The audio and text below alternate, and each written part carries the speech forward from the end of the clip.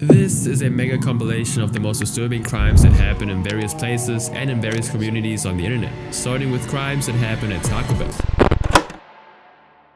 Around 7:19 p.m. on August 14, 2024, a 25-year-old woman named Megan Kellerman of Stowe, Ohio, pulled into the Taco Bell drive-thru on Graham Road with her dog Penny to pick up her order. It was a typical Wednesday evening, with people grabbing dinner after work and heading home. Megan was waiting in the drive-thru when a driver pulled in behind her, and suddenly he began honking at her, and moments later the driver even bumped the rear end of her car. Now the impact was minor, but it was more than enough to make her feel unsafe, so she acted accordingly. Frightened, she called her father to explain things, but little did she know that things were about to go from bad to worse. Megan, who just graduated with her MBA from Cleveland State University in May of 2024, was described as the kind of person who liked helping others and constantly volunteered with Girls on the Run of Northeast Ohio, a youth program that mentors young girls through running and building confidence. Now the man who drove in behind her was 53-year-old Jason Williams, and according to witnesses at the scene, Jason immediately became agitated while Megan was placing her order and then suddenly rammed his vehicle into hers. Now Megan realized that she wasn't just dealing with an angry person, but someone who was actually dangerous, and what made her situation even worse was the fact that she just couldn't leave. You see, this Taco Bell drive-thru had a serious design problem. It was a one-lane road with a high curb on one side and a steep drop on the other, which means that there was literally no way for Megan to escape. She couldn't drive around the cars in front of her, and she couldn't back up because Jason was right behind her, and she couldn't pull off to the side because of the curb. Instead, she used the drive-thru intercom to urgently ask the Taco Bell employees to call 911, after which she called her dad. Now during that call, Megan explained that some guy had hit her car and was acting crazy,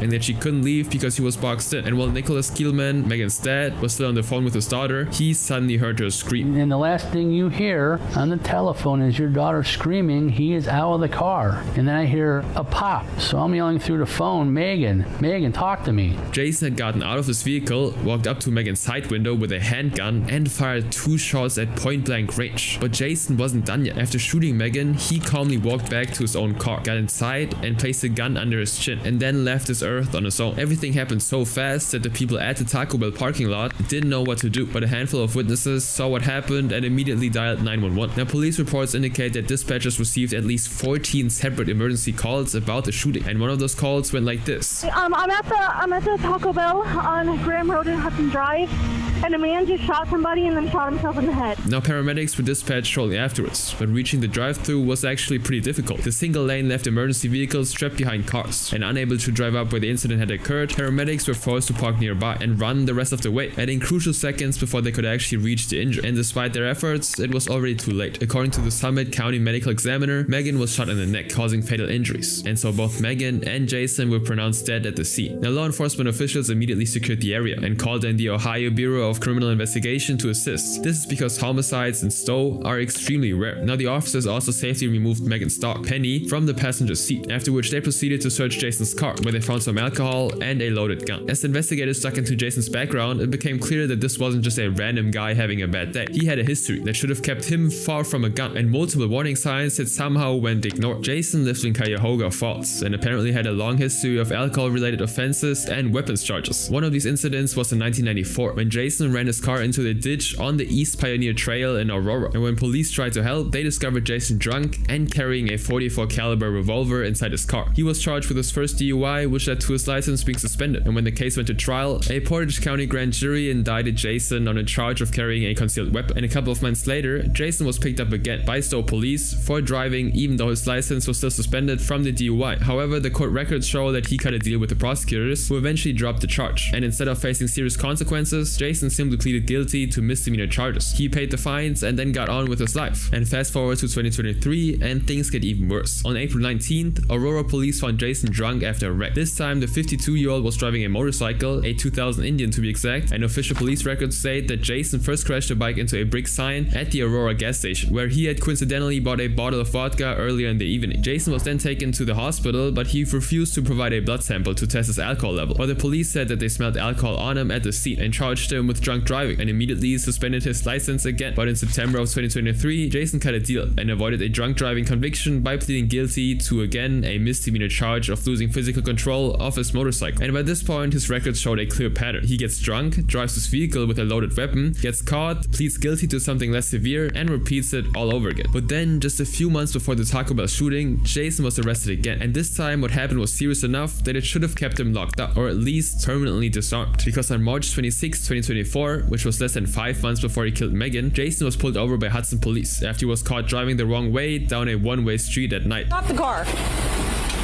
What are you doing? Sorry. Put your hands on the wheel for me. Put your hands on the wheel. On the wheel. What are you doing, sir?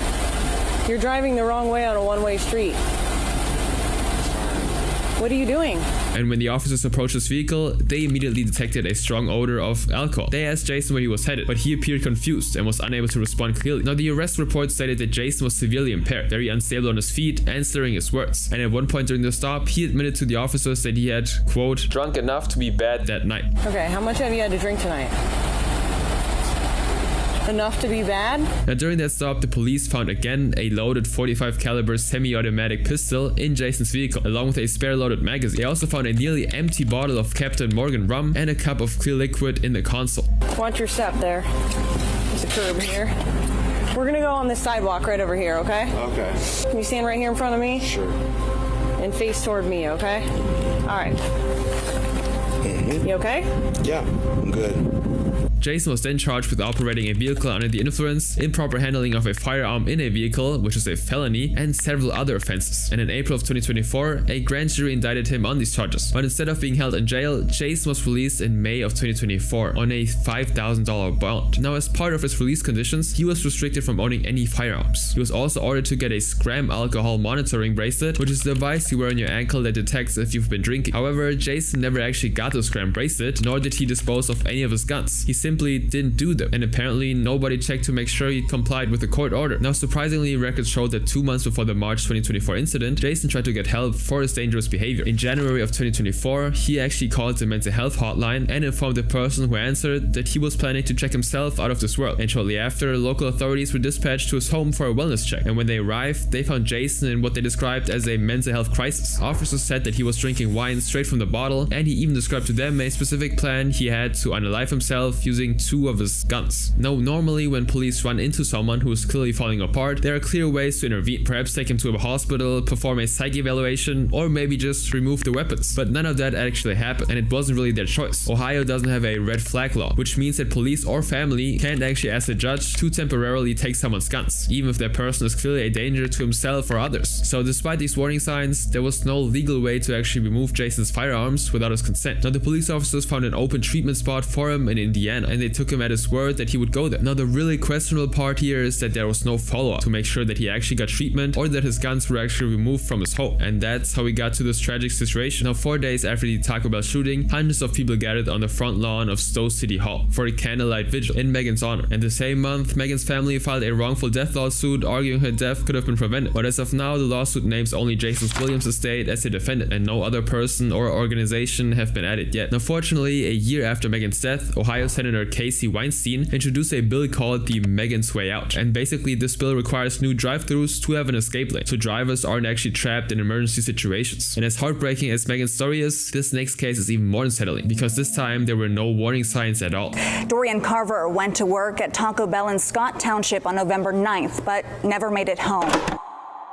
On November 9, 2022, just after noon in Scott Township, Pennsylvania, 32-year-old Dorian Carver walked out of the Taco Bell on Cork Run Road, where he'd been working his shift. Now, a few minutes earlier, he and his manager, 23-year-old Zaire Simmons, had gotten into a heated argument inside the restaurant, loud enough that customers in the dining room could actually hear them. So as Dorian walked out of the building and headed down to Cork Run Road, Zaire followed him outside. And what happened next turned a bad day at work into a case that Allegheny County would never forget. Now, before we get into what happened next, it helps to understand who Dorian was. Born on November 1st, 1990, Dorian lived in Natrona Heights in Harrison Township, just outside Pittsburgh. He was the son of Richard Carver and Carmela Wilson. His siblings, Chiffon Carver and Jerail Carver, said Dorian was caring and the kind of brother who would drop everything to help others. His mother, Carmela, said he was a protector and a beloved son, someone their family was deeply proud of. He worked at the Taco Bell on Cochrane Road, and by all accounts, he showed up, did his job, and avoided any major issues. Zaire, on the other hand, was younger, only 23 at the time, and his background was very different from Dorian's. According to records, he grew up in foster care and moved between homes throughout his childhood, and by his teenage years, he'd already seen repeated violence, as he witnessed a shooting at a playground in Pittsburgh's Homewood neighborhood. He also lost his older brother and his best friend to violence. And despite all that, Zaire worked his way up at the Taco Bell on Cochrane Road, eventually becoming a shift manager, which meant that he had authorities over other employees, including Dorian. But outside of work, that dynamic looked very different. Despite being Dorian's manager, Zaire depended on him and his fiancée, who we're going to be calling Jenna. Zaire needed rides to work and home after his shifts. This act of generosity to Zaire, however, wouldn't stop what happened between them on November 9, 2022. That morning started like any other. Customers came in and out, and orders went out as usual, until around noon, when Zaire handed Dorian a written warning for a policy violation. Now, the exact details of this warning were never made public, but whatever was written on that paper made Dorian really angry, and the two men started arguing inside the restaurant, and according to witnesses, it didn't stay verbal for long. Dorian shoved Zaire, who shoved back, and two line cooks quickly stepped in to pull them apart before things escalated. Now, once they were separated, Dorian walked out of the Taco Bell completely, heading down Cochrane Road toward the Northwestern Mutual building. He tried to get away from the argument and walked into the Northwestern Mutual's lobby to call Jenna for a ride, as he'd left his phone at Taco Bell. But before he could actually make the call, Zaire walked in right behind him with his hand tucked inside his jean jacket, and inside that lobby, the argument resumed right where it left off. And then Zaire pulled out a .40 caliber handgun, loaded the chamber, and fired. Dorian was shot twice before he collapsed on the tile floor. Zaire then turned and fell to the seat, gun still in hand. Now, the first 911 calls came within seconds. Scott Township police officers arrived first and found Dorian in the lobby, where he was immediately pronounced dead. And because the shooter, Zaire, fled, the response quickly escalated into a large search for an armed suspect, and so multiple departments, including SWAT, moved in, while nearby schools like Lincoln Elementary, Jefferson Elementary, and Jefferson Middle School were placed on lockdown. Even people at the Bethel Church and the nearby Giant Eagle store were told to remain indoors. Now, not long after that, Allegheny County Police arrived and took over the homicide investigation. And as the search expanded, Mount Lebanon Police also pushed out a suspect description, and seeing countless officers searching for an armed shooter had locals worried for their safety. They had rifles,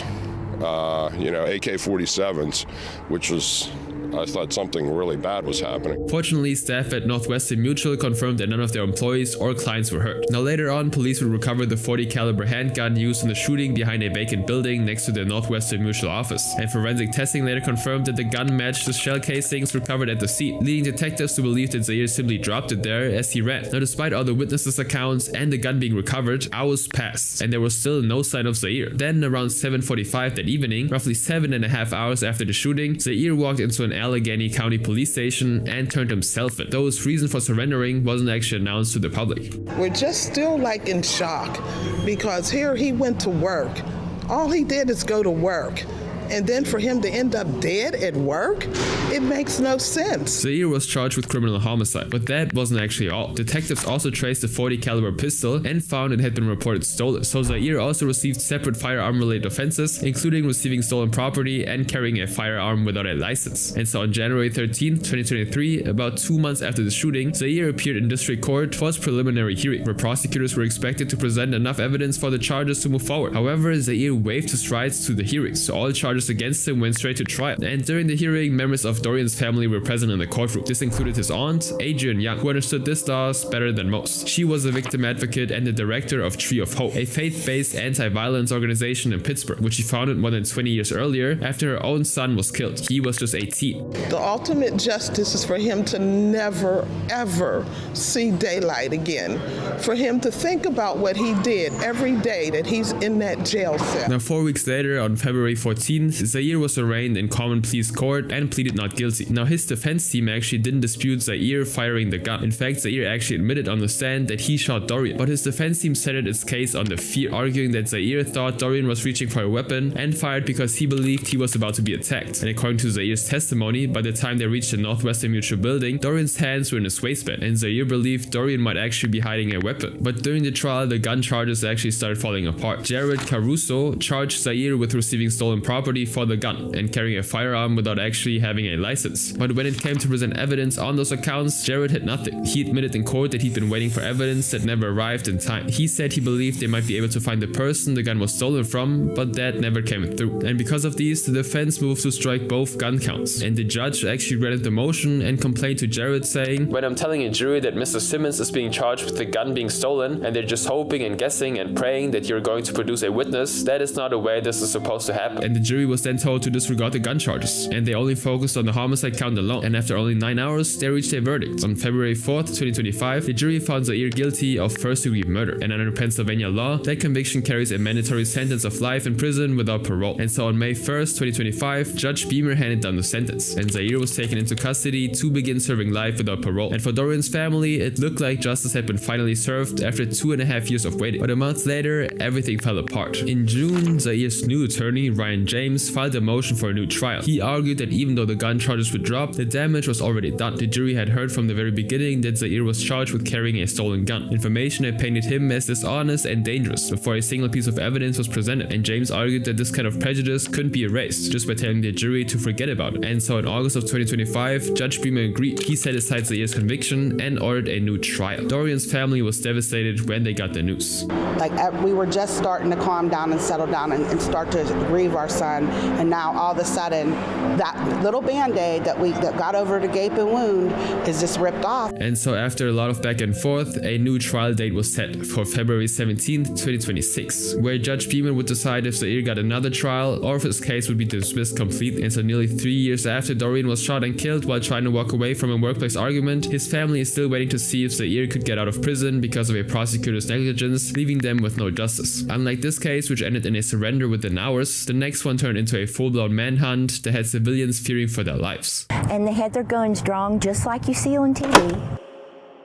On the evening of November 10th, 2015, Jeanette Pokes was at home with her boyfriend, Elton David Croquette, when he left to meet someone about a jewelry deal. She told him not to go, because something about it just didn't feel right. He seemed uneasy too, because before walking out the door, he took off most of the jewelry he normally wore and grabbed a gun instead. Jeanette warned him again, but he simply brushed it off and promised that he would be back soon. Little did she know that nothing would be the same after that night. David was a 48-year-old man who lived in Louisville, Kentucky. He fathered 3 daughters from a previous relationship, Charlissa, Jessica, and Elizabeth. He was also a grandfather to another kid named Emma Rose. Now during the week, David worked at the Essex Nursing and Rehabilitation Center, looking after elderly residents and rehab patients. David's co-workers described him as gentle and the kind of guy who kept his head down. But on weekends, David worked at the flea market. Every Saturday and Sunday, he set up a booth at Derby Park Flea Market, a large outdoor market where vendors sold everything from antiques and electronics to used items. There, he actually sold gold chains, rings, watches, and other jewelry, while also buying old pieces from people to resell for profit. Now, vendors described David as friendly and easygoing, so it wasn't unusual for him to meet buyers or sellers outside the market when it was more convenient. And on Tuesday, November 10th, 2015, David arranged a jewelry meetup with several people. He contacted one of the buyers the day before at the flea market, and they chose a Taco Bell on Dixie Highway to handle the transaction. Now, this particular Taco Bell was located in the Valley Station area, a busy, well-lit spot where cars came through and people went in and out. The parking lot circled the building, and on the side, away from the drive-thru, there was just a small waiting area, and it was there around 7:30 p.m. that customers in the drive-thru, people in parked cars, and staff inside the restaurant heard 3 loud shots and froze. And when people nearby realized someone had been shot, 911 calls started going out almost immediately. Louisville Metro police officers and emergency services rushed to the scene, and when they arrived, he was found lying in the parking lot. David had been shot multiple times with a pool of blood beneath him, and he was hardly breathing. Emergency services did everything they could, but a few minutes later, David was pronounced dead. The managers at the Taco Bell restaurant locked the doors to keep the customers safe, but police set up the crime scene tape and closed off sections of the parking lot. Meanwhile, detectives photographed the scenes while officers moved through the lot, cataloging every shell casing across the pavement. And by the next morning, Louisville Metro Police confirmed that they were investigating a homicide. Detectives were going door to door asking questions, talking to anyone who might have been near the Taco Bell the night before, and they pulled the surveillance footage from nearby businesses, hoping that someone's camera had caught a car leaving or a person running away, but they actually found nothing. Now, what the police didn't say publicly though was that they already had leads. They arrived at 2 names, 39-year-old Larry Caffey and 34-year-old Angela Tingle, and so the police began tracking down Larry and Angela, but they refused to tell the press how they figured out the pair was connected to David. And 3 days later, on November 13th, around 11:30 a.m., Louisville Metro Police spotted a vehicle on Westport Road with Larry and Angela inside, so they moved in to stop it. But instead of pulling over, Larry, who was driving, hit the gas and took off, and officers chased him all the way to a shopping center near St. Matthews. Matthews. Now during the pursuit, Larry rammed 2 police cruisers and hit a parked vehicle. Now he kept driving into St. Matthews before the chase ended on Delgeorge Drive when the car crashed behind a home. Now the duo ran from the car and forced their way into a nearby house to hide. And since officers couldn't pinpoint their exact location, they brought in K9 units to help with their search. Schools in the area went on lockdown as residents watched from their windows fearing for their lives, while the officers searched front lawns, porches, and backyards. And the entire search lasted into the early afternoon before Larry and Angela were found hiding inside a home and taken into custody around 1:30 p.m. However, the charges they were arrested for weren't for David's murder. Instead, the police brought them in because they knew that the duo had information about what happened in the Taco Bell parking lot, though neither of them were actually the shooter, which meant whoever pulled the trigger was still out there. And according to Angela's statement to the police, she wasn't present when the shooting happened. Larry actually drove a car to meet David in the Taco Bell parking lot with a 47-year-old man named Dennis Ray Stinnett and an unidentified woman in the backseat. Larry told her that David got into the front seat of the car with the jewelry and after a few moments pulled a gun on Dennis. And according to Larry, this actually caused Dennis to react first and shoot David. However, before this incident, Dennis already had a long criminal history, going back decades, including burglary, robbery, and multiple drug offenses. Detectives recovered $62,500 in stolen jewelry before he was convicted and sent to prison. And so now, using Angela's statement and his prior record, police tracked Dennis down later that day, arrested him, and charged him with David's murder. His .45 caliber handgun was recovered, and Dennis admitted that it was the gun used to kill David. And so in total, he was charged with murder, tampering with physical evidence, possession of a handgun by a convicted felon, and possession of a defaced firearm. His bond was set to $100,000. And so the arrest gave David's family a brief sense of relief. On Saturday, November 14, 2015, family and friends gathered to honor David. His funeral was held in Campbellsville, the town where he grew up, with his family and close friends in attendance. Now the very next day, Dennis made his first court appearance. And despite the initial murder charge, the case didn't actually go to trial. Instead, it moved through the court system for more than 2 years before Dennis took a plea deal. Dennis claimed that David pulled a gun on him first, creating uncertainty about how the shooting actually unfolded. And so those questions actually made it difficult for prosecutors to prove intent to kill. And so as a result, the murder charge was reduced. And so on April 26, 2018, Dennis ultimately pled guilty to second-degree manslaughter instead. Now Larry was also booked for 16 counts, including 3 of reckless endangerment of police officers, assault, and actually methamphetamine possession, while Angela was charged with burglary and possession of drug items. But our next story is even more shocking, eventually becoming one of the deadliest hostage situations in American history. A robbery allegedly committed by the two, a robbery where not only money was taken, but life.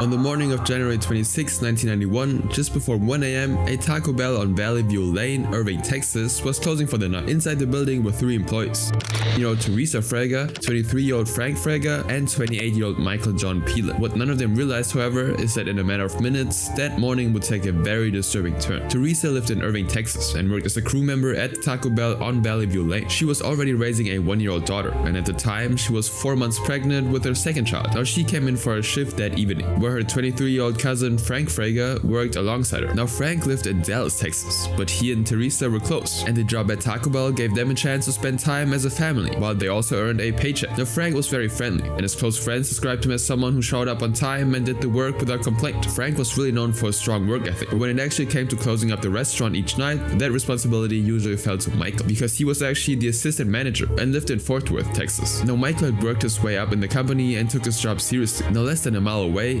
19-year-old Jesse Carlos San Miguel drove through Irving and headed towards the same Taco Bell restaurant. Now Jesse had actually dropped out of school in 10th grade and was well known to local police because he'd been arrested 9 times and had even been accused of shooting a man. But despite all of that, he still applied for a job at the same Taco Bell and had been turned down. Now inside that Taco Bell, 17-year-old Jerome Mike Green was also worked part-time there and was a close friend of Teresa, but his shift ended around 11 p.m. And after Jerome clocked out and left for the night, the remaining employees began their usual closing routine. The 3 cleaned the kitchen, locked the front doors, closed the registers, and gathered the night's cash. Now Michael was responsible for the time lock safe, which was programmed to open only at a set time, which meant that he had to wait a while for it to open before actually storing the money inside. Now while the trio cleaned up, Seung Chang Wing, a family friend of the Fragas, parked outside and waited to give them a ride home, completely unaware that danger was actually very nearby, because less than 100 feet away from him, Jerome actually met with Jesse outside the building, who parked nearby, and together they waited for an opportunity to actually break into the restaurant. And the opportunity came when point, one of the three opened the back door to take out the trash, and when the door swung open, the duo forced their way into the building, armed with guns and masks to protect their identity. It was pretty much an inside job. Now once inside, they rounded up the employees and forced Michael to stand at the safe, making him wait for the time lock mechanism to release so it could be opened. While they waited, one of them took Teresa and Frank to the back of the restaurant and forced them into the walk-in freezer. Now one of them actually noticed them waiting in his car, so they also forced them out at gunpoint, marched them inside, and shoved them into the freezer with Teresa and Frank. Now when the time lock safe finally opened, Michael handed over the cash and was also forced into the freezer. The total amount they stole was approximately $1,390, which they then stuffed into Taco Bell takeout bags before leaving the restaurant. Now a few minutes after they left, Jesse actually turned around and went back inside. He walked to the freezer, pulled the door open, and looked at the four people huddled inside. Then he asked them to give him one good reason why he shouldn't kill them, and when no one actually gave him the answer he was looking for, he pulled out a 9mm pistol and fired. Now 4 hours later, around 5 a.m., Irving police spotted a pickup truck moving oddly less than a mile from the Taco Bell on Valley View Lane. They pulled it over outside a convenience store based on suspicion that the driver was drunk, and during the stop, one officer actually noticed a Taco Bell takeout sack on the front seat stuffed with wads of cash. And after a brief search of the truck, officers found 2 stocking masks, 2 pairs of gloves, a jammed 9mm automatic pistol that smelled like it had been fired recently, and a large amount of cash stuffed inside another Taco Bell bag. Now Jesse and Jerome were arrested for reckless driving, suspicion of drunk driving, and driving with an expired inspection sticker. But despite only being arrested for that, the officers still radioed in the drunk drivers and the stolen cash, and they began checking Taco Bell restaurants in Irving. And since the fast food chain had 6 restaurants in the city at the time, investigators made calls and drove to each location. And so in the early hours of the same day, Captain TJ Hall and other officers arrived at the Valley View Lane location and found it to be closed. The front doors were locked, the lights were off, and of course no one was able to answer when they knocked. Now the officers then actually decided to break it through the drive-through window, and this is where they found the registers to be closed and the kitchen clean. But when they walked toward the back of the restaurant and opened the walk-in freezer, they saw all 4 inside, shot in the head, lying in a massive pool of blood. Michael and Frank had each been shot twice in the back of the head. Teresa, who was again 4 months pregnant, had also been shot twice. Cecilian had been shot in the shoulder, but the bullet actually traveled through his neck and exited near his nose. Now after the discovery, the officers immediately secured the scene and called for homicide detectives. And within hours, investigators swarmed the restaurant. They photographed the crime scene and collected all the evidence they needed. And back at the police station, the detectives then began interrogating Jerome and Jesse, but neither of them really talked.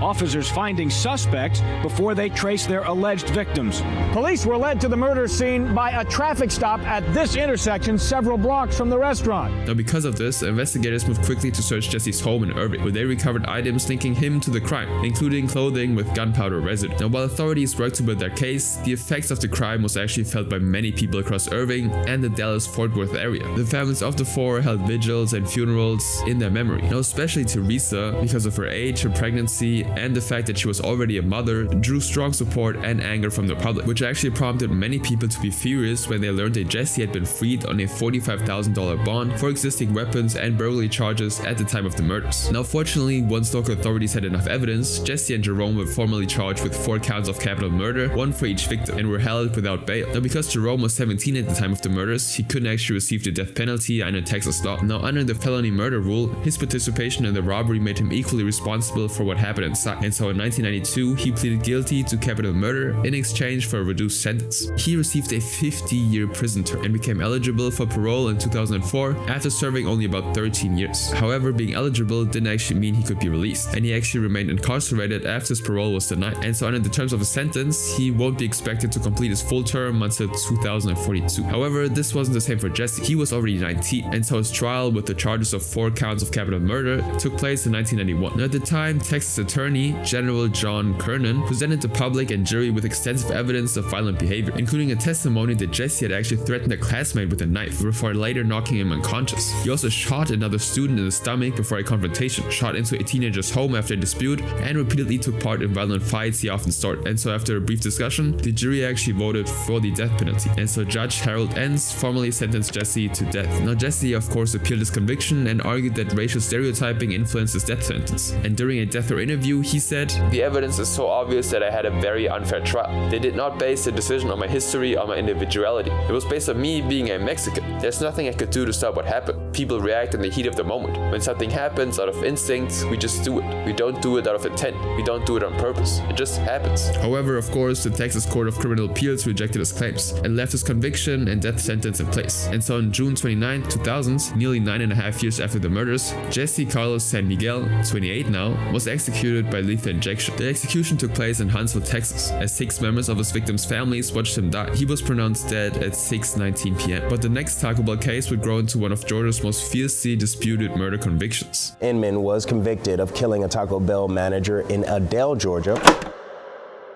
Donna Brown was 40 years old, and everything in her life revolved around her 7-year-old son. As a single mother in Georgia, she raised him and paid the bills, and she spent most of her time working in the fast food industry, trying to give her son a better life. Now, by September of 1998, her dedication had finally paid off, and she was promoted to night manager at the local Taco Bell, putting her in charge of closing the restaurant each night. Now, on the morning of September 19, 1998, Donna was closing the restaurant only for the second time at the location. She was still learning the routine, including taking the day's deposit to the bank drop box down the road. Now, around 2 a.m., Donna finished counting the money and sealed $1,732 in a deposit bag, and she walked outside her car with the bag in her hand. However, an unknown man was waiting near the entrance, tucked into a corner. He let her get close, came up behind her, and hit her on the head. Donna immediately dropped to the pavement, and while she was barely conscious, the masked man shot her, grabbed the cash and her keys, and then drove away. Now, when Donna failed to return home after a shift, her close relatives contacted local authorities, and within a few hours, officers arrived at the Taco Bell and discovered that she'd been shot once through her right eye, with the open deposit bag beside her. They also realized that her car was missing, and so they immediately began searching the surrounding area for the stolen vehicle, and shortly after, they found the car abandoned in the parking lot of a closed restaurant, which had been damaged after it was driven into a chain link fence at the entrance. Now, after the initial investigation, police returned Donna's car to her family, and it was then that the relative actually noticed a homemade ski mask still inside, one that police had somehow overlooked, and so they alerted investigators who collected it and logged it into evidence. Now, in the small town Adel that they lived in, a murder as public and brutal as Donna's placed immediate pressure on the police to solve the case fast. Now, Agent Jamie Steinberg led the investigation as the police interviewed employees as well as witnesses and began working through what little evidence they actually had. And within actually 24 hours, a local drug dealer named Zachary Payne told investigators to look into a man named Devonia Inman. He didn't actually know him well, but Devonia had pointed a gun at him just days before the murder, and Zachary thought he was capable of something like this. Now, investigators also spoke to Larissa Chapman, who'd been working the closing shift that night. Now, she initially told him that she'd seen nothing unusual outside the restaurant, but 5 days later, after a suspect had already been taken into custody, investigators returned to re-interview witnesses, and when they got back to Larissa, she said that while waiting in the parking lot for a ride, she'd heard a voice coming from nearby bushes and recognized it as Devonia's. She described the man as bald and wearing a white tank top. Now, Devonia Inman was 20 years old and had only been in Adel for about 2 months. He was the father of a young boy, Trevensky Jackson, and in 1998, he moved from California after his mother, Dina Ray, sent him to live with relatives, hoping to pull him away from the troublesome company he was keeping back at home. Now, he'd actually already previously pleaded guilty in 1995 to a felony charge of making terroristic threats. And fast forward to September 21st, 1998, 2 days after the murder, the police actually decided to arrest Devonia at his aunt's house, but actually on an outstanding probation violation. And while he was in custody, 3 more people came forward and gave statements, placing him at the center of the case. Marquetta Thomas, the sister of Devonia's girlfriend, told investigators that on the day of the murder, Devonia came to her house, acting nervous and strange. She said that his clothes had blood on him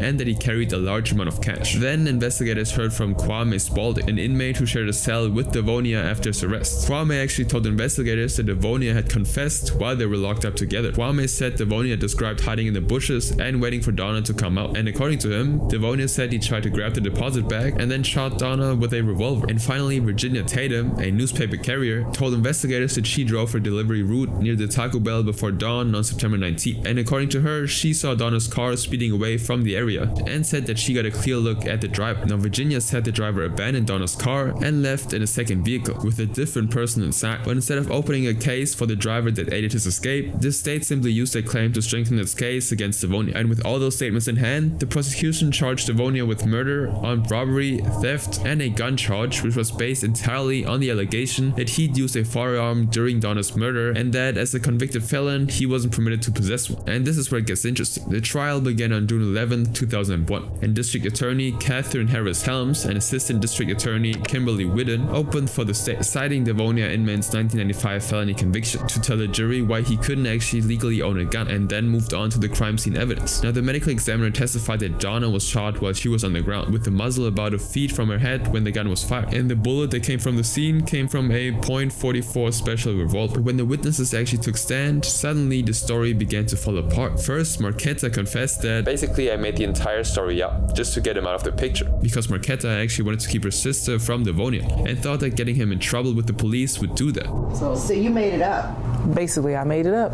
Yeah, just to get him out the picture because I was so hurt and crushed because she still really wanted to be with him. She liked him, and I'm like, I can't stand my this dude just beat on my baby sister. She also said that investigators kept coming to her job, taking her out to eat, riding around with her. And at 18 or 19, she got caught up in it. But now that it was 3 years later, and she'd been incarcerated herself, sitting in county jail while Devonia's trial was underway, she began to understand what she'd done. Now, Larisha also took back her statements, telling the jury she was just making that up because she was tired of detectives calling her. Now, already 2 of the 4 witnesses had just admitted under oath, but Kwame and Virginia actually stayed true to their original statements. And yet, even after Marquetta and Larisha backed away from their stories, the prosecutors told the jury to trust what they first told police. And under Georgia's law, those earlier statements could actually still be treated as evidence. But Devonia's defense team, including attorney Melinda Riles, decided to go for a different story. They argued that the real killer was someone who actually worked at the Taco Bell with Don. His name was Hercules Brown, who, despite sharing her last name, had no relation with Don. And his defense team actually found 3 witnesses who were willing to testify that Hercules recruited them to help with the robbery. And so during the trial, they filed motions and raised the issue with the court. But when it actually came to it, it was ruled against the defense and the testimony was kept out. And so on June 25th, 2001, the jury returned guilty verdicts. And the next day, Devonia was sentenced to life without parole. Now the conviction gave Donna's Brown family a sense of closure. But for Dina, Devonia's mother, the verdict was heartbreaking because she truly believed that the state had convicted the wrong man. I want justice for my son. I pray to God that I'm alive to see him walk out of prison a free man. But after sentencing, Devonia was transferred to Augusta State Medical Prison to begin serving his time. His son Travinsky was an infant and too young to actually understand where his father had gone or why. And as the years passed, Travinsky grew up around prison visits, and he sat across from Devonia in visiting rooms and spoke to him through the glass. But the story doesn't actually end here. 213 days before the trial ever began, on November 10, 2000, while Devonia sat in jail waiting for his trial, another man walked into Bennett's grocery in the middle of the day. The owner, William Carroll Bennett, was behind the counter. He was the person the store was named after, and in a town that small, most people knew exactly who he was. Now, also working that day was a clerk named Rebecca Ann Browning. Now, the man who walked into the store had an accomplice, Wesley Mason Jr., and together they came to rob the place. And moments after they entered the store, they picked up baseball bats and beat William Carroll Bennett and Rebecca Browning until they killed them. Now, a random customer, Wayne Peters, was also severely beat but barely survived. Now, within days, the police arrested the 2 men for the attack at Bennett's grocery. And the first man, Wesley, pleaded guilty and received life in prison without the possibility of parole. Now, the other man was Hercules Brown, and he also pleaded guilty and received the same sentence. This was the same Hercules that Devonia's team had tried to present as the real killer of Donna Brown. Now, after Devonia's conviction became final, his lawyers filed appeals and post-conviction motions over the years, arguing that the trial was unfair and that there was no physical evidence tying him to the crime. But the court still denied each effort and left the conviction in place. And for more than a decade, nothing would change. But then in 2011, the Georgia Innocence Project, a non-profit that fights wrongful convictions, took the case. And fortunately for them, DNA testing had actually advanced since 1998, and so the attorneys focused on a key item from the original investigation, the ski mask found in Donna's car. And so they filed a motion to test it, and after a legal fight, the court actually granted the request. And later that year, the results came back, and the DNA on the inside of the mask matched Hercules. But the DNA result wasn't the worst of it. The state had actually known about Hercules all along, because in September of 2000, months before Devonia's trial and weeks before the Bennett's grocery murders, police pulled Hercules over outside a supermarket in Adel, and after searching his car, they found a gun and cocaine, and he was arrested and charged on these counts. And the police actually found 2 items in the trunk, a handgun and a homemade ski mask cut from fabric with eye holes. And the police actually also documented the stop and the items in a report, and under the Brady rule, the state had a duty to turn over evidence that could help the defense. But Devonia's team actually never saw it back then. It stayed buried for years until the defense pulled the police file during post-conviction work. And so Devonia's defense team went back to court seeking a new trial, and this time they called Hercules to the stand, but he of course refused to testify. And without Hercules actually saying anything in court, the state still argued that it didn't prove that Devonia was innocent, and so they kept pushing the idea that both men could have been involved. But in January of 2014, Kwame actually came forward saying, basically everything was coerced. The detective was telling me he'll let me go home and stuff to say about the man. And during this period, Lee Grimes, a former co-worker of Virginia Tatum, revealed that Virginia didn't actually go to the investigators until a month after the crime, when she discovered the $5,000 reward. Now 2 years later, on February 24th, 2016, an investigative series by the Atlanta Journal-Constitution called DNA Denial brought the case to a much larger mainstream audience, and around the same time, Jessie Gabelsino became a visible part of Devonia's effort. She worked at the law school clinic at Georgia State University and collaborated with the Georgia Innocence Project, and she also visited Devonia in prison and brought law students into the work. And so by 2018, a new legal team had taken on Devonia's case, and they filed a legal request asking the court to review whether his continued imprisonment was lawful and whether he actually deserved relief. And so on September 19, 2019, the Georgia Supreme Court issued a decision that allowed Devonia's case to move forward. And with the case back in motion, the court then started looking hard at the physical evidence. And by June 2021, the judge finally treated the mask as strong evidence, tying it to Hercules. And so the court wanted to question him directly, and so they arranged to bring him out to testify while he was still in prison. But Hercules actually refused to leave his cell. Even if they forced him into the room, he would still refuse to answer on the record. So the testimony never even started. But 5 months later, Judge Christina ruled on the petition and granted Devonia a new trial because she found that the prosecutors actually violated his constitutional rights by not disclosing that Hercules had been arrested in September of 2000 with a similar homemade mask in his car. And so on September 20th, 2021, all of Devonia's charges were dropped. And so the same day, Devonia walked out of Augusta State Pinnacle Prison after 23 years behind bars. He went in as a 20-year-old and walked out at 43. And waiting outside the prison were his mother, Dina Ray, and his son, Travensky Jackson. He also had a granddaughter now, 3-year-old Alona. But in our next case, the truth comes out much faster. Yet what the killer did in those few hours made it even harder to forget. 4 Taco Bell employees were closing down their store for the night. But little did they know, a man was hiding inside the ceiling, getting ready to murder everyone. In January 1994, 19-year-old Courtney Matthews was serving at Fort Campbell, a military base on the Tennessee-Kentucky border just outside Clarksville. He lived in a duplex on Ryder Avenue with 2 other roommates, soldier Carl Ward and Carl's wife, Shante. Now Courtney actually needed money to make repairs on a friend's car, so he started looking for part-time work, and on January 19, 1994, he walked into the Taco Bell on Riverside Drive and applied for a job. Now the restaurant hired him as a crew member, and by that same week, he was working the late night shifts. Now 10 days into the job, on the night of January 29, 1994, Courtney clocked out of his shift at 9:11 p.m. while his colleagues stayed behind to finish up work. Amongst them were 22-year-old Kevin Campbell, who just got married and had a 2-week-old daughter, 22-year-old Angela Wyatt, and 39-year-old Patricia Mae Price, who was a mother of 5 who had only been married 3 months and had recently moved to Clarksville from Knoxville with her husband Michael. Now locking up the restaurant that night was a different person's job. It was 24-year-old Marsha Klopp's responsibility. She was the assistant manager on duty. She was also married and had 3 children of her own, and as far as anyone knew, the only people left inside were her crew. Now at around 1:45 that morning, John Ballard, a Taco Bell shift manager who was off that night, came through the drive-thru to check on Marsha. She told him that they were running behind and probably would not be able to leave until 3:30 or 4 a.m.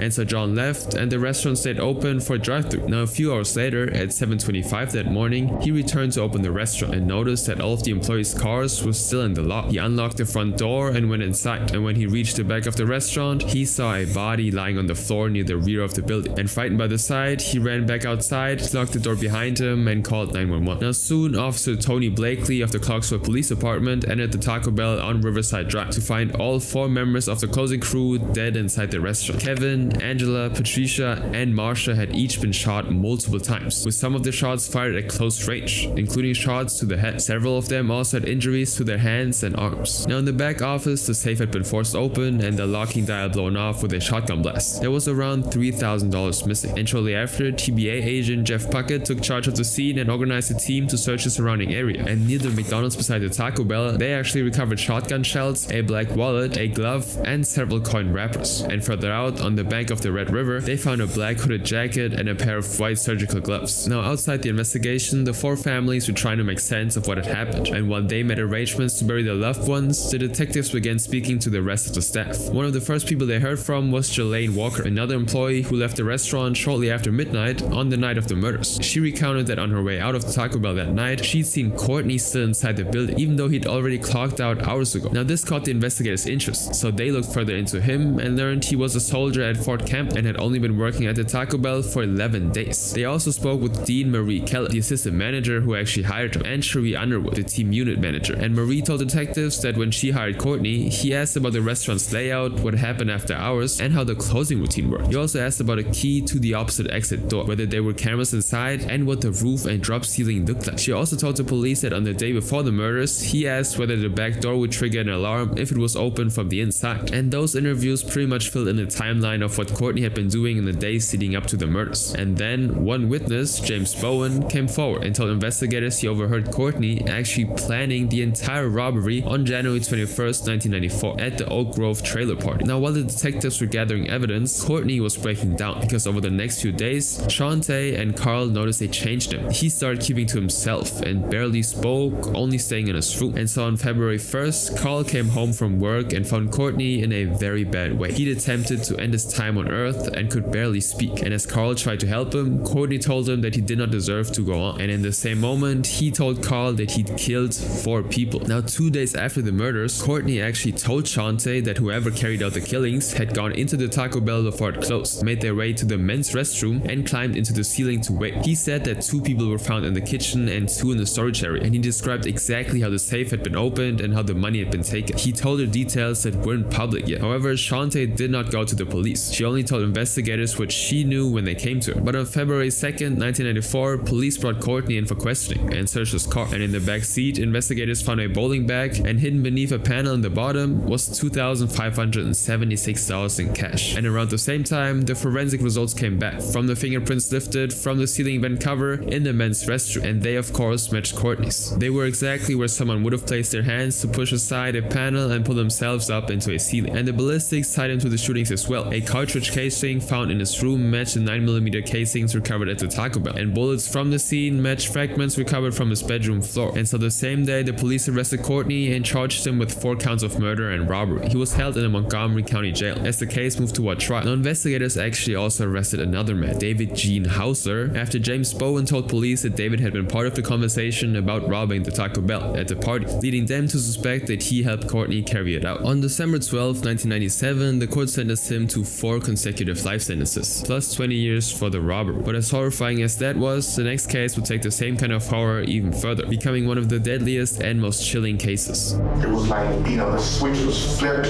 and I was choking her.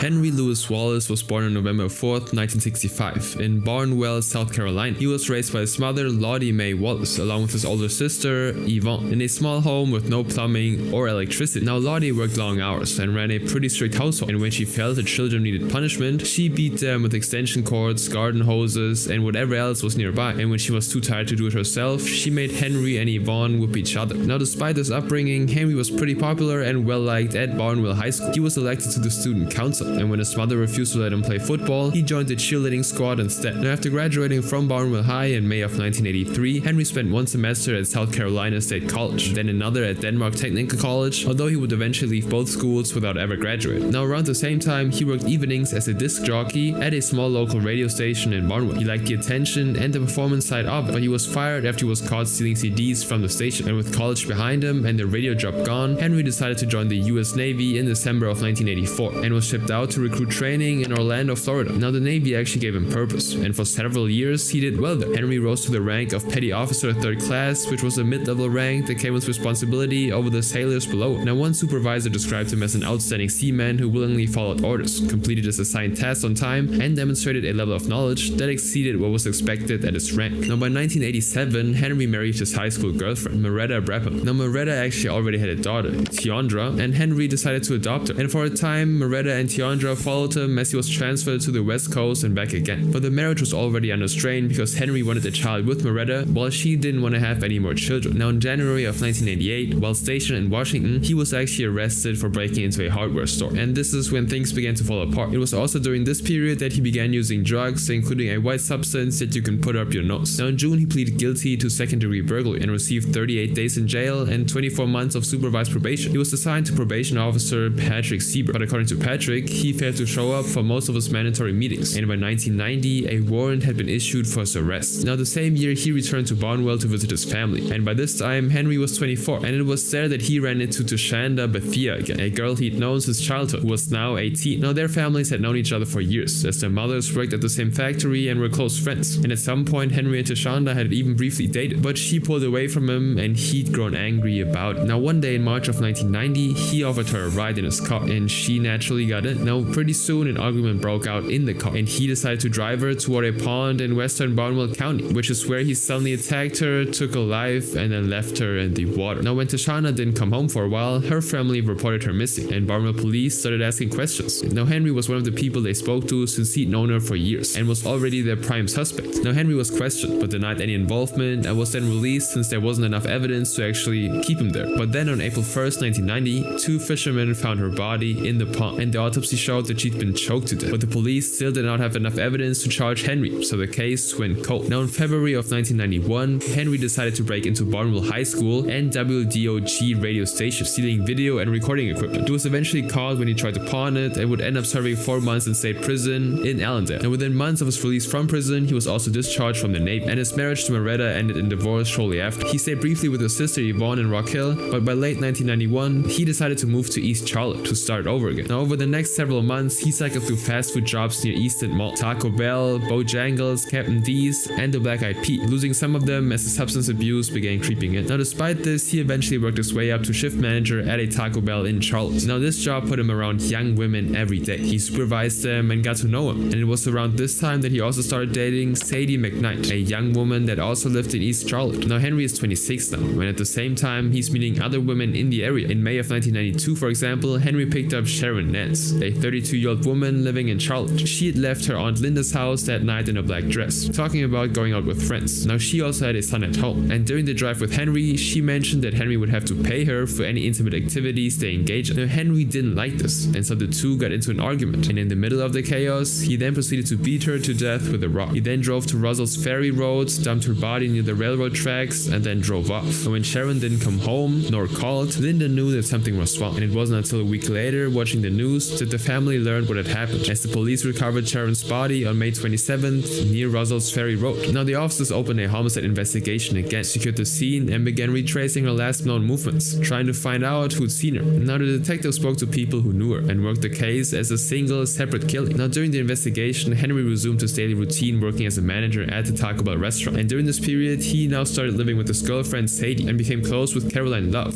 Sadie's roommate and co-worker at Bojangles. Now on June 15, 1992, Caroline finished her shift, got some quarters so she could do laundry, and then left for the apartment. Now after her cousin Robert Ross drove her home, Caroline went inside, and Henry was already there. He'd entered the apartment with a copy of his key while both women were out, and when Caroline came in, he called out from the bathroom and said he would leave in a moment. But when he decided to come out, he went into the living room where Caroline was, kissed her on the cheek, and made a move on her. Now she told him that she wouldn't tell Sadie if he promised not to do it again, but instead of accepting that deal, he decided to attack her, put her in a chokehold, and drag her into the bedroom, which is where he did unspeakable things to her and then killed her. Now once she was no longer breathing, Henry left briefly to move his car closer to the stairwell. He came back, wrapped Caroline's body in a bedsheet, and then placed it inside a large orange trash bag, and took her money from the dresser. He carried everything downstairs, loaded it into his car, and drove to Statesville Road, where he stopped and carried the bag into the woods. Now the next day he actually returned to the body, because he was worried that the orange bag could be seen from the road. So he removed her body from the bag and moved it into a nearby shallow ravine. Now when Caroline didn't show up for work, the first call came from Bojangles. After she missed 2 shifts, her employer contacted her sister, Kathy Love, and Kathy went to the apartment and left a note. But when Caroline still didn't turn up the next day, the concern grew, and so Kathy reached out to Henry, who knew both women. Now from there, Kathy, Sadie, and Henry went together to the police station to file a missing person report. Henry stood at the counter and answered the officer's questions about Caroline and told him that he had no idea where she might be. Kathy went back to the apartment with investigators, and they started looking around. Now the furniture had been slightly moved, and the bedsheets from Caroline's bedroom were gone, proving someone had been there. And investigator Anthony Rice retraced the last known movements and spoke to her manager at Bojangles, who told them that the last time she saw her was the night she left work, and before she left, she traded a $10 bill for a roll of quarters. And so with no witnesses or a confirmed crime scene, the case stayed open as a missing person investigation. And so Henry simply went back to his shifts, spending evenings at Granville Apartments with friends. Now he was still around the same small circle of women, still slipping in and out of their daily lives. Now a different woman he talked to on the regular was Shauna Denise Henry's heart. Shauna was 20 years old, studying to become a paralegal, and working part-time at a Taco Bell store where Henry had once been her manager before moving on to other jobs. She lived with her mother, Sylvia Sumter, who went by the nickname Dee. Now on February 19, 1983, Henry went to Shauna's home while her mother was still out, and the two spent time talking. Then, as he was getting ready to leave, he told her that he wanted to be intimate with her, but Shauna already had a boyfriend, so she resisted. But then he attacked her, dragged her into the bathroom, and ended her life. And before leaving, he took her keys and $50 from the wardrobe. Now later that evening, Dee came home and started making dinner. Now Shauna's car was gone, but her coat and purse were still in the house. Now Shauna was also supposed to pick up her godson, 2-year-old German Williams, and she hadn't actually done that. So of course Dee called Shauna's boyfriend, Daryl Kirkpatrick, but he hadn't seen her either. So she decided to check Shauna's purse and noticed that her keys and some money were missing. Now Daryl came over and the two decided to call the police to report her missing. And after that call, Daryl walked through the house and went downstairs to the bathroom and noticed that the carpet was soaking. He pulled the shower curtain and found Shauna in the bathtub. And so he ran upstairs and told Dee to call 911. Now the emergency crew arrived and tried to revive her, but she was pronounced dead at the hospital. Meanwhile, over the next 18 months from then on, Henry went on a killing spree. First it was 24-year-old Audrey Spain, who'd come to Charlotte from South Carolina and ended up at Taco Bell working along Henry. Then 21-year-old Valencia Jumper, who was a political science major at Johnson Smith University and a close friend of his sister. After her it was 20-year-old Michelle Stinson, who was studying graphic arts and had 2 young sons. 25-year-old Vanessa Mack, who knew him through his sister, who worked with him at Taco Bell, who also had a 4-month-old daughter. 24-year-old Betty Baucom, who was Sadie's co-worker at Bojangles, and 18-year-old Brandy Henderson, who was the girlfriend of one of Henry's closest friends. And each time he killed one of these women, he walked free and avoided suspicion. Now fast forward to March 10, 1994, and Sergeant Gary McFadden called his detectives together to compare the recent strangulation cases. Vanessa, Brandy, and Betty were all killed in their own apartments, and none of them showed any signs of forced entry. And so the investigators went back to the families and friends of each woman and asked who they would have trusted enough to let inside. And when those conversations came back, detectives were left with one common name, Henry Wallace. And so they now had a person. The only thing they needed was proof. Now Betty's abandoned car and Vanessa's bank card gave them 2 leads they could actually work with. Now Betty's car had been wiped clean, except for the fact that the person forgot to wipe the trunk, and so they were able to lift a palm print from the car, and it actually matched Henry's. As for Vanessa's card, surveillance footage from the ATM where someone had tried to use it after her death showed a man wearing a distinctive cross earring that matched the one Henry was known to wear. And so for the first time, investigators had physical evidence tying one man to multiple victims, and so they put out the word to find him, but Henry was still out there. Now, on March 12th, Lovey Slaughter went to her daughter's apartment, expecting to let herself in with her key, but when she put it in the lock, she realized that the door was already open. She walked in and found Deborah, her daughter, on the floor and called 911. Now Officer Ronnie Chambers responded and found Deborah face up on the floor. Her purse had been dumped out and she had a sock in her mouth, towels around her neck, and multiple puncture wounds in her chest. And the autopsy confirmed that she'd been strangled and stabbed 38 times with wounds that had pierced her heart and lung. But that same evening, she died between 5 and 5:30 p.m. Officers actually found Henry hiding in the bathroom of a friend's apartment on the east side of Charlotte. But he was actually arrested on an outstanding warrant for shoplifting a $48 sweater from East End Mall. At least this was the official reasoning. Now officers took him to the law enforcement center rather than the usual intake facility on orders from their supervisor. And shortly before 7 p.m., the investigators were in the interview room with Henry to press him on the murders. Now in the early hours of March 13th, investigator Anthony Rice entered the room, and Henry already knew him from the Caroline case. But he did something unorthodox. Moments later, Anthony actually asked everyone to bow their heads. He took Henry's hand and led a prayer about thanks and repentance. And when it was over, he told Henry that it was time to cleanse his soul and actually tell the truth. And Henry actually broke down crying. He picked up a pen and wrote out the names of the women he'd killed. And by the time the interview was over, Henry had confessed to 9 murders in Charlotte. He also admitted to the earlier killings of Sharon Nance in Charlotte and to Shonda in South Carolina. And so just over 3 weeks after Henry confessed, on April 4th, 1994, a grand jury indicted him on 9 counts of first-degree murder, along with multiple intimate crime counts and robbery with a deadly weapon. He was held without bond. He was then sentenced to 9 death sentences, 1 for each murder. But as of 2026, he's not been executed. He still remains on death row. Well, let's move on to disturbing acts that happen in the femcel community.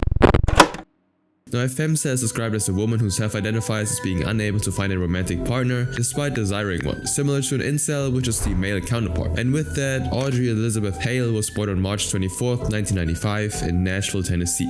As a biological female, Audrey would be addressed by several pronouns throughout his lifetime, including she, they, them, and he. But for the sake of this video, we will be addressing Audrey as he, which was his preferred pronoun. Now, from a young age, Audrey's parent, Ronald and Norma Hale, noticed that he was particularly shy, highly sensitive to loud noises and easily spooked by animals or large crowds. So by the time he was 6 years old, Norma decided to take Audrey for a mental evaluation, and this was when the doctors first diagnosed him as socially and emotionally underdeveloped. Now following this diagnosis, Norma decided to hold him back from attending kindergarten for a year, hoping that would give him time to catch up to his peers. Now in 2001, Audrey started attending the Covenant School, which was a private Christian elementary in Nashville, Tennessee. Now to Norma and Ronald's relief, Audrey began coping well. He was friendly with the other kids, playful, and even got invited to sleepovers. It began to look like Norma made the right decision in holding him back. But everything changed in 2006 when Audrey graduated and moved on to Clarksville Middle School for the Arts, which was also in Nashville. Now while the Covenant School was a private elementary in an upper middle class area, Clarksville was a public school that served mostly middle class families. And so at the school, Audrey soon discovered that he was one of the only white kids, which made him a subject of attention, as he was constantly addressed as the rich white girl. And suddenly, Audrey turned from socially accepted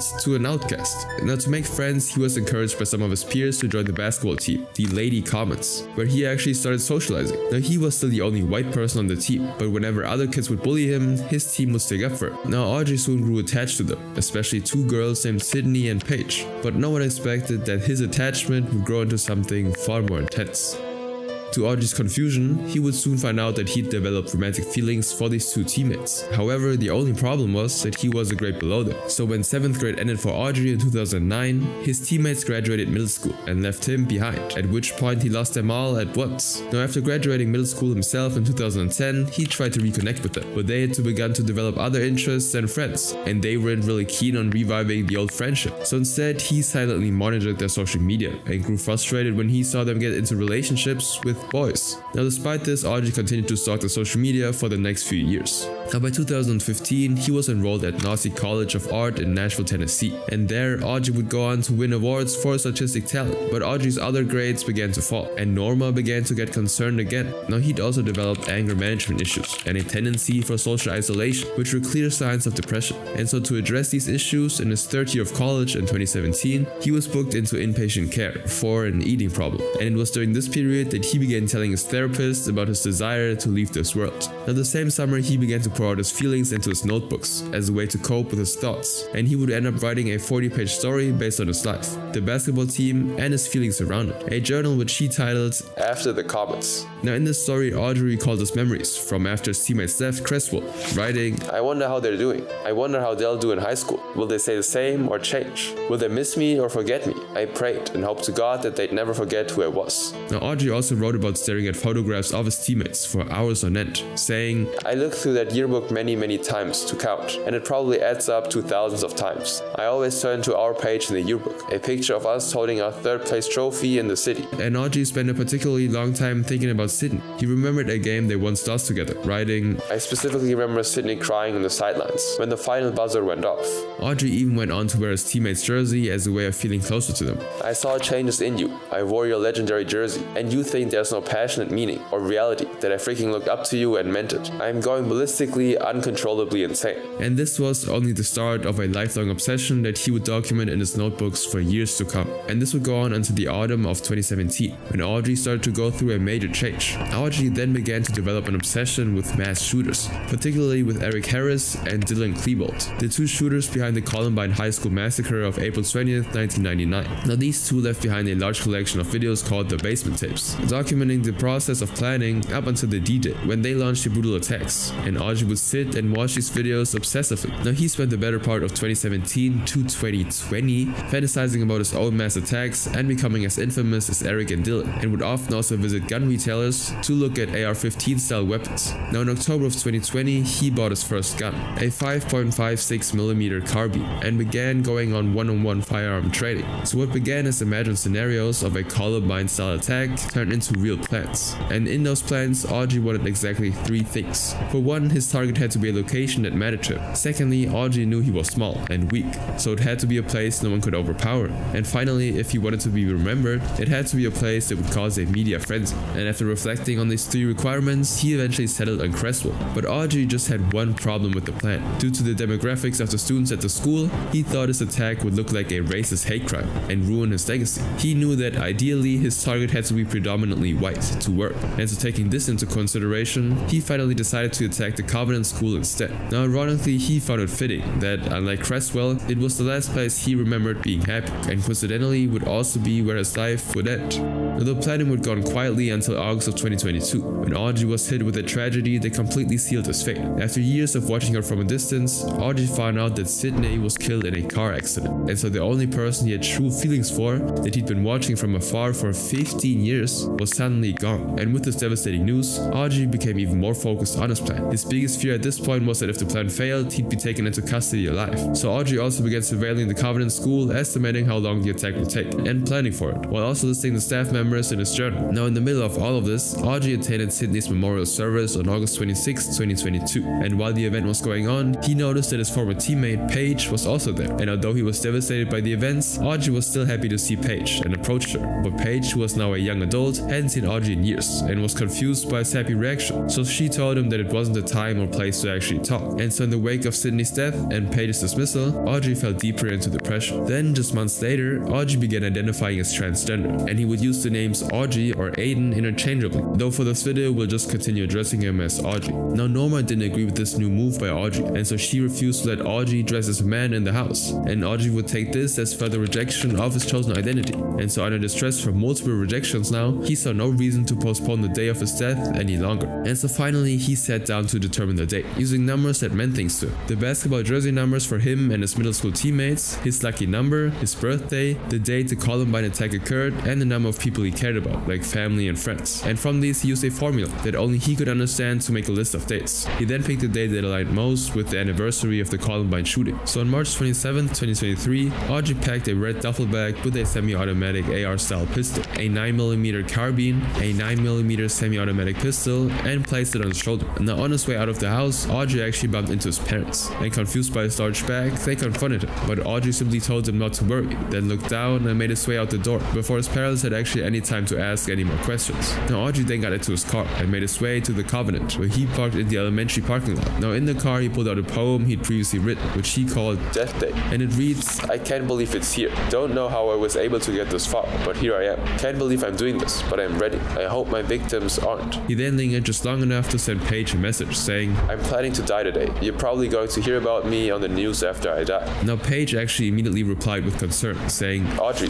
you have so much more life to live. I pray God keeps and covers you." But Audrey simply told her, "I'm so sorry. I'm not trying to upset you or get attention. I just need to die." Now Paige then immediately called the local sheriff's office for assistance, but since she had no idea what Audrey's plans were, the officers couldn't really do anything to stop it at this point. Now unaware of what was going on outside the school, custodian Michael Hill, aka Big Mike, patrolled the halls of the school. He was cleaning the classrooms as he'd done for 14 years, not knowing that tragedy was about to strike within the next few seconds. Now knowing the doors would be locked, Audrey methodically walked up to the front of the Covenant and fired multiple shots through the glass door. Audrey then crawled through the door frame and made it into the front hallway. Now hearing the sound of shattering glass, Michael stepped into the hallway to investigate, but in doing so, he came face to face with an armed Audrey who instantly opened fire through the doorframe. Michael collapsed, bleeding and wounded. The smoke from the gunshots then rose to a smoke detector that was directly overhead, which set off an automatic alarm and immediately unlocked the school's main doors. Now meanwhile, unsuspecting teachers inside the classroom gathered their students to leave the school for what they thought was just a fire drill, and at the same time, 61-year-old principal Dr. Catherine Coons was working from her desk, and in concern about what was going on, she quickly stepped out of her office to investigate the source of the alarm. And now in one of these classrooms was a group of third graders. Their substitute teacher Cynthia Peak began stewarding them into a single file line, and three students, Evelyn Decaus, William Kinney, and Hallie Scruggs, obediently stood from their seats, and William, who'd been elected file line leader by his class, stepped to the front of the line. Hallie, who was the daughter of the senior pastor, stepped up behind him, and Evelyn stood third beside her. Now they followed the steps they remembered from their last fire drill, walking calmly into the hall, and then into the stairway down from the second floor. Now meanwhile, Audrey walked through the halls off the floor beneath them, scanning from side to side, and at the end of the hallway were the stairs, and with a scan to the right, Cynthia and Audrey locked eyes. Though instantly, Audrey unloaded dozens of rounds into the stairway, where Cynthia and the students were. Evelyn, William, and Hallie, along with Cynthia, was struck by gunfire, but luckily the kids in the back of the line were able to turn and run up the stairs unharmed. Now hearing the gunshots, the other teachers began huddling their students together, away from entrances and barricading doors as they realized what was going on. But despite that, Audrey moved through the hallways, clearing classrooms one by one. Then she climbed the steps to the second floor, and Cynthia, who was still breathing, was lying on the steps as Audrey stepped over. Audrey then turned back and fired one more shot at Cynthia, at point blank range, ending her life in an instant. Meanwhile, on the floor above, Catherine was already walking toward the sound of gunshots. And as she reached the end of the hallway, that's when Audrey rounded the corner. Now they faced each other, and rather than run, Catherine challenged Audrey by asking what he was doing there. But Audrey simply responded to the challenge with rifle fire. Now the bullet round struck Catherine and knocked her to the ground, before Audrey then ended her life with a shot from his pistol. And while all of this was going on, two officers, Rex Engelberg and Michael Colazo, entered the school and headed straight to the top floor, looking to eliminate Audrey. And as they reached the top of the stairs, Audrey stood in the left corner of the window. Now the two officers immediately engaged him in gunfire, and seconds later, body camera footage showed him unresponsive on the floor, fatally wounded. And after the scene was confirmed safe, medical staff confirmed that Evelyn, William, Hallie, Michael Hill, Dr. Catherine, Cynthia, and finally Audrey were deceased. She'd unloaded 152 rounds during the attack that day. Now investigators later revealed a collection of 60 notebooks, 8 pen drives, 3 VHS cassettes containing the bedroom tapes where he documented this planning process, along with 3 laptops, various cell phones, and folders of documents concerning Audrey. His notes revealed that his goal was to take at least 10 lives, and for people to understand his thoughts and struggles. Now in April 2025, the investigation was officially closed, after authorities confirmed that Audrey acted alone. The next girl, however, planned her crime with an entire community, and she did this at just 15 years old. I just heard sobbing, and the teacher, and she was screaming like,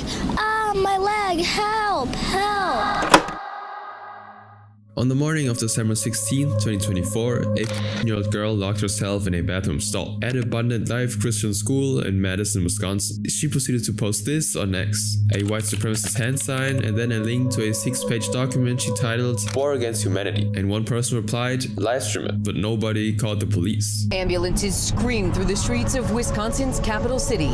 Once again, gunshots had echoed through another American classroom, this time inside a small Christian school. Now, the story starts in Madison, Wisconsin in 2009, when Natalie Lynn Rubnow was born to Jeffrey and Melissa Rubnow in the city's metropolitan area. Now, sometime in her early teen years, she began to go by Samantha, though no one seems to know exactly why. Now, Samantha would go on to have a deeply unstable upbringing. Her parents married for the first time in 2011, 2 years after she was born, only to divorce and then remarry 2 more times over the next 10 years. And because of this, Samantha was constantly shuffled between her parents' houses every time they separated, and on some occasions, she even had to switch between houses every few days. Now this eventually came to an end in April of 2021, when her parents divorced for the last time. Now as she was only at the time, Samantha struggled with the separation, and this became clear shortly afterwards, when Jeffrey received a call from Samantha's principal, informing him that Samantha had been saying certain things at school that suggested she might be a danger to herself. Now not long after that, Jeffrey made another discovery that deeply worried him. He found a small, sharp object hidden in Samantha's room, and he also noticed marks on her arm that suggested she'd been using it on herself. Now Jeffrey panicked and immediately decided to lock up all the knives in the house.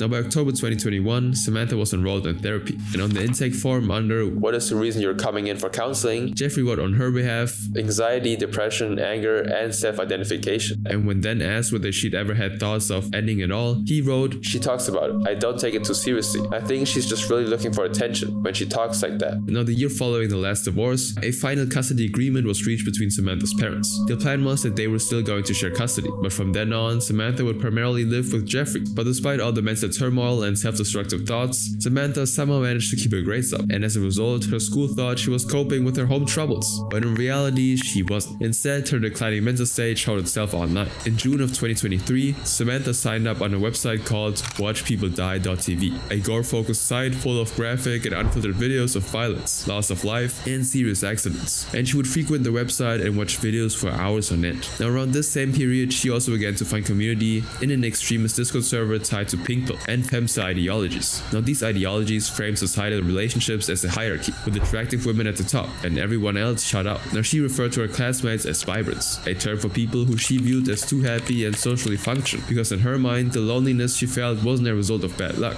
it was genetic. Now as she sunk deeper and deeper into this rabbit hole, Samantha began to author her manifesto, a document where she laid out her hatred for humanity and her beliefs that shaped how she saw the world. She called it War Against Humanity. Now at the start of 2024, she transferred to Abundant Life Christian School, a small private school in Madison, Wisconsin. There, she made pretty much no friends, spoke rarely, and spent lunch periods on her phone talking to a bunch of people she met online. She would later document her experience at the school in her manifesto, saying, "I've always been a quiet kid, I'd say, or at least that's what everyone else around me has said, and never really had the brains for most things because I wasn't smart enough for people around me. Even though I'm good at science and some stuff, nobody Nobody really looked at me in a good way in elementary or middle school, nor even high school right now. Doesn't matter much because I like being alone. Now by early 2024, Samantha had stopped going to therapy. Her parents agreed that she would take a break over the summer, and if issues came up at her new school, they would simply re-enroll her. But when school started, Jeffrey described Samantha's issues as minor, so she never actually went back. But Samantha wasn't exactly devastated about this. In her manifesto, she wrote, "My therapist sucks. He's just some weak and fat guy who doesn't deserve everything he has now. Nobody deserves anything good." Now instead, Jeffrey had his own methods of therapy in mind. Since he was a gun enthusiast, he believed that teaching Samantha how to shoot would give her a sense of power and control over her anxiety. And so he bought 2 handguns for Samantha before she'd even turned years old. A 9mm Glock and a 6 Sauer .22. He kept them in the house in a locked safe, which he called the fun safe. Now after receiving the gun, Samantha was so excited that she posted a photo of one of them to her Tumblr page with the caption, "Happy birthday to me." Now Jeffrey had tried to use the guns as a bonding tool between the two of them, so after presenting the gift to her, Jeffrey took Samantha shooting on his friend's stand. But despite the show of affection, Samantha documented her internal disdain for her father. In one of her entries in the manifesto, she wrote, "I've grown around people who do not care or give one single care in the world, and smoke their lungs out with weed, or drink as much as they can like my own father." Now after their shooting day together, Jeffrey proudly posted a picture of Samantha on his Facebook page. But there was a little detail in the photo he missed. Samantha wore a KMFDM shirt, a German industrial rock band that was loved by the Columbine shooters, Eric Harris and Dylan Klebold, the same ones idolized by Audrey Elizabeth Hale in the last case. Now in video footage taken by Eric at his high school, he wore the exact same shirt. She's wearing a t-shirt for the little-known German band KMFDM. The gunman from the Columbine massacre also wore KMFDM t-shirts. And this similarity wasn't just coincidence. By May 2024, Samantha was regularly communicating online with people who liked violent content. One of her closest contacts was Damian Blade Allen, a troubled man from Loxahatchee, Florida, who was 7 years older than Samantha. Now the pair had a twisted romantic relationship over several months. They exchanged "I love you" and "I love you more" texts, but they also fantasized over mass violence. Reportedly, Samantha texted him that she wanted to do a black church that was near me, in reference to possible attack locations. Meanwhile, Damian told her he had several places in mind, including a police department. In another message, Samantha and Damian had made a pact, saying, "We go down together." Now around the same period, Samantha started trying to guess the code to the gun safe, which turned out to be Jeffrey's social security number simply backwards. And after figuring that out in text with Damian, she bragged about her exes, saying, "I got 2 of my father's 9mm and a cool shirt, LMAO." Now Samantha would also socialize with another man online named Solomon Henderson, a 16-year-old from Nashville. Like Samantha, Solomon looked up to mass attackers from around the world, calling them saints, and wanting to achieve the same kind of status he believed they had. And even though Solomon was black, he echoed anti-Semitic and white supremacist ideas. He was very vocal about how he hated his race, and he spent most time consuming online content that focused on satanic themes and extreme violence. Now Samantha, Damian, and Solomon were part of a larger community of tightly bonded mutuals who consistently interacted online, sharing stylized weapon photos and discussing their belief that school shootings were a noble response to society's unfairness. Now by November of 2024, she was fully radicalized. In her manifesto, she declared, "I've grown to hate people and society. It's truly not my fault though, it never was. But all of you and the world have done to me is pick and tease me. You've pushed me into a corner with no help whatsoever. Humanity is filth, and I don't like filth, nor want to live in it, nor should anyone else." Now this manifesto documented how much she idolized mass attackers. For one, she wrote about Arda Küçükidem, an 18-year-old who attacked 5 people with a knife in Turkey in August of 2024. She called him an ultimate saint, death's mate or not, still willing to do what he did. Months later, her fascination with these mass attackers would make headlines, because on December 15, 2024, her father stepped out to run errands in the evening, and while he was away, Samantha stole the Glock, the 6 Sauer, and over 100 rounds of ammunition. And she'd summed this moment up coldly in her manifesto when she wrote, "I got the weapons by lies and manipulation, and my father's stupidity." Then came the morning of December 16, 2024. That fateful day, Samantha got up and put on the black t-shirt branded with the band KMFDM. She then packed her weapons into a standard JanSport backpack and then made her way to Abundant Life Christian High School by Uber, arriving at around 10:39 a.m. And once she entered the building, Samantha headed straight to the second floor bathroom. And at the same time, teacher Aaron Mitchell West sat in front of a study hall class in room C218. She was a 42-year-old mother who lived in DeForest, Wisconsin, and she'd been a substitute teacher at the school for 3 years and had just finally been given a permanent role. Now the class was full of students of various age groups and grade levels. Among her class was Ruby Patricia Vergara, a 15-year-old avid reader who sang and played the keyboard. Now their class started as it always had during Mondays, though this time time, they weren't aware that Samantha was in the second floor bathroom, loading her weapons. Now Samantha, locked inside of a second floor bathroom stall, sent her completed manifesto to an unidentified online contact via WhatsApp. She waited for a response, but when she didn't receive one, she went on and posted this image to her ex account at 11:50 a.m. The image showed her doing an okay hand sign, and while it looks ordinary, this symbol has been tied to extremist white supremacist circles, and it was infamously flashed by Brenton Tarrant after committing the Christchurch mosque shootings in 2019. And beneath the picture was a link to her completed final manifesto, and shortly after making this post, she walked out. Now at 10:57 a.m., Samantha entered the classroom where Aaron was in front of the class, and in the 4 minutes that followed, Samantha fired her gun 21 times. She shot Aaron, ending her life immediately, and after that, chaos ensued as the students panicked for cover, but Samantha somehow remained eerily silent and mechanical throughout, and so after shooting her, she turned her attention to the students and shot them indiscriminately. Rudy was fatally shot while trying to take cover. 6 other people were also shot and injured. These included 5 students and 1 teacher whose identities weren't made public. And after she was done shooting, Samantha made her way to one of the student desks. She sat down and then checked herself out of this world with a single gunshot.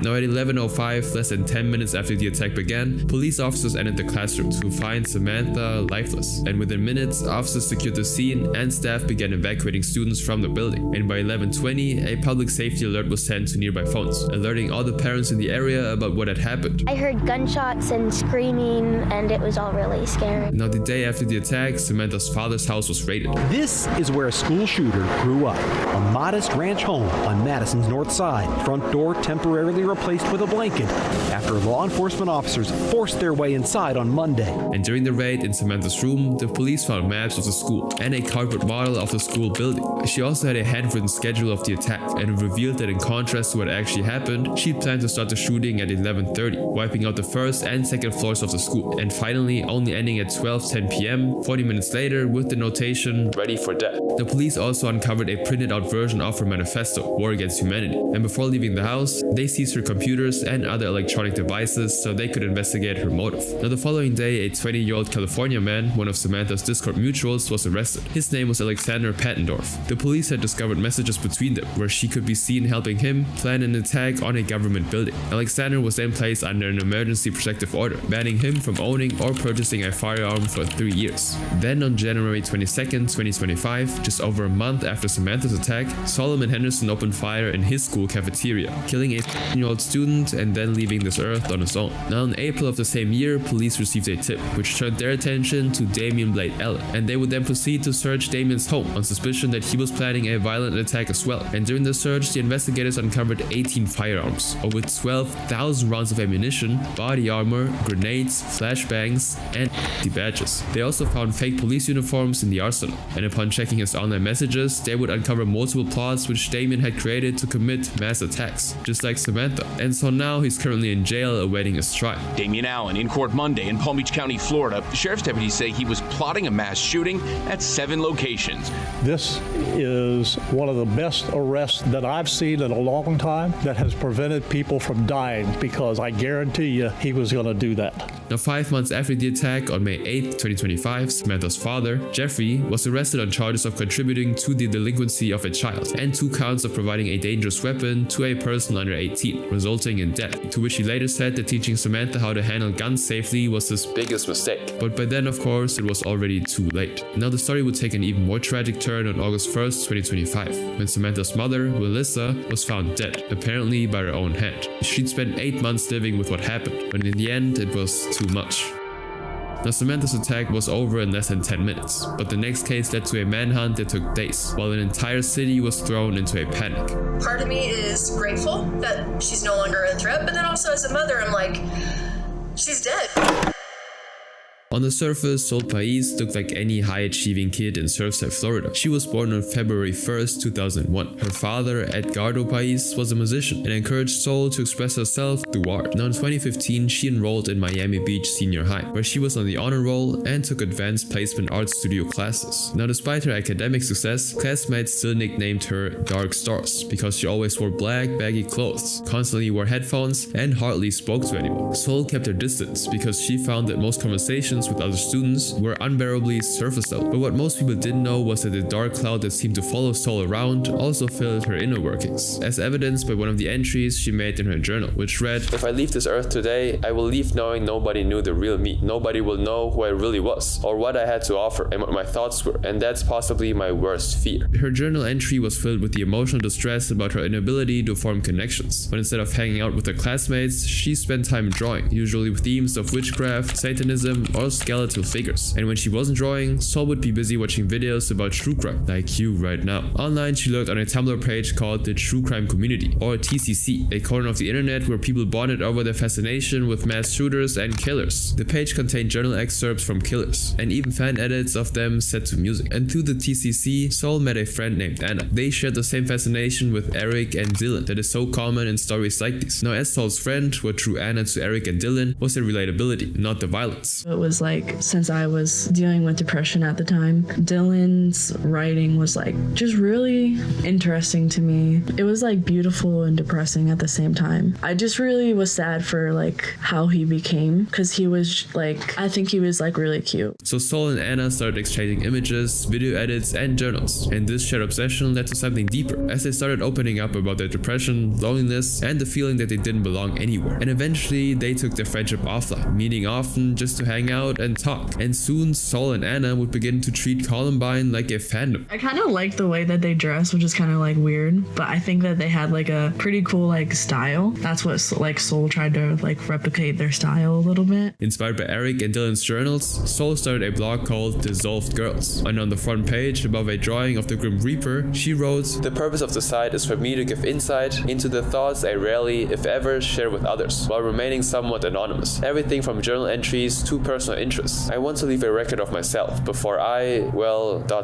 In one post, she wrote, "Maybe the problem was that I felt I owed something to the world, and then no matter what I did, it just didn't seem like enough. I would do nothing, and consequently, I would feel horrible about myself. And then I started realizing that maybe it wasn't me that owed the world something. It was the world that owed something to me. For all the stuff I've been through, for everything I felt that I never imagined would be possible to feel. Maybe the world owed me some flipping compensation for making me feel like the loneliest person to ever live." Now, to her classmates, she was just a quiet girl, but her posts, of course, told a different story, that she was genetically doomed to isolation. In her journal entries, she would write a note saying, "I defiled the earth with my ignoble suffering." And to make matters worse, by February of 2018, Soul and Anna began to grow apart. And then on the 14th of February, when the Parkland school shooting happened in Florida, Anna went quiet. Their relationship became strained, because upon learning that the Parkland shooter was inspired by Columbine, Anna decided to distance herself from their fandom, because the mass shootings made her uncomfortable idolizing Columbine. Soul, however, did not. I just don't think it really hit her like as much as it should have, because I mean, she was so into Columbine, and she just like at one point started excusing like what Eric and Dylan did. Even without Anna, she would make attempts to get closer to Eric, like this ritual on her blog. "I call upon the spirit of the peaceful dead. If Eric Harris is among you and would speak to me, then be with me, now in this sacred space." In another post, she expressed extreme ideas about switching dimensions after her end. "I feel things in my soul that I can't explain. I feel like when I die, I'm going to go back in time, and I know exactly where. I like to fantasize about that. So much weird stuff going on all the time. Never stops. Stuff about alternate universes, and time travel, and death, and different dimensions, and realities. The stars are aligning for me. I don't know exactly for what yet, but I feel it." One drawing by Soul also shows a cage labeled "I can't get out," referring to her own reality. It became apparent that she thought that if she reached her end, she would escape this reality and join Eric's. Now, her posts throughout 2018 continued to grow darker. They included drawings of guns, bloody knives, and a picture of Eric's silhouette with an attached cryptic note saying, "Is this process of culmination?" Even the heading of her lithography, which is another type of public profile page, read, "Be the best killer you can be." And with her admiration towards killers continuing to grow, she began to make a plan. On her 18th birthday, on February 1st, 2019, Soul started what she called her biological resignation, writing that day in her journal, "I knew it would be painful, but not like this. God effing damn it. I never imagined it like this. This universe is breaking me, tearing me apart, clawing at my soul. The pain is so deep and real it manifests almost physically. The past day or two have been the most clear-headed I've been in a while now, which is why I'm back to planning and organizing again. So I basically spent the first few hours of my birthday cleaning through my belongings, in preparation for my death. Gotta do what you gotta do." Then on March 29, 2019, she posted on the National Gun Forum saying, "Hello everybody, Florida resident here. I am planning a trip to Colorado in the next month or so, and want to buy a shotgun while I'm there. And I was wondering what restrictions apply to me. Is it legal for me as a Florida resident president to purchase a gun in Colorado. I'm 18 years old too, if that's important. Now, thanks to the quick replies, Soul found out that she could legally buy a firearm from any gun retailer and needed only her ID and a simple background check. And so within the next month, she wrote in her journal, "It wouldn't be happening if I didn't have a reason to, not a coincidence. A transposition of physical form, like I can feel the dimension in the air, surrounding me everywhere." And so on Monday, April 15th, she packed her bags and headed for Denver, Colorado, near Littleton, where Columbine actually occurred, for what she described as her final transition from a physical cage to her life in another lifetime. Now, she left her home at 6:15 a.m. and sent a text to her mother, claiming that she was staying late at school for an art history review. Then, with only a bunch of cash and a backpack, she boarded a flight to Denver. And upon her arrival, she then took a train from the airport to downtown Denver. She made her first stop at a gun retailer and bought a Musselberg 500 gun legally. From there, Soul then took a rideshare to the foothills of Mount Evans, an isolated spot in Denver, Colorado. She told the rideshare driver that she was from Florida and had never seen snow before, and otherwise didn't really say anything that stood out to the driver. Now, unknown to Soul, despite the head start she bought herself, her parents had actually started worrying since they had not seen her since the previous night, and so they tried to reach her cell phone, but Soul's phone was unavailable, and so worried that something bad may have happened, Edgardo felt that he had no choice but to file a missing persons report to the police. And soon after the report was made, police began searching Soul's online posts and journal in an attempt to figure out where she'd gone. But instead of providing clarity, what police found caused even more questions. From their online search, they learned about Soul's online blog, uncovering her obsession with Columbine, the TCC, and her deep spiral into depression. And her internet history would further reveal her research on gun regulations. And to the confusion of the FBI, they found that she bought 3 separate tickets to Denver for the 15th, 16th, and 17th of April, likely so they would know her actual travel time. Now, fortunately, they would soon discover a criminal background check for Soul that was requested by a gun retailer in Colorado, a legal requirement before any gun sales. And this confirmed that she was already in Denver at that point. And so police contacted the retailer and found out that Soul had purchased a shotgun, along with hundreds of rounds in Denver, just hours before. And so considering that the 20th anniversary of the Columbine shooting was just days away on April 20th, police alerted the FBI, who interpreted Soul's biological resignation as a plan to commit a copycat attack. And so immediately police issued a be on the lookout or go-go announcement, and they notified the public that Soul was armed and dangerous and infatuated with the Columbine school shooting. Now, in an attempt to find her, police searched for any and all information. They quickly requested access to her Uber records to learn her recent trips with exact pickup and drop-off locations, as well as her rideshare driver's identity. And eventually, they managed to narrow her location down to the Mount Evans area in Colorado. And from that moment on, Colorado was paralyzed by fear as communities prepared for any possible attack. A 24/7 call line was set up by the police for anyone with information that would help locate Soul. And over 600 schools were closed, causing 500,000 children to stay home. And at the same time, federal, state, and local law enforcement started moving. By helicopter, they conducted searches of the snowy foothills of Mount Evans through the night. And then on Wednesday, the 17th of April, 30 law enforcement officers expanded their on-foot search area into the woods of Mount Evans, where her rideshare driver last saw her. Now, at around 10 a.m., they noticed a set of footprints in the snow, and following them, they eventually came across a girl lying there. And when they got closer, it was clear that her face had been badly damaged, making it impossible to actually identify her by sight. She was pronounced deceased at the scene, but later DNA testing confirmed that the girl was indeed Soul. The analysis also showed that she had a wound that traveled upward through the soft palate of her mouth and fractures in the vertebrae of her neck, injuries consistent with a shotgun being fired upward. The manhunt lasted 36 hours, but the autopsy later revealed that she passed away the very same day she arrived, on the 15th. And so all the press conferences, the school closures, and the urgent alerts were unfolding while she was already gone. Soul never actually intended to hurt anyone else. She just simply wanted to go in a place that represented the only people she felt understood her. But our next case involves 2 people who wanted to maximize their damage. For some individuals in the true crime community, their obsession is taken to an inappropriate level, a level where school shooters are idolized and even romanticized. At the peak of Tumblr's popularity, dark corners of the platform would begin to form, one of which was the true crime community, or TCC. As in the previous case, a portion of the true crime community went far beyond morbid curiosity. For some users, it wasn't just discussing crimes, it became something closer to a fandom dedicated to the perpetrators of some of the most horrific crimes in modern history. One prominent member of its community, who would often comment under the TCC's posts, was a user with the username Ligature Markings. This bizarre username was a reference to the forensic markings that are usually usually left on skin after it has been damaged by ropes. And behind that account was a young woman named Elizabeth Leckron, who would go on to create her own real-life horror story. Born in 1995, Elizabeth grew up in Toledo, Ohio, and as a kid, Elizabeth was well-mannered and ordinary, but she was also shy and socially withdrawn at the same time. Now instead, as she grew older, she turned to online communities for social interaction, where she took on a completely different persona. On her Tumblr page, Elizabeth curated what can only be described as an online shrine to past mass attackers. She posted photos, GIFs, and memes glorifying them, especially Eric Harris and Dylan Klebold from the Columbine high school shootings, Adam Lanza from the Sandy Hook school shooting, who shot 26 people in 2012, and Dylan Roof, the 2015 Charleston church shooter. Dylan Roof has been serving a death sentence since June of 2017, after ending the lives of 9 African-American churchgoers in a race-motivated hate crime. Now, people who saw her page later described the kind of post she made. In one example, they said, Leckron posted a photograph of Pope Francis holding the Eucharist or Bible. However, instead of holding the Eucharist or Bible, Dylan Roof's face is superimposed,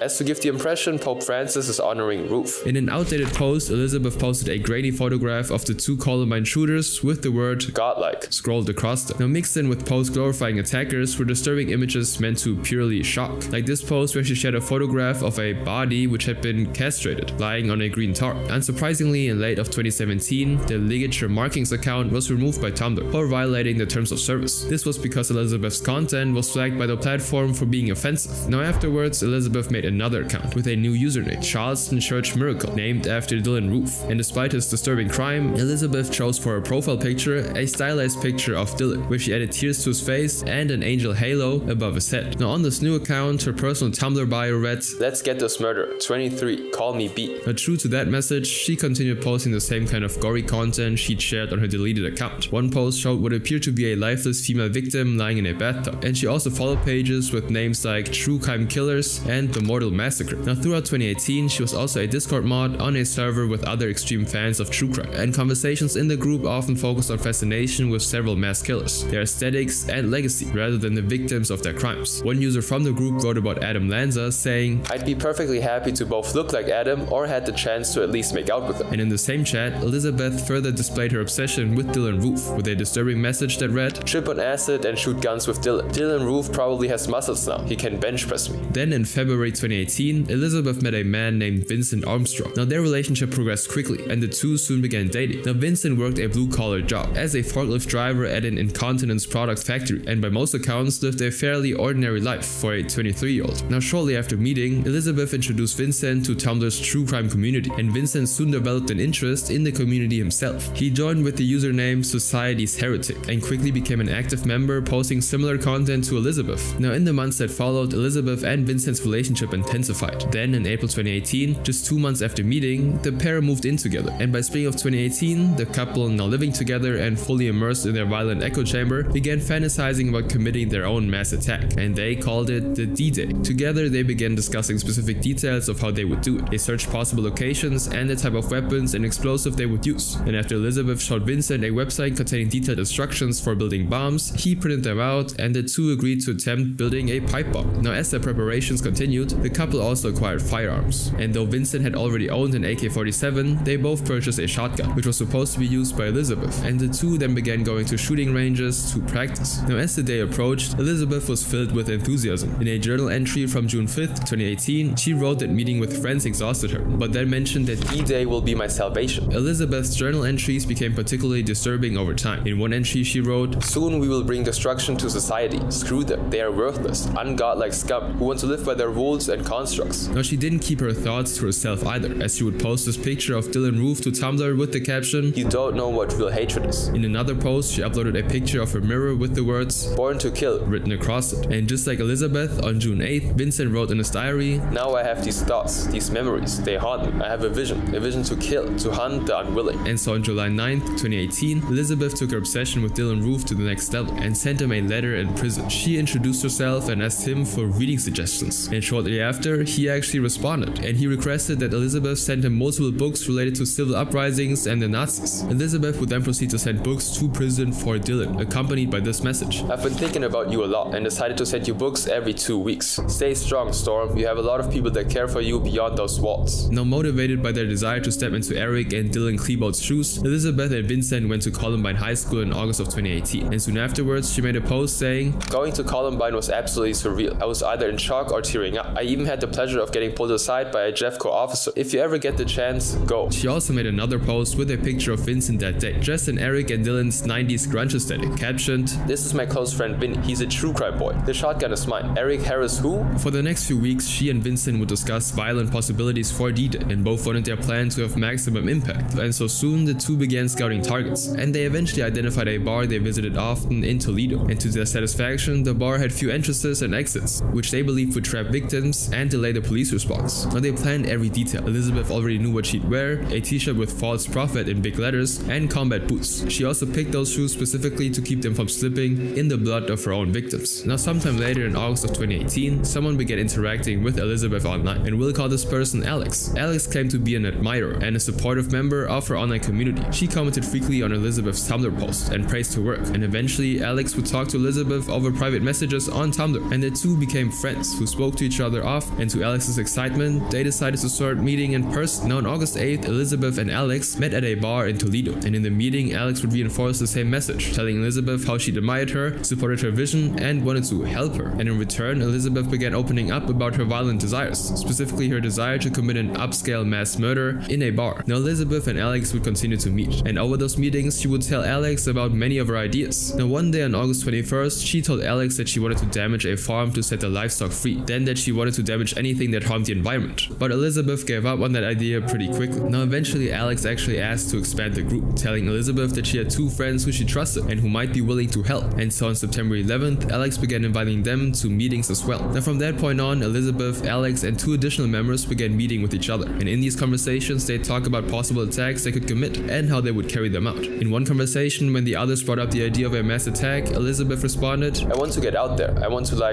be part of it, I want to help any way I can. I've never had an in to this sort of thing, so now that I do, I just want to do anything I can." And when directly asked how she'd feel about people getting hurt during her plans, she said, "Take them out. I don't really feel any type of way for that. I'm here to send a message and get the job done. If they're in the way of the explosions, they're probably part of the problem, so maybe it's for the best." Now Elizabeth believed that she'd finally found the people she could actually relate to, who finally shared her goals, but she was actually wrong. At some point before the meetings began, the FBI had already received a tip about Elizabeth and Vincent's online behavior. Now it's unclear where the tip came from. However, from that moment on, Elizabeth and Vincent were being watched, from their online activity to their phone calls, particularly because Alex and the two friends she introduced were government informants working with the FBI, simply gathering evidence. In reality, Elizabeth was speaking to people who were building a case against her. And then on December 4th, 2018, Alex called Elizabeth to propose a plan to bomb a pipeline in Georgia. Alex claimed that she had a grand plan for it, and as a result, Alex asked Elizabeth to buy gunpowder for a bomb, and Elizabeth didn't hesitate, given the amount of time Elizabeth had been waiting to join a mission like this. She replied, "Absolutely, thank you so much. Hell yeah, this is exactly what I wanted to do," over the phone call, which she had no idea was being recorded as evidence for the FBI. Now, the recordings weren't actually enough for a conviction. The critical piece of evidence that would send Elizabeth away for a long time came 4 days later, on December 8th, 2018, when Elizabeth put the plan into action. She purchased 2 pounds of gunpowder from a retailer in Rossford, Ohio, and 665 screws, enough to form a deadly cloud of shrapnel after the blast. Afterwards, she delivered the bomb-making materials to Alex, and with her move to buy materials for the attack, the FBI finally had the physical evidence they needed, and soon they got a search warrant. Now 2 days later, the police executed the warrant and stormed Elizabeth's house. In Vincent's car, agents found a tactical vest with loaded magazines, a gas mask, and printed instructions for making a bomb. And inside their home, agents recovered an AK-47, 2 shotguns including Elizabeth's, 2 handguns, ammunition, and explosive components. And following the search, both Elizabeth and Vincent were then arrested and charged. And once she appeared in court, Elizabeth simply admitted intent to assist, plan, and carry out a mass casualty attack. And so she was charged with conspiracy and transportation of explosives with intent to harm others. And in November 2019, Elizabeth was then sentenced to 15 years in prison, under the condition that if she is ever released, she will remain under FBI monitoring for the rest of her life. Meanwhile, Vincent Armstrong pleaded guilty to conspiracy to use explosives with the intent to kill, and was sentenced to 6 years in prison and 3 years of probation. Up next, let's talk about the most disturbing crimes in the Transformers community.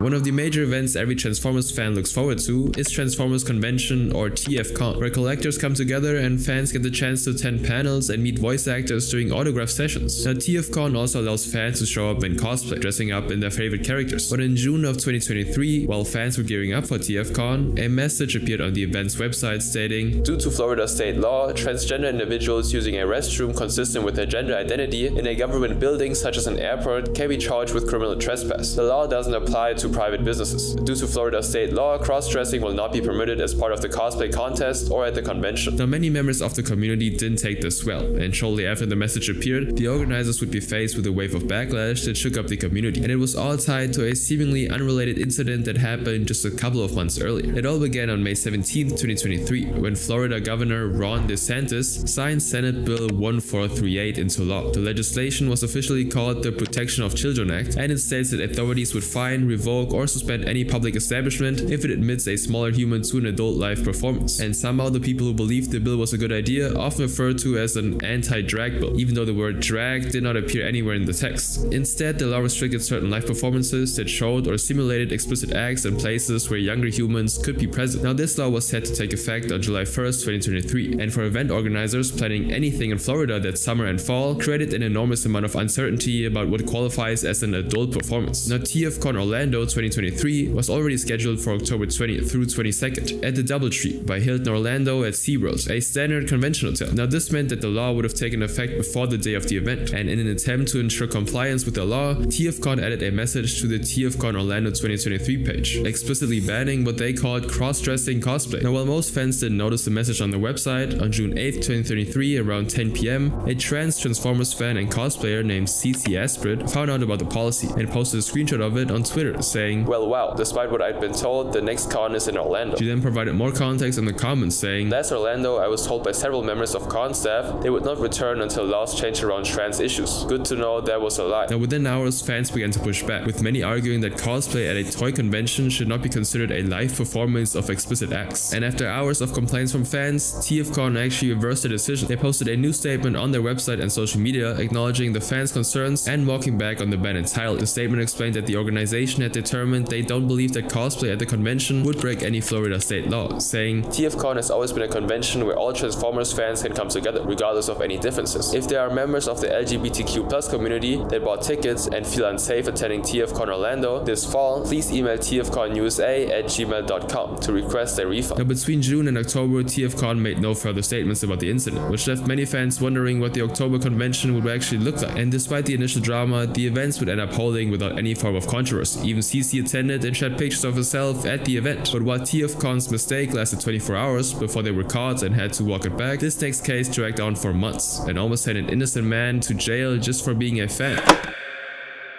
In 2014, a 23-year-old man named Zhang lives in Braintree, a town on the south shore of Massachusetts, owned a 2010 Maserati that he'd redecorated from time to time. He used a technique called Plasti Dip, adding a removable rubber spray coating that peels clean off without damaging the paint underneath. And this way, he was able to make his car look different anytime without damaging its original look. Now, to most people, repainting a car every few months may be a chore, but to Zhang, this was a hobby. Unknown to him, though, his favorite activity would soon turn into a big issue that almost got him in trouble.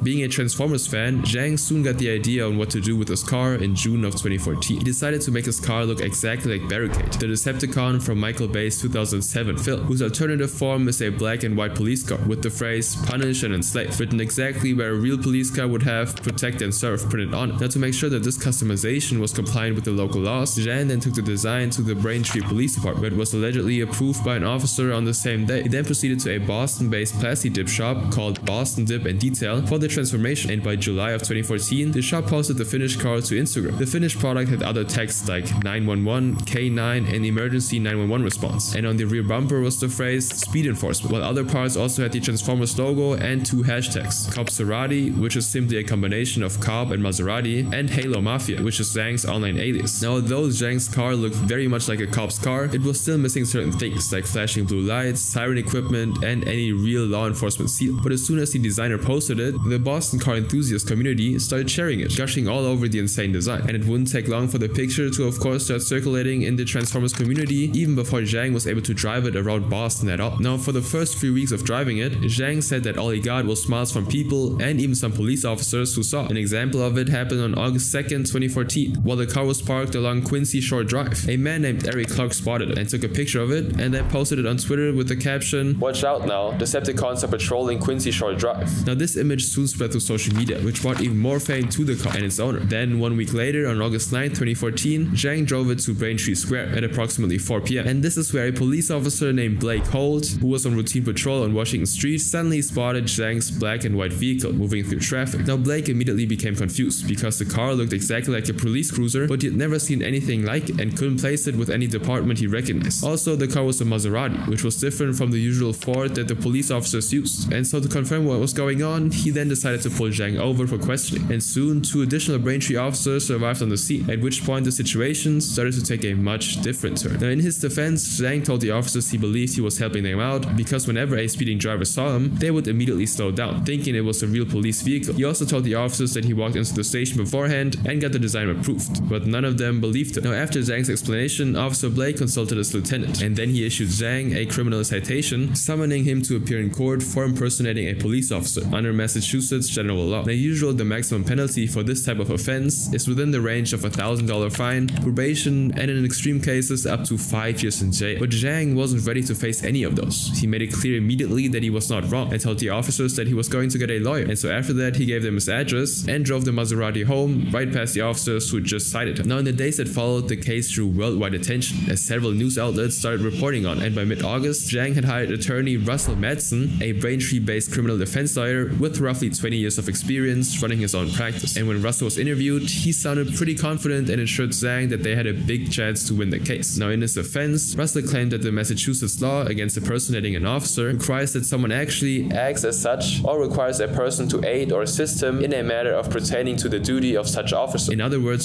Zhang altering his car to look like a cop car was not actually sufficient enough to charge him with a crime. Zhang had not pulled anyone over and he had not demanded anything of anyone, which means he never performed the duty of a police officer. And at the end of the day, the criminal citation was dismissed and Zhang walked out of the courtroom with no criminal record whatsoever. But even though Zhang loved the car, the whole legal trouble was too much for him. So after the trial was over, his lawyer revealed in an interview with the press that he's planning on getting the car redecorated, because even though he won the case, you can't guarantee that in the future some different police department won't stop him. It's nice to win the case, but the stress of being charged again made him say, I'm just going to change it again. But while Zhang drove a car that looked like a fictional villain's police cruiser and walked out of court without a record, the next case is even more shocking since it involves a crime committed under a hero's name. I am not joking, there is an actual man out there called Optimus Prime and he was arrested recently in Texas.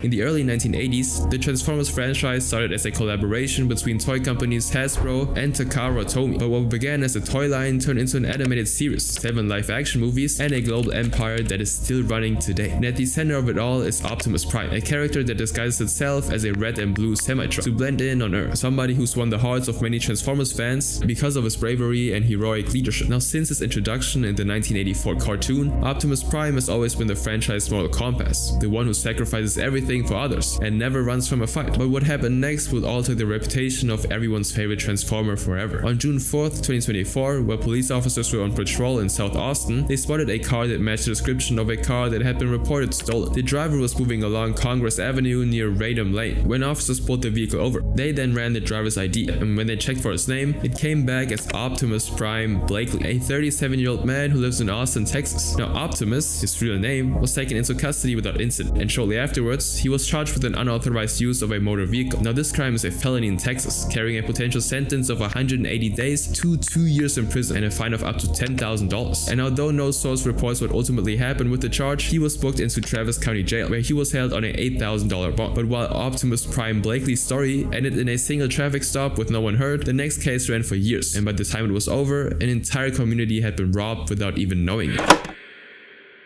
In the fall of 2019, 37-year-old Charles J. Gleiser, a resident of Medicine Hat, Alberta, Canada, went to a store in his neighborhood to get some products. But as he moved through the self-checkout, a part of a store where customers go to scan products and proceed to pay by themselves, an employee watching the screen noticed something strange. For some reason, certain expensive items kept ringing up for a few dollars, and unsure what was going on, the employee called the Medicine Hat Police Department to report the strange situation, naming Charles as a suspect. Now for 6 weeks, the police kept Charles under surveillance, watching his every move and following the trail of all suspicious transactions he was making as he moved from one store to another. Then on November 7th, 2019, police moved straight to Charles' apartment in the southeast corner of Medicine Hat and proceeded to search his place. And there they discovered that the employee's suspicion was right, and to make things worse, Charles had been stealing a lot of merchandise from stores and had been doing it for a very long time. Now inside Charles' house were numerous Transformers toys from a collection released by Hasbro called War for Cybertron Siege. Now the toy line first came out in late 2018 and continued to be sold throughout 2019. Now many fans actually found these figures difficult to obtain because they were highly sought after, yet Charles somehow owned a large number of them. They also discovered older released Transformers toys, including G1 reissues like Devastator, which is a large combined robot set that had been sold exclusively at Walmart in 2015 for about $150 or more and was still highly valued by collectors. And alongside the toys were several complete DVD collections, including the Lord of the Rings trilogy, the full series of Friends, The Office, and other box sets. Now through the help of the Medicine Hat store, the officers found out that Charles had obtained these products for way less than what they were sold for, and some he got for almost free. And the craziest part, he'd stolen from 7 different communities across 2 provinces. He'd been hitting big box stores across southern Alberta, going from Medicine Hat to Tabor, Lethbridge, Brooks, Drumheller, and all the way to Calgary. He also went east across the provincial border into Saskatchewan, and then to Swift Current, the only location outside Alberta that he targeted. Each of those communities had at least one big box store, and every one of those big box stores had a self-checkout terminal. But this type of terminal had a specific weakness. When you scan an item at a self-checkout kiosk, the machine reads the barcode and charges you whatever the barcode says the item costs. There's not always a cashier standing there watching your hands. And although there's sometimes a weight check system, during a busy afternoon at a big box store, errors can easily get ignored. Now according to CBC News, in a November 2019 analysis of a self-checkout theft, a common version of this method involves taking a photo of a cheaper item, printing its barcode as a sticker, and placing it over the barcode of a more expensive product right before you scan it. And although the police would of course not publicly reveal how Charles did it, the result matched CBC's description perfectly. He got a DVD box set worth 140 Canadian dollars for only a couple of dollars, and a Transformers action figure worth significantly more, and only paid a much cheaper price. And now in the end, the police revealed that they seized over $30,000 worth of DVD sets and action figures in total. And considering how much of the products Charles obtained, it became clear that this was a resale operation. He'd been getting these products for cheap prices and either selling them at their normal prices or even more. Now eventually Charles was charged with 1 global count of fraud and 1 count of possession of stolen property. Now global count here means that the entire pattern of transactions across all 7 communities was grouped as a single fraud charge, rather than charging him for each individual transaction. And since both are indictable offenses under the Canadian law, Charles was held in custody awaiting a bail hearing. Now as of the time this video was made, no update about his case has been revealed to the public. But while Charles stole $30,000 worth of toys, the next person stole a toy company's idea and made it their own. A major police crackdown and raid happened at one of the major factories of these bootlegging companies. In 1984, Hasbro launched Transformers toys, and to promote those toys, the company created the animated television series called The Transformers. Since then, the toys have been massively famous, and today Hasbro's toy market is worth over $13 billion. And for many years, the company simply dominated the market. But in April of 2019, Hasbro's Chinese subsidiary walked into a police station in Shanghai with a complaint that suggested that someone had been producing and selling fake Transformers toys through major online platforms. Now immediately the company logged the complaint, and the police officers got to work to find out who had been doing this and how the operation had managed to remain hidden for so long. And what they discovered was probably one of the most daunting cases of corporate fraud in history. The officers started by acquiring the counterfeit and comparing it with Hasbro's products. And that was when they discovered that the products came from a company that sells under the brand names Weijiang and Lu Ba. They also confirmed that the only difference between the knockoffs and the authentic Hasbro's toys was simply the size, while the structures and parts were very similar. But what made the crime even more unsettling was that the company had been operating for several years now, and it wasn't unknown to the Transformers community. It had been quietly building one of the strangest businesses in the global toy industry. But the craziest part was that they didn't make a cheap looking manufacturing low-quality kind of toy you find in dollar stores, for example. Instead, Wei Zhang focused on Hasbro's live-action movie toy lines and systematically improved on them. They made the figures even better than the original, gave them better paint, for example, and in some cases they re-engineered the toy molds entirely to fix problems that collectors have been complaining about for years. And once they were done perfecting these products, they sold them on major e-commerce platforms like AliExpress and eBay. A matter of fact, their product was so beloved that they eventually became known on fan forums where members of the Transformers community openly and happily discussed alongside legitimate merchandise. However, behind all of this was a criminal structure which Hasbro never discovered until April of 2019, and what follows was 14 months of thorough investigation. And as the police went deeper,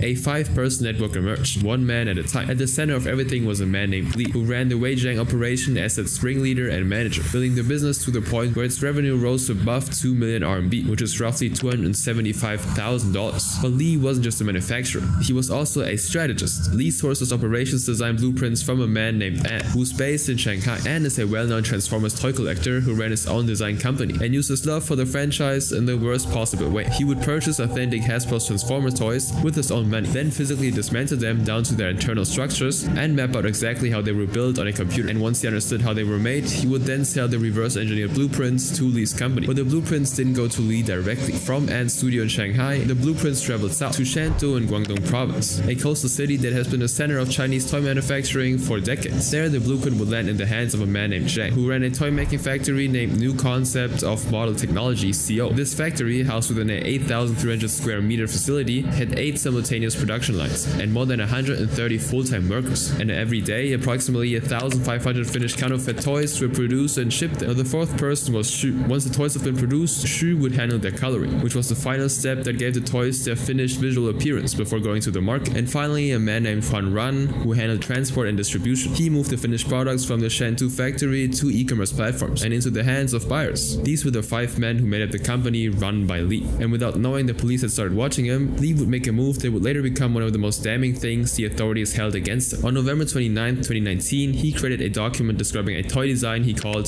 Mengwei Commander. But it wasn't until March 16, 2020 that he registered his document with the Guangdong Copyright Bureau, listing himself as the copyright owner and backdating the described creation to November 2019. Now, it was later discovered that the design he was trying to claim as his own actually belonged to Hasbro, and to make things worse, Hasbro's actual copyright predated Lee's registration, and the product he eventually manufactured in the design's name didn't look like the design he registered. And when Lee thought he'd gotten away with it, just like everything else, he soon found out that his time was up. On June 5th, 2020, Shantou police conducted a raid coordinated by the Hankou Public Security Bureau on the factory. They seized more than 20,000 pieces of counterfeit product, and in total the officers collected over 30,000 finished parts and products from other locations when they were finished. Now, after taking the product away, a copyright appraisal committee of the Chinese Copyright Protection Center subsequently reviewed the seized products and identified 31 models that were identical to Hasbro Transformers toys. And with all of this going on, the Hankou police carried out arrests in both Guangdong and Shanghai, with all 5 men, Li, Zhang, An, Fan Ran, and Zhu, taken into custody on charges of criminal copyright infringement. On July 23, 2020, the Shanghai Public Security Bureau formally announced the arrest at a press conference, with the confiscated toys displayed as exhibits on tables in front of cameras. The alleged total sales volume of the infringing goods was stated at over 100 million RMB, which is roughly $14 million at the time. Now, at some point in 2021, the case came to trial in Shanghai, and by the time the court proceedings ended, Lee was sentenced to 3 years and 3 months in prison with a fine of 1.2 million RMB, which is about $170,000. And although Lee appealed, the court rejected it and upheld the original verdict in full. The remaining 4 people, An, Zhang, and Fan Ran and Zhu, were each sentenced to between 1 to 3 years in prison. But while Lee and his network operated across 3 different cities with a full manufacturing supply chain and over 130 employees, the next case is scary since it involved a direct attack that almost ended in tragedy. One of the men allegedly bumped into the director and attacked policemen. Over the years, Transformers has delivered unforgettable action-packed moments, all thanks to Michael Bay, who directed 5 live-action Transformer films. But what some fans may not know is that while directing the 4th film, Michael had an encounter that left him bloodied on his own film set. In October of 2013, Michael and the rest of the production team traveled to Hong Kong, China, to shoot certain scenes in Transformers Age of Extinction in order to appeal to Chinese audiences. The production was not only massive for the crew, but for the country, as it was one of the biggest things to ever come to Hong Kong's film scene. Now, once they arrived, the crew scouted locations locations for filming and found places that were good enough in the Central District, Quarry Bay, and Victoria Harbor areas. And once that was done, the production location manager, a man named Chang Yo-young, started reaching out to everyone that could either be disturbed or affected by the shoot to compensate them for the trouble. On October 16, 2013, Chung, together with some members of the team, went to Quarry Bay to compensate some shop owners around the location. On the ground floor of a building on Kings Road in the Quarry Bay were two brothers who run a small air conditioning repair shop called Hang Far Air Conditioner and Water Electrical Company. One of them was 27-year-old Mak Shi-shing, and the other one was his elder brother, 28-year-old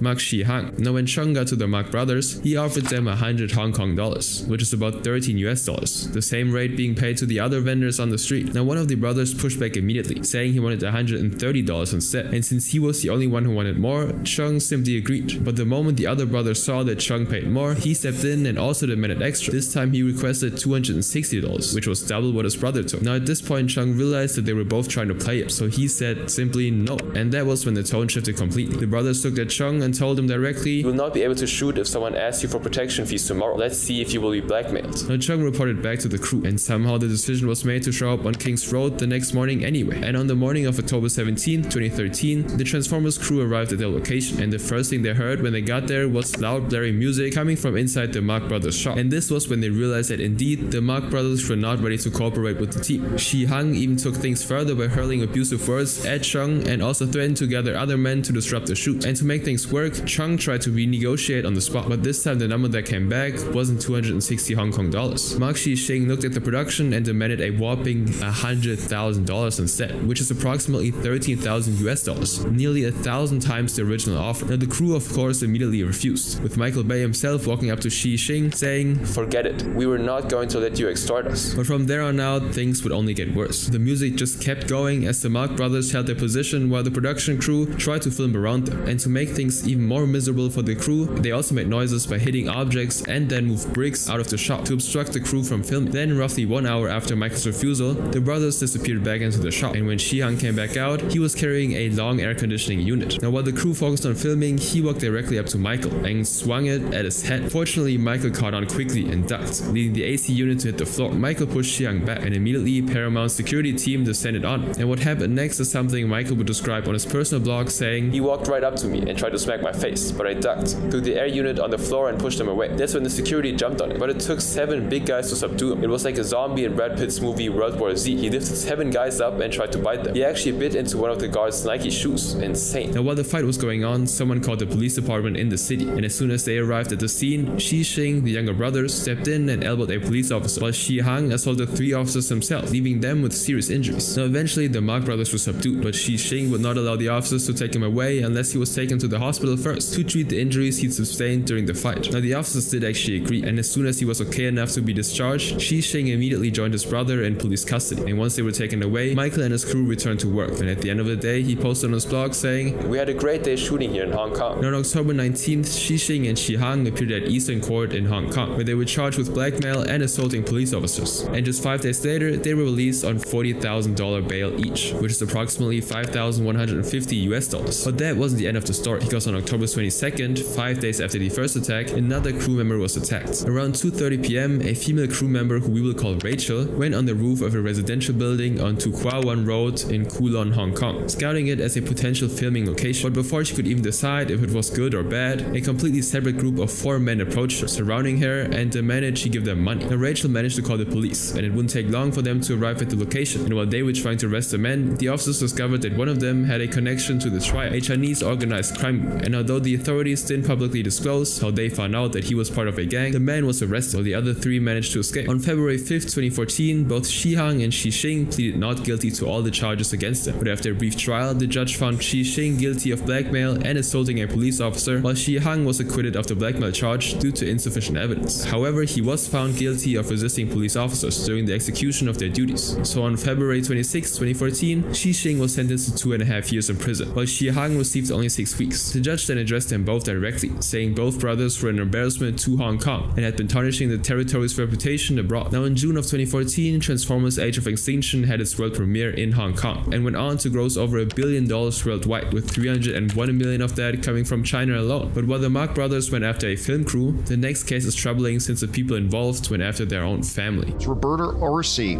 has passed away at the the age of 51 as a result of complications of kidney.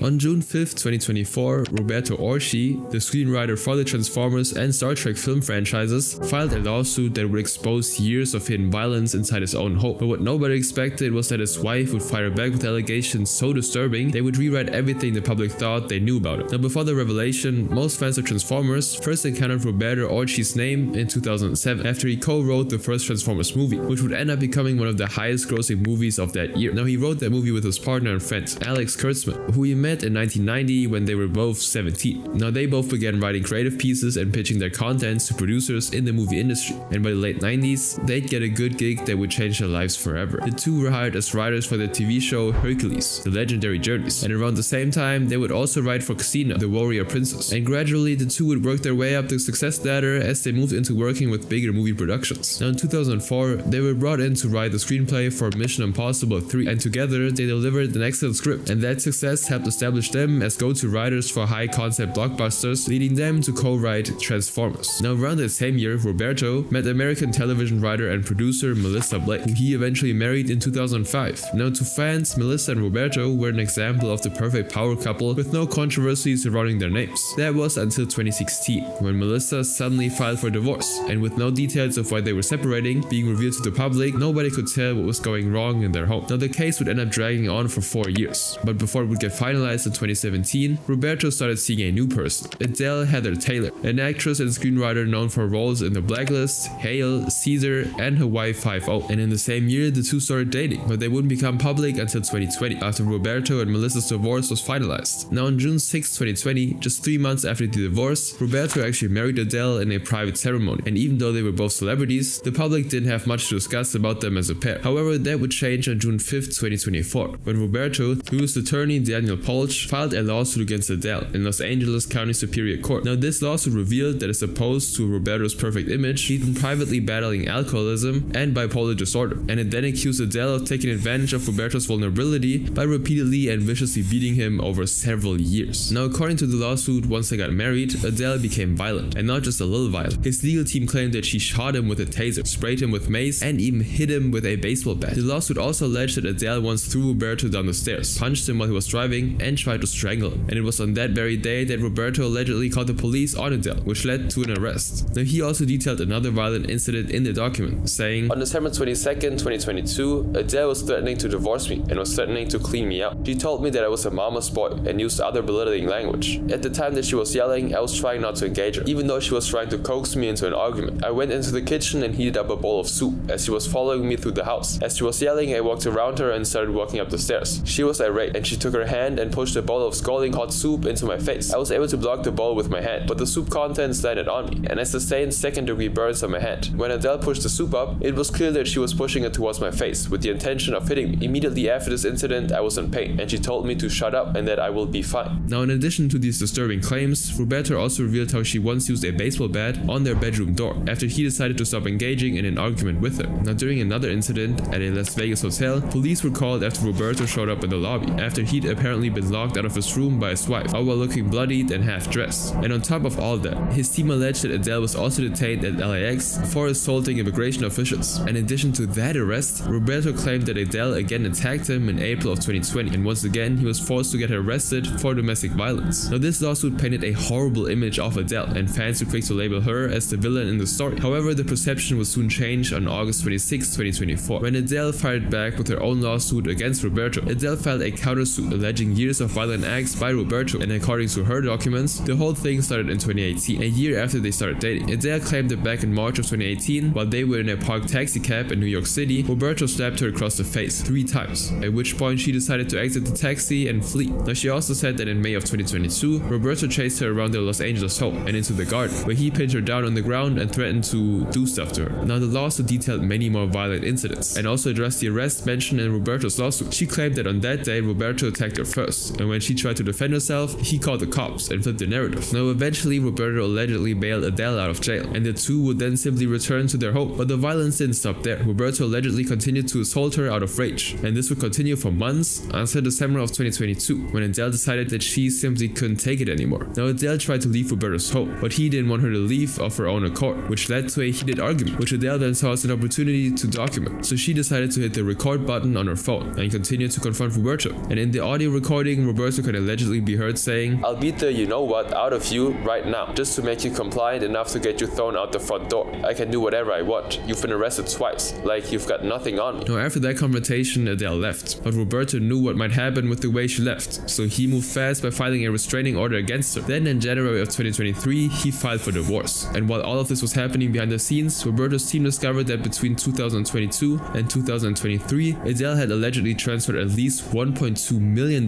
from their joint bank account to foreign banks without Roberto's knowledge, which muddled up the case even more and made a lot of people question whether Adele was really the victim. Now Adele then sought $10 million for the assault and battery, and $7 million for breach of contract, claiming Roberto had promised to split their assets through a family trust and provide her financial support for life. But then he simply backed out of the deal. Now Roberto's team denied everything, with a spokesperson, Sally Hoffmeister, saying, "Her history of violent behavior is well documented, having been arrested at least twice during their marriage. Before Mr. Orsi's recovery, Miss Taylor would ply him with alcohol and beat him relentlessly." Now with two completely different and detailed stories, everyone anticipated what was going to be an ugly and complicated legal battle, as legal teams on both sides were really gearing up for what was to come. But unknown to everyone, the battle would never happen, because on February 25th, 2025, Roberto passed away at his home in Los Angeles after a battle with kidney disease at age 51. And with Roberto gone, the lawsuit would never be resolved, and neither side's claims were ever tested in court. And with the lawsuits remaining pending, it's unclear whether Adele would actually pursue her claims against Roberto's estate. But while this case ended without a verdict, the same can't be said for the next one, since it involves violence that was caught on camera.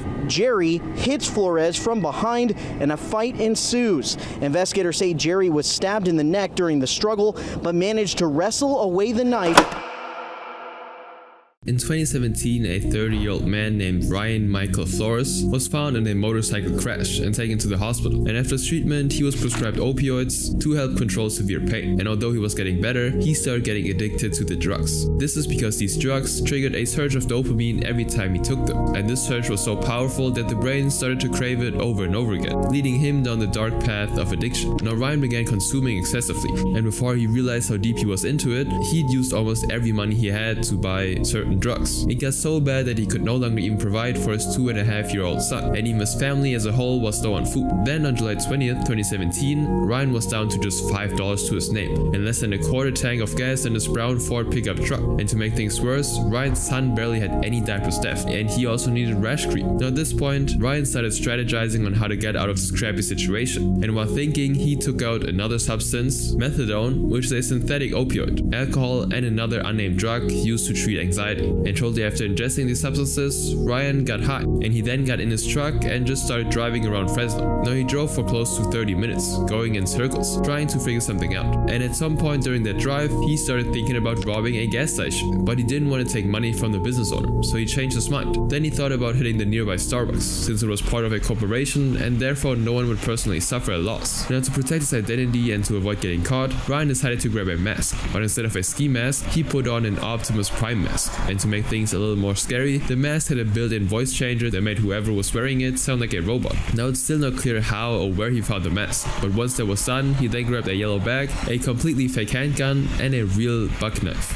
Ryan then got out of his truck and watched the Starbucks on North Golden State Boulevard in Fresno. He then moved closer, looked through the window, and decided that it looked quiet enough. Now at the time there were only a couple of people inside the Starbucks, and one of them was a 58-year-old business executive named Craig Jerry, who was sitting at a table in the seating area, working on his iPad while sipping his coffee. Now around 5:30 p.m, Craig saw a masked Ryan walk past him toward the register. Ryan went straight to the woman behind the counter, who we will call Julia, and pulled out the fake gun, pointing it right at her and demanding money. Now Julia didn't succumb to fear immediately, so Ryan decided to pull out the buck knife instead, holding it up and telling her to give him everything from the register. Now back in the seating area, Craig watched every second of this unfold, but after seeing how terrified Julia was now, he felt the need to intervene. So he quietly stood up, picked up a metal chair from the seating area, and walked up behind Ryan. And before before Ryan could realize someone was behind him, Craig actually swung. Now the chair came down hard across the back of Ryan's head and body, and the force of it knocked Ryan forward, sending the Optimus Prime mask flying off his face onto the floor. Craig then hit him a second time, and instead of running, Ryan turned around and started fighting back. And what followed was a full swing wrestling match in the middle of the Starbucks, as both men grabbed at each other, struggling for control. Now Craig managed to get Ryan in a headlock as they moved from the counter into the seating area, but Ryan still had the buck knife in his hand, and at some point during the struggle, he actually slashed Craig in the neck with it. And at that moment, Craig knew that he was no longer trying to stop a robbery, he was fighting for his life. Now despite being stabbed in the neck, Craig didn't stop. He simply kept fighting and soon actually managed to wrestle the knife out of Ryan's hand. And now that Craig was holding the knife, he didn't hesitate to use it either. He held Ryan down and stabbed him multiple times before Ryan finally broke free, ran out of the Starbucks and jumped into his brown Ford pickup and drove away. Now inside the Starbucks, Craig still had a stab wound to his neck that was dangerously close to his main artery, but fortunately for him, someone watching the whole thing unfold had contacted emergency services, so the paramedics soon arrived and transported him to the hospital. And according to reports, the doctors closed Craig's wound with 6 staples and gave an assurance that he was going to make a full recovery. Now Ryan, on the other hand, was bleeding from wounds all over his body as he drove through Fresno after fleeing, and as soon as people spotted him in his truck bleeding heavily, they of course called the police, who tracked him down not long after he left the scene. And when they found him, they discovered that Ryan had sustained stab wounds, slashes, laceration, and defensive cuts all over his body. Now to save his life, he was rushed to the hospital, where according to his mother, Pamela Cimienti, he nearly passed away twice in the emergency room, but eventually doctors managed to stabilize him, and as soon as he was medically cleared, Fresno police had arrested him and took him to jail for charges of second-degree robbery and assault with a deadly weapon. Now in September of 2017, Pamela started giving interviews to media outlets, and what she said shocked a lot of people. While speaking to KCTV, the local NBC affiliate in Fresno, Pamela condemned Craig, saying, "He has 17 total stab wounds, lacerations and offensive wounds. The guy, in my opinion, went from a good Samaritan to a vigilante, stabbing someone that many times. It doesn't take that many stab wounds to get somebody to succumb to you." And in another interview, she announced that Ryan was considering filing a lawsuit against Craig for excessive force, leaving even the interviewer stunned. Starbucks brought in counselors for the baristas because of what they witnessed that man do to my son. You're blaming him? Are you kidding me? Are you seriously here saying you're going to sue that man? Now eventually no lawsuit was actually filed against Craig, and on November 14, 2017, after several hours of deliberation, the jury came back with guilty verdicts on Ryan's charges, but they did find that Ryan did not cause great bodily injury, which brought his sentencing range down. Now the case would continue until December 13, 2017, when Ryan was sentenced to 4 years in prison with the possibility of parole after 2 years. Craig, on the other hand, was greatly praised for his heroic act, as the police department leader, Chief Dyer, who said, "There's probably not very many people in America who would do what Craig Jerry did last night. It was incredibly heroic, and the way most people would think that they would respond, but may not have the courage to respond." Now while Ryan hid behind a hero's face to commit a crime, the next case is unsettling since it involves a group of people hiding behind Transformer statues to carry out an even more horrific crime. Authorities were stunned to find a massive stash of ketamine hidden within a shipment of unofficial Transformer statues. In different parts of the world, life-size Transformer statues are installed to promote a new film in the franchise. That way fans take pictures with them and even visit some theme parks that house them for special appearances. However, in April of 2024, 10 giant Transformer statues were found inside a Bangkok warehouse. But these figures were not there to entertain, but used to commit crimes. Now the story didn't actually start in that warehouse. It started 6 weeks earlier, in Australia, with a Thai woman whose real identity was never publicly disclosed. But for the sake of this video, we will call her Nara. In early 2024, Nara began operating inside a transactional drug network that had been using Thailand as a base to move product to countries including Australia, Taiwan, Malaysia, and Hong Kong. Now this drug network is hidden across multiple countries, routing drugs through Thailand and out via air and sea freight to make their final destinations. Now Nara was the commander who made the model work, devising every means possible to safely transport drugs without being intercepted. On March 12, 2024, she planned to move approximately 220 pounds or 100 kilograms of methamphetamine into Australia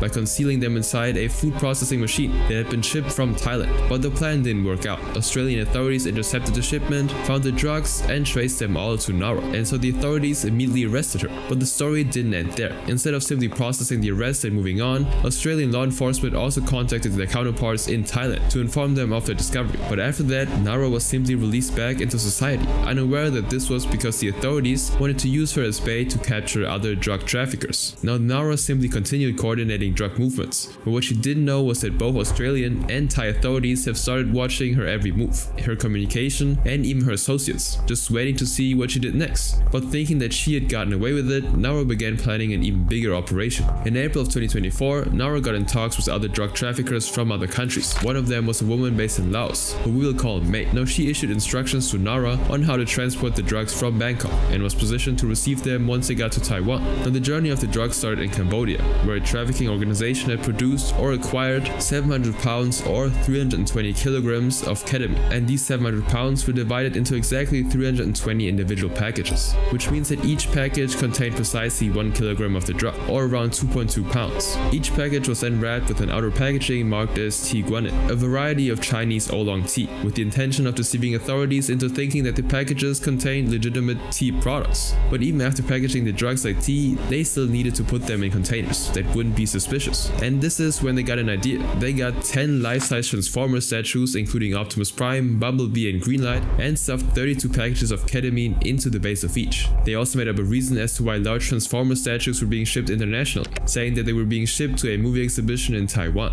Now Nara then paid approximately $4,800 to a shipping company to help her transport the statues from Thailand to Taiwan. And in preparation for the movement, the 10 statues were transported to freight warehouses on the outskirts of Bangkok, where the cargo ship was being arranged. Now as far as the network was concerned, the operation was on track, but what they didn't know was that the surveillance had been running since March 12th and never stopped. And so Taiwan's Ministry of Justice Investigation Bureau, also known as the MGIB, had been in contact with the Office of Narcotics Control Board, known as ONCB, throughout the entire operation, sharing intelligence as it developed. And so on April 24th, 2024, agents from both agencies sat down together in Bangkok for a coordination meeting on how to actually end the operation before it would begin. And so once that was concluded, on April 25th, 2024, ONCB agents raided the freight warehouse in Bangkok. And when they cracked open the bases of the Transformer statues, they found exactly what the intelligence told them they would. All 700 pounds of ketamine still wrapped in their tea packaging, stacked inside the feet of the statues. Now the entire shipment, including the statues, was seized as evidence, and the network that had successfully routed drugs from Cambodia through Laos into Bangkok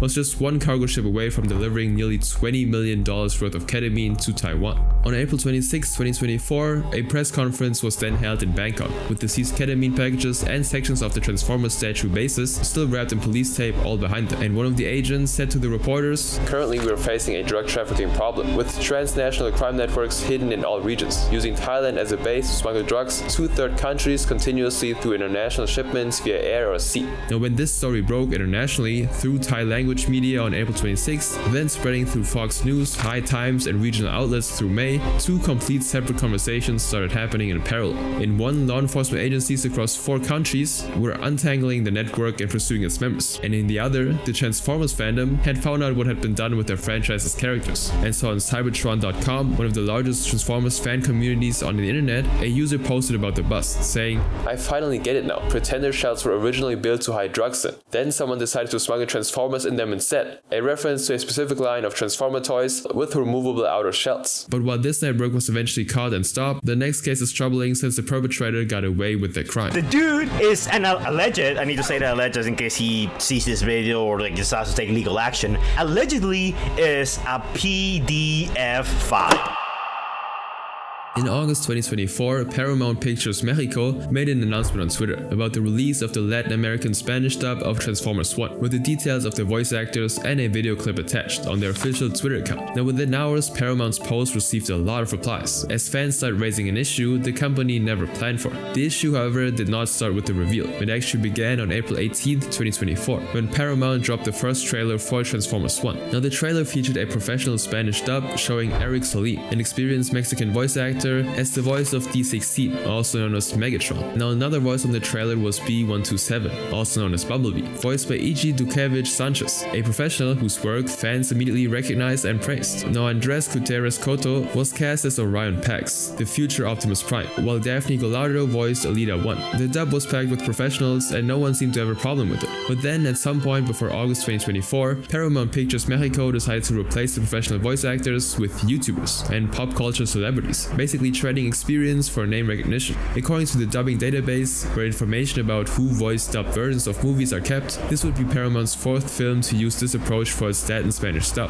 Now, Paramount had previously done the same for the SpongeBob movie, Sponge Out of Water, Teenage Mutant Ninja Turtles, Out of the Shadows, and Sonic the Hedgehog. But when the company decided to change its voice actors for the 4th time, the dubbing director on Transformers 1, Alan Velasquez, objected. According to Mexican voice actress Betsabe Jara, who spoke about the incident, his objection was overruled though, and the company went ahead with their initial plan. Now, Iggy was out, while Carlos Viana Prieto, known professionally as Juka, a Mexican YouTuber with no professional voice acting experience, was brought in as the voice for Bumblebee. Eric was also replaced by singer Eduardo Capetillo Gaetan, popularly known as Lalo, to voice the dub version for Megatron. And then on August 6, 2024, Paramount Mexico pulled a surprise on fans by posting their cast announcement on Twitter saying "Elenco listo," meaning cast ready in English. Now, after fans watched a clip showing Eduardo playing Megatron, they started complaining about the voice acting. His performance was widely described as overacted, inconsistent in accent, and lacking any of the weight the character actually requires. And fans even posted comparison clips showing the professional trailer dub next to the Star Talent version, and described the versions as very different. ¿Y esto cómo se usa? ¿Y esta cosa cómo se usa? ¿Y las ruedas? ¡Necesito ruedas! ¿Y las ruedas? ¡Necesito ruedas! Now, this made fans protest against Eduardo, pointing out the fact that he was only cast for the role because he's a singer. But while Paramount was only facing backlash for casting Eduardo, they were just about to be hit by something even bigger a few hours later. Under the same post, user began posting a link to a 2021 article from a Mexican news outlet called Linotipia, published during one of the most significant waves of intimate assault allegations ever to hit the Mexican YouTube community. And the name at the center of that article was the same name Paramount had just announced as the voice of Bumblebee across Latin America, Juka. The case started in January of 2021 when influencer Natalia Campos posted a video publicly accusing fellow YouTuber Ricardo Gonzalez, known as Riggs, of taking advantage of her. This call then opened the door to a wave of allegations, with multiple women coming forward on Twitter to accuse Juka and some other influencers of intimate attacks and harassment. And right under this video was a comment from a user named Perla, which read, "In 2015, Juka and Riggs came to give a lecture at my school, and I remember that they had many problems because they got intimate with 2 smaller humans. The school tried to silence the parents." Now, this case would receive even more visibility on January 23, 2021, when Linotipia published another piece documenting even more accusations against Juka and other influencers in question, including an account from a woman using the name Fabi, who started by saying, "Well, I think they're taking advantage of the fact that the bomb of all the machos had already exploded. I'm going to tell you about my experience with Juka." Now, her story went back to 2014, during a music festival in Mexico City called the Electric Daisy Carnival, known as EDC for short. At the time, Fabi was a smaller human who attended the event just like everyone else. There, she then met a group of influencers, including Juka and another creator named Pablo Campos. She then continued by saying, "At night we were walking, and we saw this group of guys, and I stayed talking with Pablo Campos, and we kissed, just for fun. And then I felt like they were touching my lower body part and trying to put their hand inside me, and I turned around and it was the idiot Juka. Obviously I got pissed off and immediately started yelling at him. And the idiot even said to one of his friends, 'It's a young bottom.' And well, friends, I ran away from there." She then ended the post with, "And obviously because it's a very public person, I didn't want to open my mouth, because you think no one will believe you. But thank you, Nath Campos, for breaking the silence, and for denouncing people that many still admire." Now, most of the accusations coming out at the time involved more than one of these influencers, and in many cases, they moved together while committing these crimes. An example is an old video that was posted on Twitter on January 23, 2021 by a user named Shah, captioned, "Is this okay for you? Don't get carried away by a pretty face. Both Riggs, Juka, Alex S, among others, have proven to be disrespectful, and we always have to wait for them to do their thing to realize how disgusting they are." In the video, one of the influencers, named Juan Pablo Zurida, harassed a woman by pretending to bite her lower private part, and he did that while in the company of Riggs, Juka, and Sebastian Villalobos, who all simply laughed at it. Now, even though this was a very big accusation, no charges were actually filed, and no criminal investigation followed, and the news only circulated on social media through January and February of 2021, and then simply gradually faded. Now, after this, Juka's YouTube career continued without apparent interruption, until Paramount decided to cast him. Now, the complaint threads in Paramount Mexico's replies began to fill up with Juka accusations, and to make things worse, Paramount Mexico started deleting them without giving any statement on the matter, which kickstarted an online protest with the hashtags Traigan la voces de Trela and No es mi Megatron. And even though the company was ignoring the backlash, the fans kept demanding that the company remove Juka and Eduardo, restore Eric and Iggy, and have Paramount address the allegations. And the fans went as far as adding community notes under Paramount Mexico's cast reveal tweet saying, "The influencer Juka has been accused accused of intimately doing stuff to a smaller human. And the official account of Paramount Mexico has been deleting the claims of people who are not satisfied with the decision to include him as part of the main cast without giving statements about it. And although the campaign had a wider reach, it unfortunately completely failed,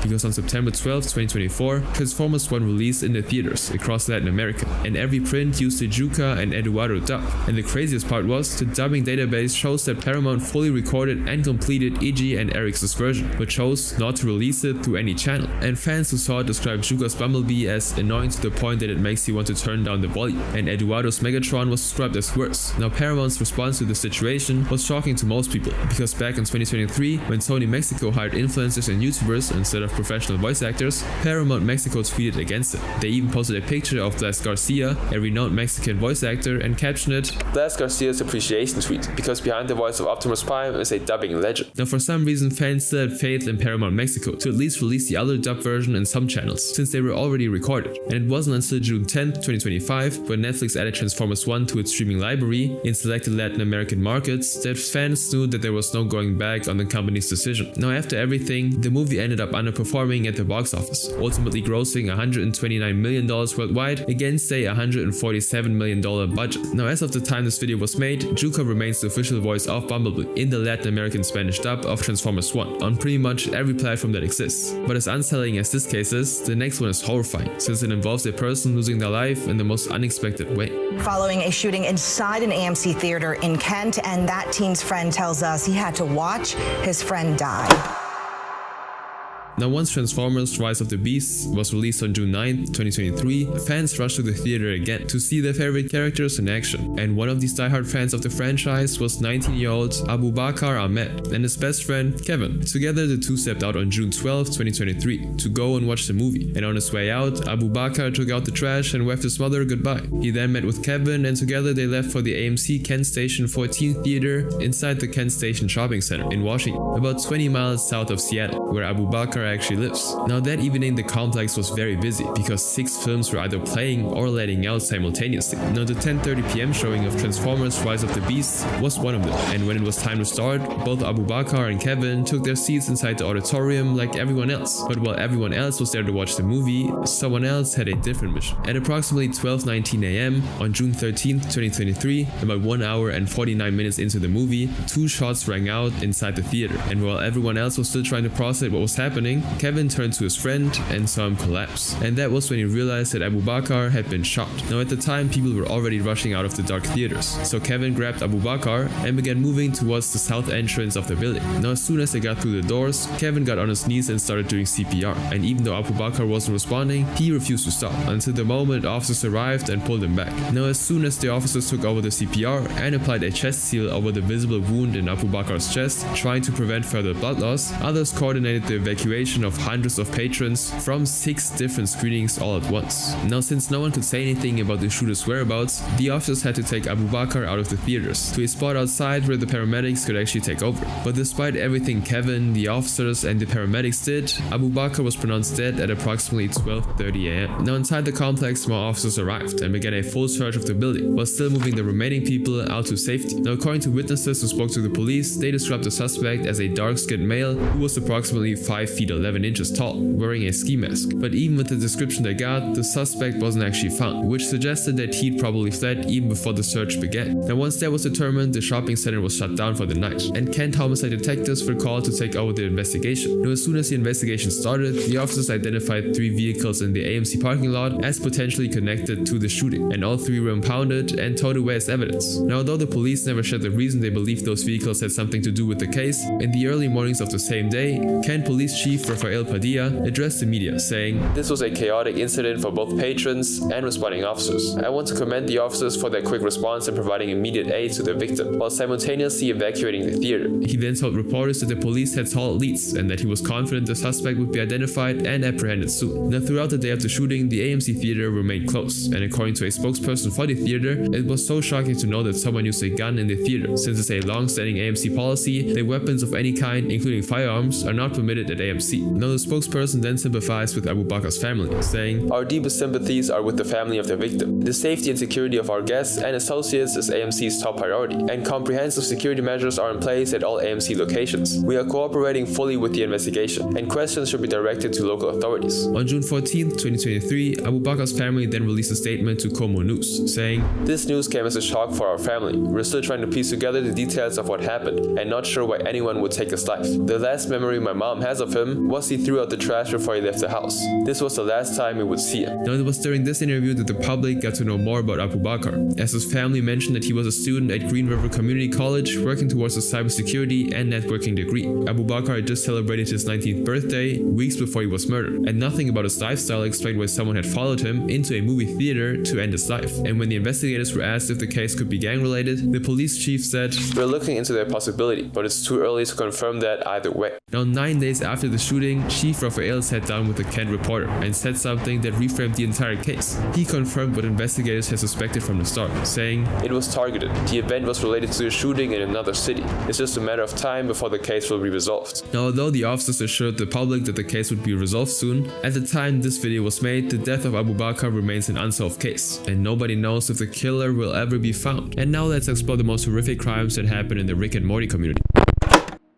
In 1998, Disney released an animated film titled Mulan, inspired by the ancient Chinese legend Hua Mulan. Now in order to promote this movie, Disney collaborated with McDonald's to create Mulan-themed meals and packaging, and this included a special McNugget dipping sauce known as the Szechuan sauce, which was inspired by the famous Chinese sauce known as Sichuan. Now despite the Chinese inspiration, the sauce didn't taste like the original, but since it was designed for the American audience and replicated the typical fast food taste, the fans absolutely loved it. And after the movie promotion was over, the Szechuan sauce was removed from the McDonald's menu, and by the early 2000s almost nobody remembered it. But on April 1st, 2017, after season 3 of Rick and Morty premiered on television, the first episode titled The Rick Shank Rick Redemption will remind fans of the forgotten Szechuan sauce. "This sauce is amazing. You said it was promoting a movie?" Now the episode begins with Rick imprisoned by the Galactic Federation, which is a major antagonist government in the series. Now the Galactic Federation captured Rick with the aim of extracting the secrets of how he invented the portal gun, and to achieve that they had to use a device called a brainalyzer on it. This device places a person inside a simulated version of their own memories and allows the Federation agents to physically interact with the memories. Now once the brainalyzer was used on Rick, he appears to share memories about how he invented the portal gun, but unknown to the Federation agents, Rick was only sharing a fabricated memory, and so he eventually escapes, and the episode ends with Rick revealing that the entire backstory was fake and that the Szechuan sauce was his real motivation for staying in his old memories for so long. Now very quickly this became a widespread meme, and soon fans who remembered the sauce from 1998 felt nostalgic, while younger fans were filled with curiosity. And so not long after these conversations began, someone launched a petition on change.org for McDonald's to bring back the Szechuan sauce. And this campaign actually gained massive traction on social media, and the petition soon ended with over 38,000 signatures. Now in response to that, on July 30th, 2017, McDonald's actually sent a jug of Szechuan sauce to Rick and Morty's creators, Justin Roiland and Dan Harmon. And Justin then took a picture of the package and posted it on Twitter, and in the package was a letter to Justin that reads, "We finally did it. It took months, but we finally brought back some Szechuan sauce. We wish we could have brought more sauce through, but we couldn't risk keeping a portal like that open. Think about it. If you knew in 1998 that McDonald's would have all-day breakfast in 2017, would you really want to stay in 1998? Of course not. A few lucky fans will also get to experience the glory, but the first bottle in this dimension is for you." Now this brought extreme excitement to fans, and triggered speculation that a wider release might follow, even though the notes stated clearly that only a few lucky fans would get it. Now 3 months would actually pass with no words from McDonald's. However, on October 1st, 2017, they would announce a one-day limited return of the Szechuan sauce, scheduled for October 7th, 2017, on 2 p.m. And with the date in mind now, fans prepared to arrive early at their nearest participating McDonald's. And so even the night before the promotion even started, fans already began arriving at McDonald's locations across the country, with some camping out overnight to secure spots. Now at one of the most popular McDonald's spots in San Jose, California, over 1,000 people lined up, with the line snaking around the block before 2 p.m. And the same happened in California, where hundreds of people queued around the block before release time. And even worse, some Canadian fans traveled across the border, all to purchase the sauce. Now by 2 p.m, over 100 McDonald's stores reported having way too many customers queuing for the sauce. And the problem was that the stores received far fewer packets than expected. And as a matter of fact, some stores never even received any sauces at all. Now this announcement about the shortage was made across all locations, eventually leading to the start of raffle systems to determine those who could actually get the sauce in some stores. Now at an Orlando McDonald's, after the employees announced insufficient supply, fans booed for several minutes before most of the crowd then just simply left. But it was a different story robbery at the Newark locations, where some stores weren't even aware of the promotion and never received shipments, leading to fans holding up makeshift protest signs with the hashtag "Give us the sauce." However, these reactions are tame compared to what happened at one of the McDonald's in Manhattan, because as soon as the fans got the heartbreaking news, they began screaming as loud as they can, escalating the tension. And for a while it looked like the situation could escalate out of control and violence was just bound to erupt, but thankfully the employees managed to contain it before it actually got out of control. However, things unfolded very differently at the San Jose McDonald's, where one fan lost control and gave people an unforgettable spectacle.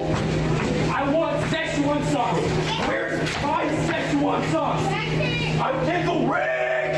What below the dum dum? I'm Pickle Rick. Rick. I'm Pickle Rick. Rick. What the heck? And around the same time, fans at a different location began to chant Szechuan sauce.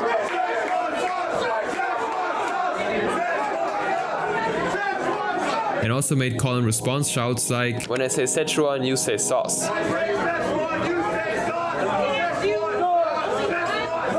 Now the situation was under control for a while, until some fans allegedly jumped over the counter to steal what was left of the sauce. And this led to physical altercations, prompting people to call the police for intervention. They were able to identify 4 males and an unknown number of females fist-fighting over tickets. And although no arrests were made, the large crowd was eventually dispersed. And although this story was chaotic, the next case is even more disturbing since it involves death threats. As a result, the writers were harassed and even had their personal information published online. Throughout the first 2 seasons of Rick and Morty, the writer's room was full of men, but at the start of the 3rd season, Dan Harmon and Justin Roiland decided to hire female writers for diversity, unknown to them that this decision would cost the writers more than they could bear. In October 2015, while Dan and Justin were discussing staff in an interview, they talked about how both men and women applied for writing roles, but when they interviewed submissions, they discovered female writers who'd submitted exceptionally good scripts. And of all the women who applied, 4 of them, namely Jane Becker, Jessica Gao, Sarah Carbiner, and Erica Ross, were selected, and by November 2015, writing began for season 3. But it wasn't until 2017 that it began airing on Adult Swim, featuring several episodes written or co-written by the new female writers. For example, season 3, episode 2, titled Rick Mansing the Stone, was written by Jane Becker, and according to the production team, she did a perfect job. But as soon as the episode aired, some fans complained online about a drop in quality. Although episodes are collaborative, which means that Jane together with other members of the team worked on the episode, the fans solely blamed Jane for the issues they had with the episode. While some mentioned that her writing wasn't as good as the male writers, others specifically claimed that the episode focused more on Summer because she's a female character. Similarly, the 3rd episode, titled Pickle Rick, which was also credited to another female writer, Jessica Gao, soon became a target for backlash. Even though the episode was one of Dan's favorites and one of the episodes that ended up receiving an Emmy award, some fans criticized it and called it one of the worst episodes ever produced by the team. And as soon as the backlash for the episode surfaced online, a Reddit thread titled Nobody Cares would be posted under the Rick and Morty subreddit, complaining about the season's quality. However, it quickly devolved into personal attacks on the female writers. They took it as far as doxing the writers by sharing addresses and contact details of Jane and Jessica without their consent, and before the moderators could actually stop this, the information had spread throughout the platform. Now the moderators eventually removed most of the comments, but screenshots survived, and they revealed exactly how vicious the attacks were. One of them read, "It's Hollywood. It's always been female dominant viewpoints because they complain the loudest. I hope the entire staff of the show is sent to Saudi Arabia and have their female private parts cut off so they can witness real oppression and sexism." And as the backlash continued to escalate, the Reddit moderator Elastic Gomez made a statement to condemn the behavior, saying, "Some people have been threatening and harassing the female writers of Rick and Morty, all because they didn't particularly care for the past few episodes. It goes without saying that regardless of what you think about the show, this sort of behavior is bad, and inciting more harassment of these people is not allowed on the subreddit. While we are allowing discussion of this topic, smear campaigns against any individual will be removed. Repeated offenses will result in a temporary ban." And after this statement, Elastic removed every threatening and offensive comment targeted at the writers. They also made sure that the users who posted these comments were banned from posting anything on the subreddit. And although these actions helped to contain the situation on Reddit, the trolls didn't stop there. They instead just moved to Twitter and sent death threats to the female writers. Some of the writers even noted in an interview how they received violent intimacy threats as well as vulgar language and sexist comments under every single post. And not long after these disturbing posts were made, Twitter decided to remove them from the platform too, due to violation of policies. And now news articles documenting the harassment are the only evidence that they ever actually existed. In September 2017, Dan condemned the harassment in an an Entertainment Weekly interview, saying, "I've made no bones about the fact that I loathe these people. It sucks." He then highlighted the irony of the trolls' actions given the show's theme. The series itself pretty much condemns toxic masculinity and entitlement, especially Pickle Rick, which features Freudian themes, which are theories from Sigmund Freud on ego and superego. This episode actually focuses on how Rick was controlled by buried emotions and his fragile ego, making him unable to handle his feelings. And after Dan's comment, Adult Swim also supported his stance by putting out a statement saying, "We wholeheartedly support Dan and the entire team of talented female writers and crew on Rick and Morty." Now, Jessica and Jane didn't publicly respond to the harassment. However, another female writer, Sarah Carbiner, mentioned the writers and had goals of enhancing Beth and Summer's arcs for nuanced storytelling, and also clarified on why the characters were seen and heard more when they actually arrived, saying, "I don't think they ever didn't give Summer and Beth their due. I think a lot of guys in the room were driving those conversations because they realized we need to tell more of these stories. And now that there are women in the room, we can vet them and make them better. It wasn't like we showed up and said, 'Where are all the Beth episodes?'" And despite the criticism, the season continued to receive praise for being outstanding and even won different awards, partly credited to the diverse writing team. Eventually, the female writers were able to move on with their lives. But the next case is really horrifying since it involves an actual murder. You reckon if I let you suck my that I could get a fair trial here? Oh, I don't think so.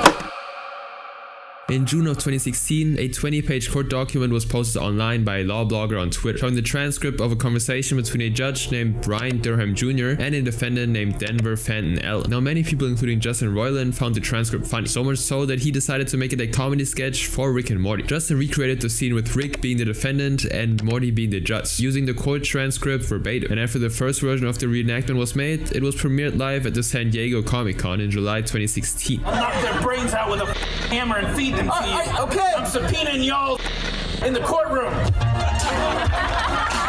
The clip drew so much attention that Adult Swim proceeded to upload the full video on their official YouTube channel on August 4th, 2016, and since then it had gained over 13 million views. Now, the conversation started with Denver telling the judge that he wanted to fire his public defender, James Wyatt, and get a new one. But Judge Brian told Denver that he was only entitled to a lawyer and not a particular one, which means that he was stuck with the one he had. And upon seeing that Judge Brian was not giving him what he wanted, Denver actually presented his reasons for wanting to fire his lawyer by accusing James of making intimate advances at him. In addition to that, Denver also alleged that James had sent him to a hospital for a psychiatric evaluation against his wish. And lastly, that James didn't give him access to any discovery documents, including the coroner's report, police report, and the autopsy. In response, Judge Brian asked James if he shared the reports with Denver, to which James replied that he has. But Denver countered, saying that he's only seen a 4-page indictment explaining charges against him. Judge Brian then explained to him that the reason he didn't get any other document was because James doesn't have any other. But Denver insisted that there has to be more to his case than a 4-page document he received, and refused to stand trial with the same lawyer. Judge Brian then told Denver that the only option he has is to be his own defense attorney, which might be the biggest mistake of his life. And this made Denver ask, "So basically you're sitting here telling me now you have to find me guilty if I go to trial and try to defend myself?" You're probably right. That would be my guess if you try to defend yourself. You don't know anything about selecting a jury, do you? Now, this answer didn't satisfy Denver, and soon he threatened to force a contempt charge to stall the trial. Now, Denver's resolve didn't make the situation any better, and from there it only got worse. I don't care. I know you don't, and I sentence you to 20 days for that. And if you say anything else, I'm gonna add 20 days for everything you say.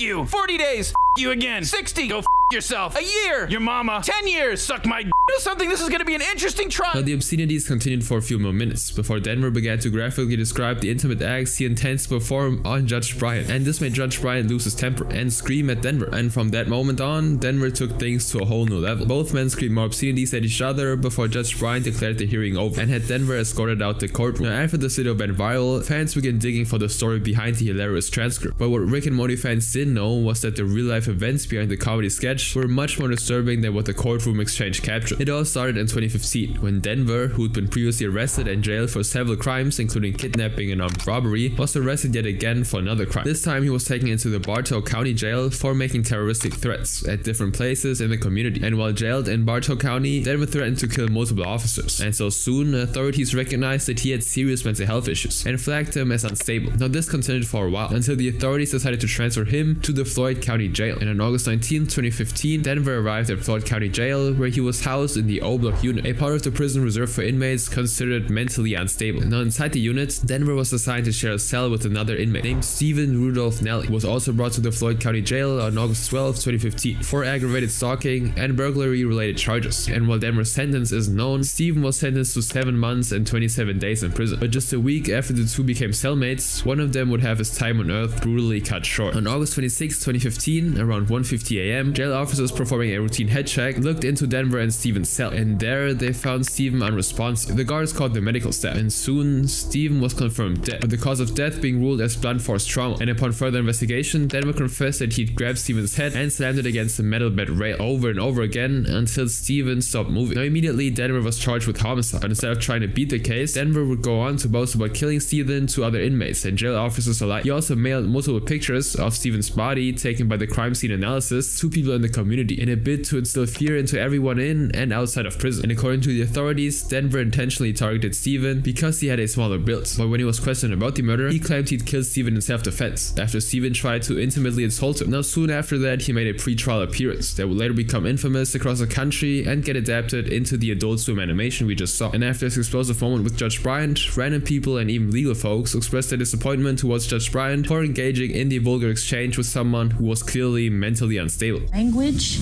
that I have never in all my years of practicing heard a judge use, let alone a judge on the bench, in open court, in front of the public, on the record. Now after facing some serious backlash, Judge Bryant formally excused himself from the case and offered a public apology, acknowledging that his conduct was unethical. He also agreed to undergo sensitivity training to better handle cases like this in the future. Now this change led to the appointment of another judge named Billy Sparks to the case. But in the courtroom, Denver's behavior didn't actually change. He again threatened to kill Judge Billy's family members and interrupted the proceedings many times. But Judge Billy didn't actually engage her. He immediately ordered that Denver be removed from the courtroom and set another date for his trial. But despite that, Denver's erratic behavior would continue for as long as he appeared in the courtroom, as he would continue threatening everyone present and calling members of the jury obscene names. And so eventually, in December of 2017, after a jury took 1 hour to deliberate on the case, Denver was sentenced to life in prison with no possibility of parole. And while Denver may never be able to carry out his murderous fantasies, this next case raises a different kind of unease, since it involves a creator with troubling interests towards smaller humans, who continue to work on projects designed for younger audiences. The following is a true personal account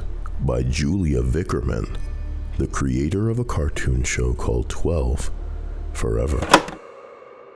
Julia Vickerman is an American animator, a writer and director and producer known for her work in children's animation. She became famous for contributions to shows like children's series Yo Gabba Gabba and a Netflix animation series 12 Forever. But beyond creating 12 Forever, Julia Vickerman was also known for her work as a storyboard artist on Rick and Morty. However, in 2019, a resurfaced Tumblr post redirected the public attention and ended up overshadowing years of her professional contributions. It all started on August 31st, 2019, which happened to be Julia's 35th birthday. Now, after almost the entire day was over, a Twitter user named Shu posted some screenshots and captioned it, "Apparently the creator of the Netflix show 12 Forever lusts after male smaller humans," and even tagged one of her own posts with the hashtag PDF file. Very cool, very normal. Now the first screenshot shows Julia's Tumblr profile and a picture of her posing with bears, while the next one reveals some very disturbing posts she made 9 years prior. On July 17, 2010, Julia, who was 25 at the time, wrote about a smaller human she met at a carnival she attended near Griffith Park with a friend named Tony, saying, "Tony was hesitant to go on any rides because he values his life, or so he says. But once I had bought 10 tickets, who can really say no to a jarring bout on the Sizzler? Oh, but Tumblr, guess who was in line to go on Sizzler with us? This beautiful, androgynous, long black-haired emo male, smaller human, wearing tight pants and a black t-shirt, emblazoned with the name of some band that probably sucks, and a slip-injected fake red-haired mother who looked like a washed-up rock star. Oh, heaven, adopt me. Occasionally, I get instantaneous infatuations with strangers that can only be described as overwhelming or annoying, depending on how patient you are with me. Tony was nice enough to follow this poor smaller human around the small carnival with me as I tried to sneak photos, none of which turned out well. I knew that my heart would forever be in turmoil unless I at least tried to talk to, oh god, if only his mother had been there." And the story didn't end there. It continued with how Julia eventually found a way to talk to Tyler, saying, "The light of heavenly inspiration shone down on me when I realized we had 2 tickets left, which leaves 0 options as far as rides. The 2 tickets had to be disposed of, perhaps into the hands of an awkward, skinny-jeaned, adolescent, hot topic customer. I marched over to the rockstar mom and her elven boy sitting cross-legged on the grass eating a candied apple. I bent down to give her the tickets. I'm creepy, but I'm not that creepy. I'm not gonna talk to her son while she's there." And she then said to Tyler's mom, "We have 2 extra blah blah blah blah. Where's your car so I can follow you home, blah blah blah." She was really nice and said I was so sweet, etc. And I watched my muse push his dyed black hair behind his ear, exposing epic eyebrows. Apple still pressed to his lips, say thank you and smile. This was the best day ever. Why am I so creepy? And to make things worse, Julia actually ended up her post with #awful, #PDF file, #gpoint, meaning gratuitous picture of yourself. And this last hashtag was included because of Julia's picture attached to the post, which proved that this wasn't fiction, but an actual event that happened. Now, after these screenshots gained massive traction on Twitter, it started to spread to other platforms like Reddit, which made fans dig more to find Julia's post from 2010, revealing a disturbing pattern. One tweet she made on March 26, 2010 reads, "Went to an early streaming of Scott Pilgrim last night. The place was filthy with young, skinny, nerdy boys.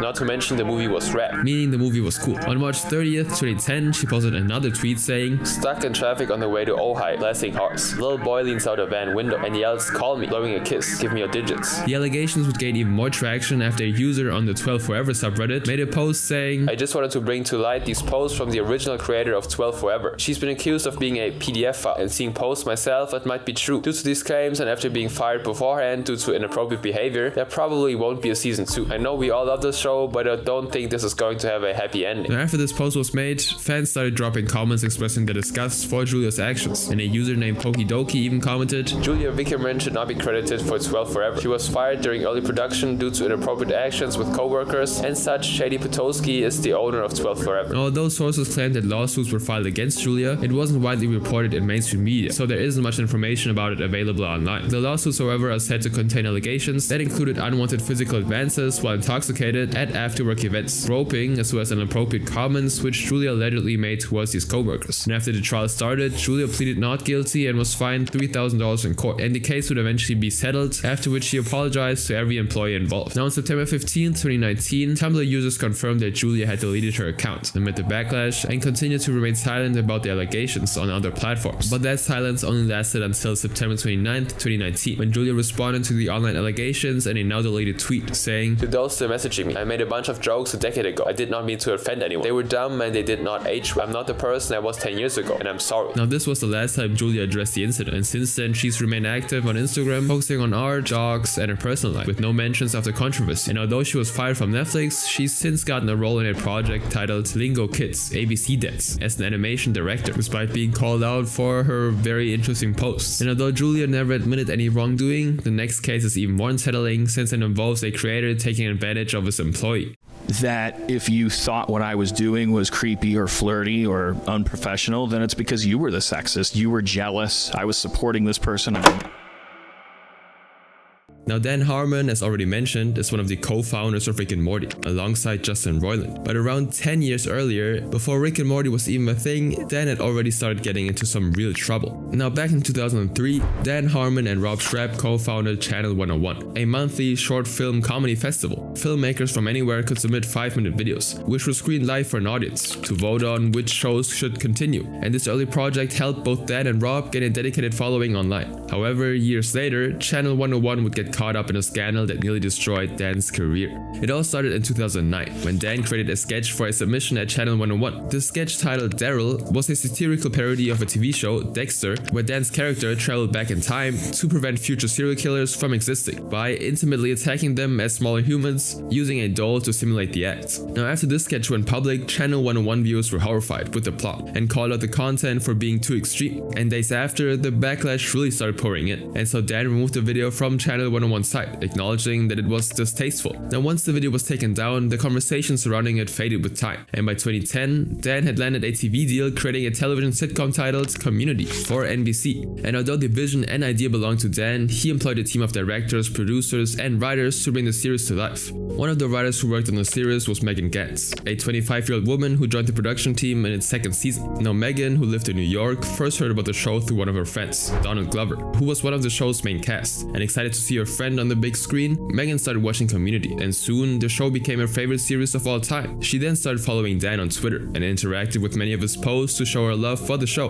Now around the same time, Megan moved from New York to Los Angeles, where Dan happened to live, and where the production actually happened. And although it's not clear whether her love for the show had anything to do with her relocation, it was true that Megan was now in closer proximity to Dan, and so she followed his career closely. Megan tracked Dan's public appearances on social media, so much so that she knew the activities he did and the events he attended, and this made it easy for her to meet Dan at a Channel 101 event where they met in person for the first time. Now upon seeing Dan, Megan walked up to him and started gushing about the show, Community, and at the end of her non-stop praise for the project, Megan made her pitch, saying that she would love to work with Community's production team, and Dan simply responded to her by asking how old she was, to which she answered that she was 25. Dan then suddenly dismissed her because of her age, telling her to go home and take a long nap. But despite that, Megan didn't listen to Dan's advice. She submitted an application for the role of a writer and then took her mind off of it. And soon after, she was actually invited for an interview with Dan. And once again, Megan rambled through the entire interview without actually letting Dan get a word in. Now at the end of the interview, she felt like she'd messed up because she spoke uninterrupted, so she really wasn't expecting to get the job. But despite that, 2 weeks later, while Megan was actually taking a nap at home, she got a call from her agent, who told her that she'd gotten a job.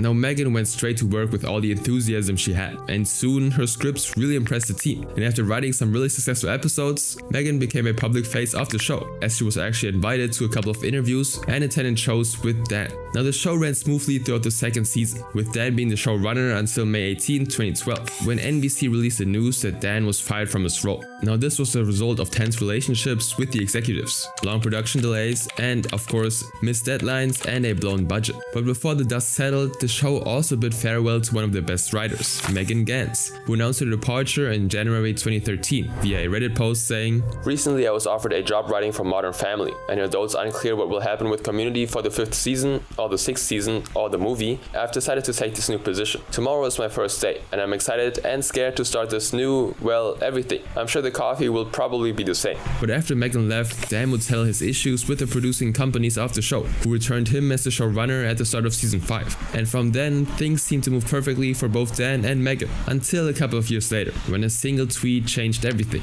In October 2017, at the time the Harvey Weinstein scandal brought the Me Too movement into the mainstream, Megan made a now deleted tweet with the Me Too hashtag saying, "Hey bud, I once told you I didn't feel comfortable working at your home, just us two. And you said, relax Gans, I'm not gonna violently assault you." Maybe men need their own version of hashtag Me Too, where they acknowledge times when they cross the line and identify ways they could do better. Now although this tweet clearly described workplace harassment, no one knew who she was actually referring to, because she never mentioned a name, nor did she provide any context. And so followers would drop hundreds of comments trying to get her to reveal the name of the person she was referring to. But Megan never responded, and so the tweet slowly faded out of everyone's mind, not long after it was posted. However, on December 31st, 2017, Megan's tweet would once again become a topic of discussion, after Dan Harmon tweeted, "This was truly the year of the bad people, myself included. You don't have to make 2018 the year of the mensch, but I hope it can be the year of the not as much of a bad person." Now this tweet got thousands of likes and hundreds of retweets, as it seemed like a New Year's resolution post. But that soon changed on January 2nd, 2018, when Megan responded to her former boss's tweet saying,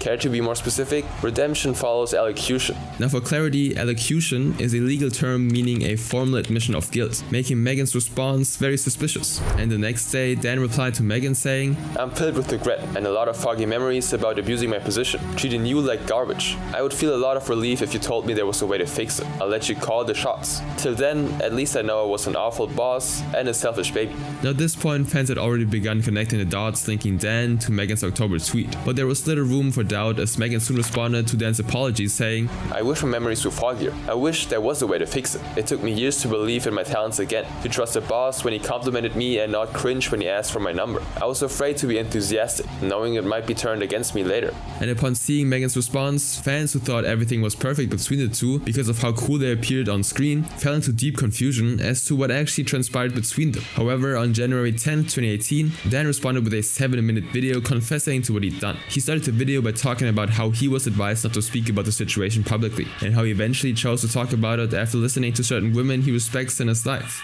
He then continued by admitting that back in 2010 he was attracted to Megan, while he was in a relationship with another woman whom we will call Laura. He also admitted that he knew that his feelings for Megan were problematic, yet he started flirting and creeping around her. Now at the time, Laura noticed a shift in Dan's affection, and knew it was probably because of Megan, and so Laura decided to confront Dan about it, asking if he had feelings for the young writer, to which he responded, of course, "No."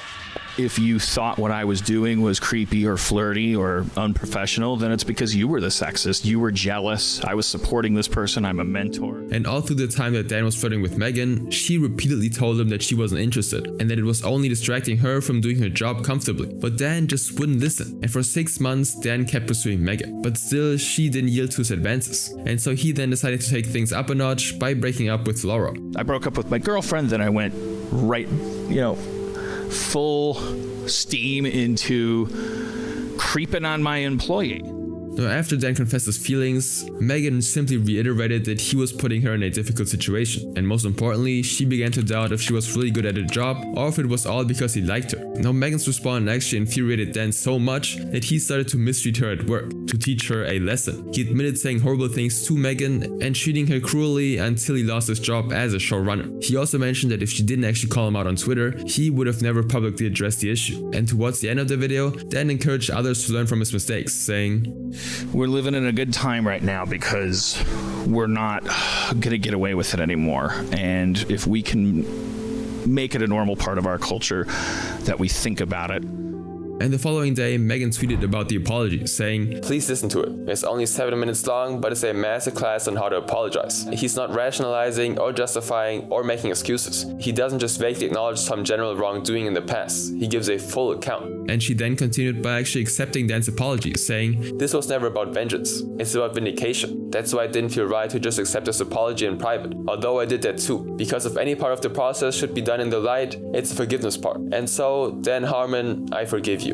And at this time, Dan thought that his storm was over, but just months later, he would find himself in another controversy. Because in July 2018, the Daryl sketch from 2009 was resurfaced on 4chan, and from that platform, it ended up on Reddit. And there, the sketch once again went viral, and resulted in Dan facing a fresh wave of backlash. And so on July 23rd, 2018, Dan issued a public apology, saying, "In 2009, I made a pilot, which strove to parody the series Dexter, and only succeeded in offending. I quickly realized the content was way too distasteful and took the video down immediately. Nobody should ever have to see what you saw, and for that I sincerely apologize." And the next day, Dan deleted his Twitter account completely and has since not been online on the platform ever again. However, on the same day, Adult Swim issued a statement saying that there won't be a professional impact on Dan, since he recognized his mistake at the time and apologized. And he then continued as the co-creator of Rick and Morty, which has since been pretty successful. And although Dan was forgiven by his victim, this next case is more alarming since it involves multiple victims. Recently came to light that Justin Roiland has been secretly battling domestic battery and false imprisonment charges from his ex-girlfriend.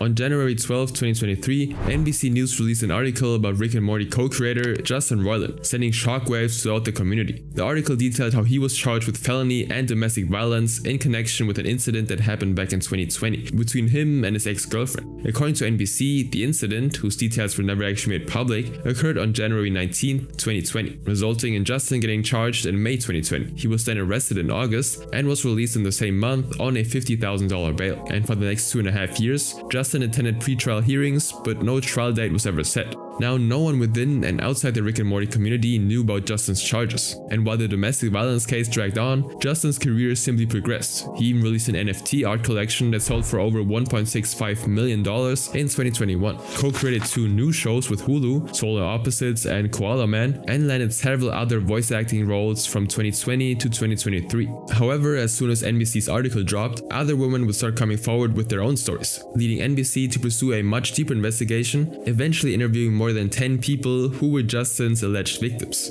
Now, with the sheer amount of negative attention Justin was receiving in the media, Adult Swim immediately took action by severing ties with Justin on January 24th, 2023, ending their 10-year relationship. And the next day, Hulu also dropped him from 2 of the series, Solar Opposites and Koala Man, while stating that the shows would continue without Justin's involvement. Now, for the next 3 months, Justin remained silent about the ongoing situation, and no news about the case surfaced until February 7, 2023, when The Hollywood Reporter published another disturbing article about Justin. Now, this article details how Justin's colleagues talked about his workplace behavior that made them uncomfortable for years. According to multiple sources, Justin once paraded a high-profile adult content creator through the Rick and Morty writer's room without being concerned about how others felt about his actions. And some of his colleagues also reported how he openly discussed his intimate fantasies at work, and how he was involved in intimate harassment with female writers in 2017, although the victims' identities were never actually revealed, and they never went into details of what the extent of the harassment actually was. It was also reported that Justin was formally investigated by Cartoon Network in 2020, but no one could tell if any actions were taken afterward. Now, while these articles and Justin's charges sent the whole community into a frenzy, Justin and his legal team remained confident, as his attorney wrote a statement that was released in January 2023 saying, "To be clear, not only is Justin innocent, but we also have every expectation that this matter is on course to be dismissed once the district attorney's office has completed its methodical review of the evidence. We look forward to clearing Justin's name and helping him move forward as swiftly as possible." And just as predicted, on March 22nd, 2023, the Orange County District Attorney's Office dismissed all charges against Justin due to insufficient evidence to prove the case beyond a reasonable doubt. And so once the charges were dropped, Justin spoke about the allegations for the first time, as he took to his Instagram story to say, "I've always known that these claims were false, and I've never had any doubt that this day would come. I am thankful that this case has been dismissed, but at the same time, I'm still deeply shaken by the horrible lies that were reported about me during the process. Most of all, I'm disappointed that so many people were so quick to judge without knowing the facts, based solely on the word of an embittered ex, trying to bypass due process and have me cancelled. Now that the legal case has ended, I'm determined to move forward and focus both on my creative projects and restoring my good name."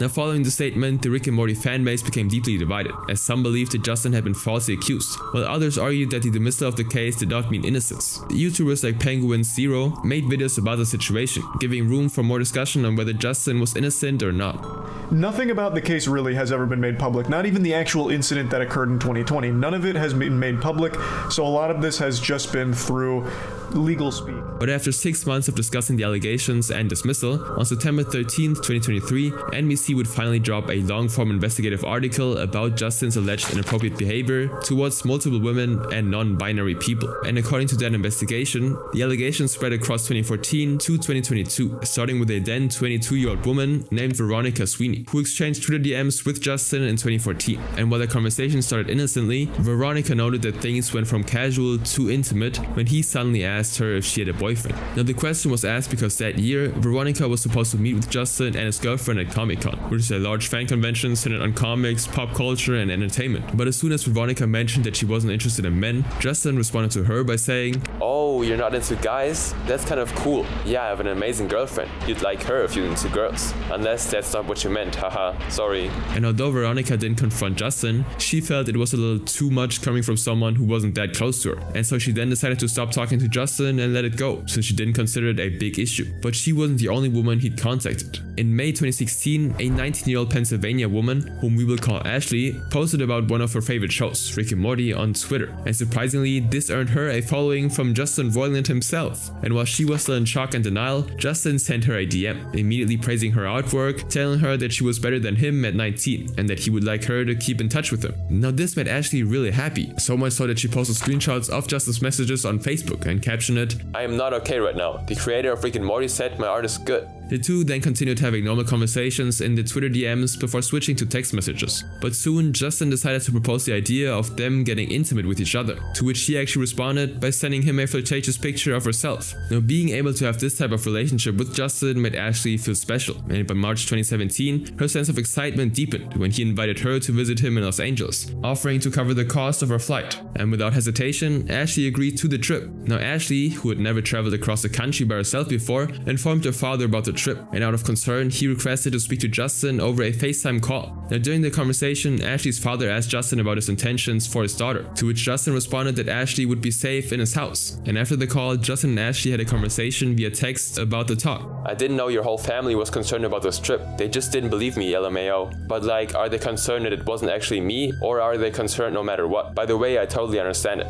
They just love me a lot and don't want anything bad happen to me. I will make absolute 100% sure nothing bad happens to you." Justin then asked Ashley if she was interested in women, to which she said that she didn't think so. But still, Justin told her that one of his female friends would be with them and that she might be interested in Ashley. Now, on March 31st, 2017, Ashley arrived at the Los Angeles airport where Justin picked her up and drove her straight to his house. Now, there, a party that Justin threw to preview season 3 of Rick and Morty was already underway, and there were several famous YouTube personalities and celebrities that Ashley had only seen online. Now, this made her kind of stay in a corner, since she didn't actually know anyone there, and when everyone everybody left, Ashley was left with Justin and her female friend he spoke about. Both Justin and his friend, whom we'll call Linda, got into a hot tub, and soon they invited Ashley to join them. Now after getting in, she was served with liquor, and she drank enough that her memory of the evening became fragmented. However, she mentioned that she fully remembers the intimate acts that happened in the tub, because there, Justin asked Linda and Ashley to perform explicit acts on each other, which the two did, even though Ashley said that the acts were painful. And after that, Justin also got intimate with Ashley while Linda watched.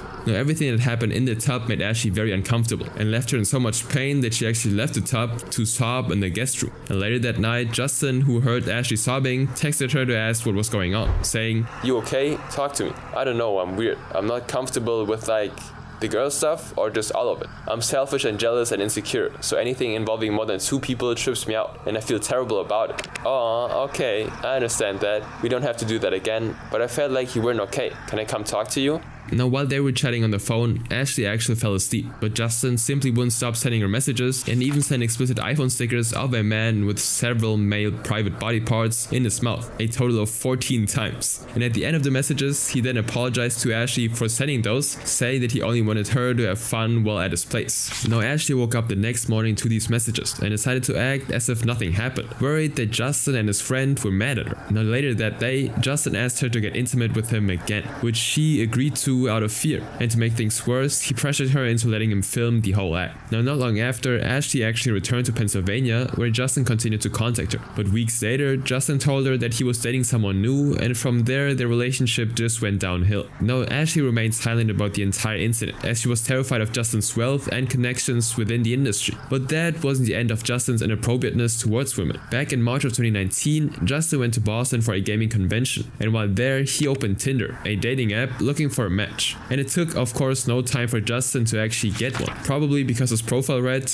"Yes, it's actually me. Yes, I co-created Rick and Morty." His match was a 20-year-old woman from Boston, whom we will call Nicole. Justin sent the first message to Nicole, saying, "Hey, what's up, B-word? Just kidding." A remark referencing the voice of Rick Sanchez, one of the Rick and Morty characters. Now Justin sent that message with the hope that Nicole was a fan of Rick and Morty, but it turned out that she never actually watched the show. However, she knew how successful the show was, and also knew that Justin was rich and famous. And with this in mind, Nicole replied to Justin saying, "Hello, can we go shopping and have fun? And I'll give you a fashion show and we can get coffee and talk." To which Justin responded, "I think I'm down, yeah. I'd be cool with just hanging, maybe a drink, just talk and meet you." Now that night, Justin took Nicole to a restaurant near the site of the gaming convention and bought her drinks, even though she was actually still under 21, which is a legal drinking age in the US. Now after having 2 drinks, Nicole started feeling drunk, so Justin suggested they go shopping nearby. And after buying her clothes, Justin then suggested to go back to his hotel room, which Nicole agreed to. Now upon getting there, Justin asked Nicole to perform oral stuff on him, which she refused. But he couldn't take no for an answer, so he persisted and even forced her head down to the point where Nicole could no longer resist. And from that moment on, Nicole started feeling guilty and embarrassed, thinking it was all her fault because she asked Justin to take her shopping. However, after all of this was done, Nicole would never confront Justin until June of 2019, when she had an exchange with Justin in a chat. "The intimate stuff that happened with us was not handled by you in the best way, and I just want you to take that into account in future dates. I know it was not just black and white, but verbal consent is important." "Yeah, I didn't? I'm really sorry. That's not cool at all. Jesus, that is not me whatsoever. I literally didn't get consent? I mean, you said after that you thought it turned me on to be forced. I told you that I would have preferred it didn't happen. Oh, Jesus Christ, I'm really sorry. I was not consenting. I was saying no and other things." Now what transpired between the two afterwards was not documented, but according to the article, Justin didn't stop there. In the same year on Tinder, Justin, who was 39 at the time, matched with an 18-year-old named Haley Long, and he immediately asked her about her plans for the evening and suggested a meeting the same night. But Haley couldn't actually make it because she had to babysit the next morning, and with her unavailable for the evening, Justin simply stopped talking to her. However, that wasn't the case for Jana Waters, whom Justin met in 2016 when she was a smaller human. Justin invited her to visit him in Los Angeles and even offered to pay her for the trip, but Jana reminded him that she wasn't legal yet, to which Justin said that he assumed she was. And although Justin didn't bring up the trip again, in 2019, he would later invite Jana to a party he was throwing for the employees of his video game company in North Carolina. Now at the time, Jana was 20 years old and lived a few hours away from Raleigh, and upon getting to the party, Justin offered her alcohol, which she refused because she was still under 21. But Justin didn't respect her decision and pushed her to drink alcohol anyway. And to make the situation even worse, Justin would take Jana to a short-term apartment he rented and also invited 2 other women there. He then asked Jana to kiss one of them, to which she declined before leaving. Now fast forward to January 19th, 2020, Justin was dating a woman who NBC identified as simply Jane Doe for the sake of anonymity. Now for an unknown reason, Justin was allegedly physically hurting her to the point to leave abrasions and bruises on her body. He also allegedly violated her personal freedom through violence, menace, fraud, and deceit. And this was the very domestic violence case that led to Justin's arrest in August of 2020. Now around the same time that Justin was allegedly involved in this misconduct mentioned earlier, he was also allegedly found engaging in predatory behavior with some other smaller humans. According to NBC, 2 of these smaller humans shared messages they exchanged with Justin, and both showed him using a derogatory turn on them. One of them, whom we will call Helen, showed a conversation they had on Twitter, where Justin was talking about smaller humans who were working on the Rick and Morty project, calling them jailbait. He then told her, "You're one yourself though, that is true." He then forwarded another message with a meme that says, "Shame," to which Helen responded saying the life chose her, but she never chose it. Now Helen didn't take offense to everything Justin said, and instead shared her aspirations to stream herself playing video games with him. But instead of getting encouragement from him, he said to her, "I bet you do good. Then once you become an adult, you start making adult content." Now this conversation continued with the 2 updating each other about their day. But when Helen mentioned that she was going to school the next day, Justin responded, "You should just run away from home and go into intimate slavery. You F-slur, B-word, just kidding. You wish, you B-word." And although Helen clapped back and seemed comfortable, she later confessed to NBC that Justin's word got into her head, as she would sign up to an adult content website as soon as she turned 19. And after becoming an actual adult content creator, Helen messaged Justin to inform him with the hopes that he would be proud of her. However, even after that, she didn't seem to get the reaction she wanted from him, as Justin simply ignored her. Now this was the end of Helen's experience with Justin, but the article included stories of other women who also shared their experience with NBC. And so immediately after going online, the article went viral, and Justin's attorney responded to the allegations, calling them false and defamatory. He also went ahead to say that in Nicole's case, Justin was actually the victim, since she was soliciting gifts, leaving Justin feeling duped and taken advantage of. Now some fans believed that Justin was only being targeted, saying that there was no real evidence to prove that he did all that he was accused of. However, his friend and co-creator of Rick and Morty, Dan Harmon, thought otherwise, as he said in an interview with The Hollywood Reporter, "I'm frustrated, ashamed, and heartbroken that a lot of hard work, joy, and passion can be leveraged to exploit and harm strangers." Now the show Rick and Morty had its 7th season premiere on October 15, 2023, with a new voice actor replacing Justin as the main characters, Rick and Morty. But even after every allegation, no new charges were filed against Justin Roiland, and ever since he's maintained a low profile with no announcement of a new project. And last but not least, I'm gonna cover some crimes that happen in the Magic the Gathering community.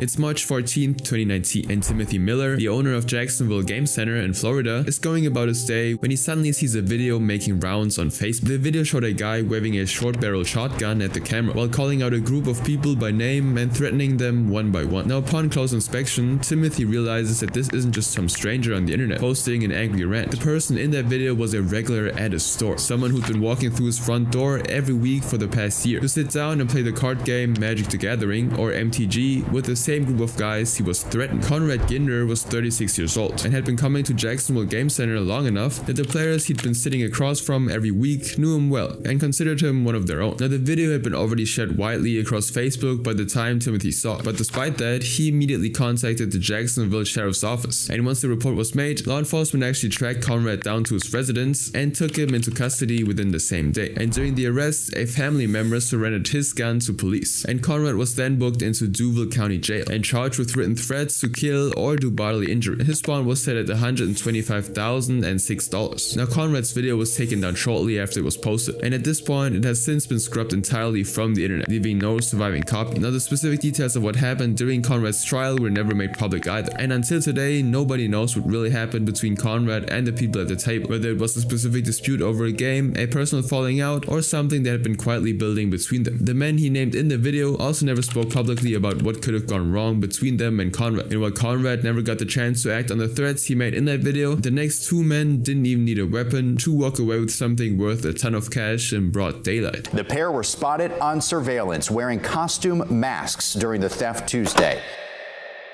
On the evening of September 24, 2024, in Murfreesboro, Tennessee, the Grand Adventures comic and game store had been open for business the way it was on any other Tuesday, with customers coming in to browse through comics and collectibles before heading home. Now, a few hours after the store closed for the night though, surveillance cameras captured a red Honda pulling up and stopping directly in front of the store. Two men in Halloween masks then stepped out of the vehicle. One was wearing a Michael Myers mask from the horror movie Halloween, and the other was dressed as a nun, the same costume worn by bank robbers in the 2010 film The Town. And as soon as they got down, the two men smashed through the glass of the front door and forced their way inside. Now, what really made it strange was how deliberate they were once they got in. With an entire store of comics and collectibles surrounding them, they ignored almost everything and went directly for the Magic the Gathering cards, packing an estimated $8,000 worth before walking back out, getting into the Honda and then driving away from the scene. Now, to put the number into perspective, Magic the Gathering cards aren't priced like your average board game. Individual cards from certain sets can sell for hundreds or even thousands of dollars on the secondary market, meaning a small stack of the right ones can add up to thousands of dollars in value, and $8,000 worth was a precise haul, making it seem like the two knew exactly what they were grabbing. But they didn't actually stop there. The two would then drive about a mile to Grand Slam Collectibles, a sports card store on Northwest Broad Street, and attempted the same approach at the second location. This time, however, they couldn't actually get it. No matter how many times they tried, the storefront window wouldn't budge, and eventually they gave up and simply left. Now, while they were moving between the two stores, multiple calls had already been reaching the local police department from bystanders and witnesses near both locations who'd seen what was happening. And as the two were actually driving after leaving Grand Slam Collectibles, an officer pulled the red Honda over for erratic driving. Now, when he approached the vehicle and looked inside, he saw the Halloween mask and a collection of Magic the Gathering cards sitting in plain sight in the car. And so, of course, both men were arrested on the spot and identified as 42-year-old Philip Clodfelter and 64-year-old Kelly Garner. The two of them were immediately booked into the Rutherford County Adult Detention Center, and their bond was set at $48,000 each. Now, investigators also later discovered that Philip and Kelly were responsible for similar burglaries at comic stores in Brentwood and Nashville prior to the night they hit the Grand Adventures, which meant that Murfreesboro wasn't actually where the operation started. Now, both Philip and Kelly were charged with burglary, theft, and vandalism, but whether the two were ultimately convicted and sentenced for what happened in Murfreesboro was never actually publicly revealed. Now, unlike Philip and Kelly, who were caught within the same night still carrying the stolen cards, this next individual didn't need a mask or a smash and grab to commit a horrific crime that almost ruined an entire company. The manager noticed that some Magic the Gathering cards were missing.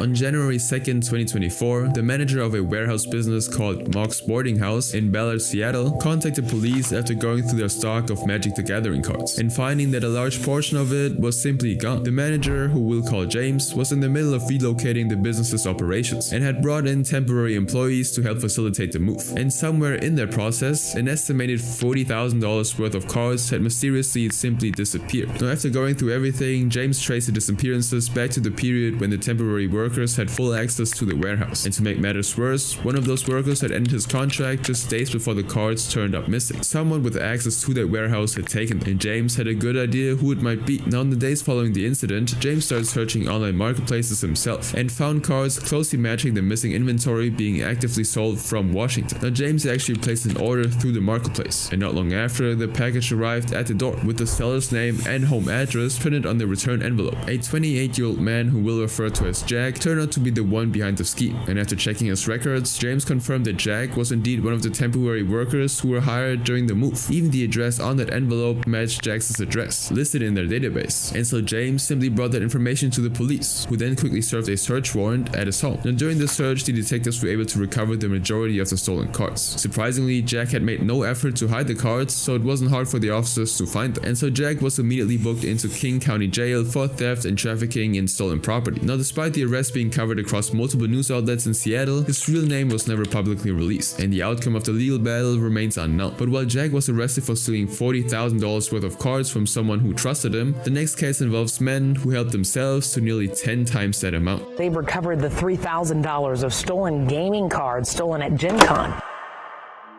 It's August 1st, 2023, and thousands of people have just arrived at the Indiana Convention Center in Indianapolis for Gen Con, the largest tabletop gaming convention in North America. Now, the vendor hall is packed with booths selling card games, board games, and collectibles. But before the doors even opened to the public, while vendors were still setting up their displays and arranging their stock, two men were already inside the convention center with a plan. Their names were Andrew Zoom and Thomas Dunbar, both 40 years old and from New York. Now, neither of them were listed as a vendor at the convention. They had no no booths, and no legitimate reason to be inside that building on August 1st. But they were there anyway, and they didn't come empty-handed. The two of them got a hold of a pallet jack somewhere on the convention floor and made their way to the booth area belonging to Pastimes Inc., a gaming and comic store out of Illinois. There, an entire pallet stacked with boxes of Magic the Gathering cards and Dungeons & Dragons books was sitting out, waiting to be set up for the convention. Andrew and Thomas proceeded to load it onto the jack, wheeled it away from the booth, and moved it behind a black curtain. Then at around 4 p.m, security cameras picked them up, pulling that fully loaded pallet through the state parking garage connected to the convention center. And 6 minutes later, the cameras caught them walking back out of the same garage with an empty cart. Now shortly after, they were spotted near the skywalk entrance of the garage carrying empty cardboard boxes. And security footage then showed a red 2023 Nissan Murano with a New York license plate pulling out of the garage. And the same vehicle was then captured driving through Plainfield, Indiana with cardboard boxes visible through the backseat window. Now the owner of Pastimes Inc. reported the theft to police department detectives on August 2nd, and when he sat down with investigators and went through what had been taken, the number he gave them was staggering. The stolen MTG merchandise was estimated to be worth around $260,000 by the owner himself, and other outlets reported the figure as high as $300,000, likely based on the full retail value of the cards rather than the owner's own estimate. Now the detectives pulled the security footage and began going store to store, speaking with the vendors who'd been present during the setup, and those vendors identified Andrew and Thomas as the two men on camera. Now by that point, the theft had already gotten wide press coverage, and on August 7th, the detectives ran an internet search and found that both men were board game designers, co-creators of a card game called Castle Assault. And when they discovered videos of them online being interviewed by a gaming company called Momentum Folks, they were able to match their faces with the security footage, which confirmed their identities. Then on August 8th, detectives received an unsolicited call from a New York attorney who said he was representing an unnamed client who we'll call Nick, currently in possession of the stolen cards. Now the attorney explained that Nick had been coerced into buying the pallet from someone calling himself Jeff for just $4,000 and had only realized what he'd purchased after seeing the theft on the news. Now a week passed after that, and on August 15th, with the police closing in on them, lawyers representing Andrew and Thomas actually contacted IMPD directly, signaling that both men were aware the investigation had been closing in on them. And so 2 days later, on August 17th, the police department posted a public update confirming that the detectives were no longer actively searching for either men, not because they'd been arrested, but because they'd simply lawyered up, and through those lawyers, they made it known that they were cooperating. The case was then referred to the Marion County Prosecutor's Office to determine what formal charges would be filed. And since Nick and his attorney still had the cards, the investigators reached out to the New York State Troopers for assistance. And on August 25th, the troopers then went directly to Nick's attorney's office, where the stolen pallet was still being held, and confiscated all 115 boxes of gaming cards and books on the spot. Now shortly after, formal felony theft charges were being filed against both Andrew and Thomas, and their first hearing was scheduled for September 6th before a Marion County court. And through the course of many legal proceedings, almost 2 years have passed, and in May of 2025, Thomas pleaded guilty to a reduced charge and walked away with 2 years of probation over a $27,000 restitution payment to Wizards of the Coast, and 40 hours of community service, and a 2-year ban from the convention center. He was also ordered to write a formal apology letter to the Gen Con community. Andrew, however, took a different route than Thomas. He filed a $10 million defamation lawsuit against him, claiming he had no idea the cards were stolen and only found out when he saw the story in the news, while the two were still in Indianapolis. And as of mid-2025, Andrew remained under felony indictment while his trial is still pending. Now while Andrew and Thomas just wanted the cards, the next individual wanted to make sure that no one would ever know they were taken. Doused flames billowing from the roof of one downtown business earlier today. Jungle Jake's Hobbies and Games was the kind of store that had become something of an institution in Hinesville, Georgia, a small city about an hour southwest of Savannah and home to thousands of military families stationed at nearby Fort Stewart. It was a gathering place for collectors, hobbyists, and even competitive card players, the sort of shop where regulars showed up week after week and sat across from the same faces and built something resembling a real community. Then in the early morning hours of March 27, 2019, it burned to the ground. Now by the time the staff arrived that morning, almost nothing remained.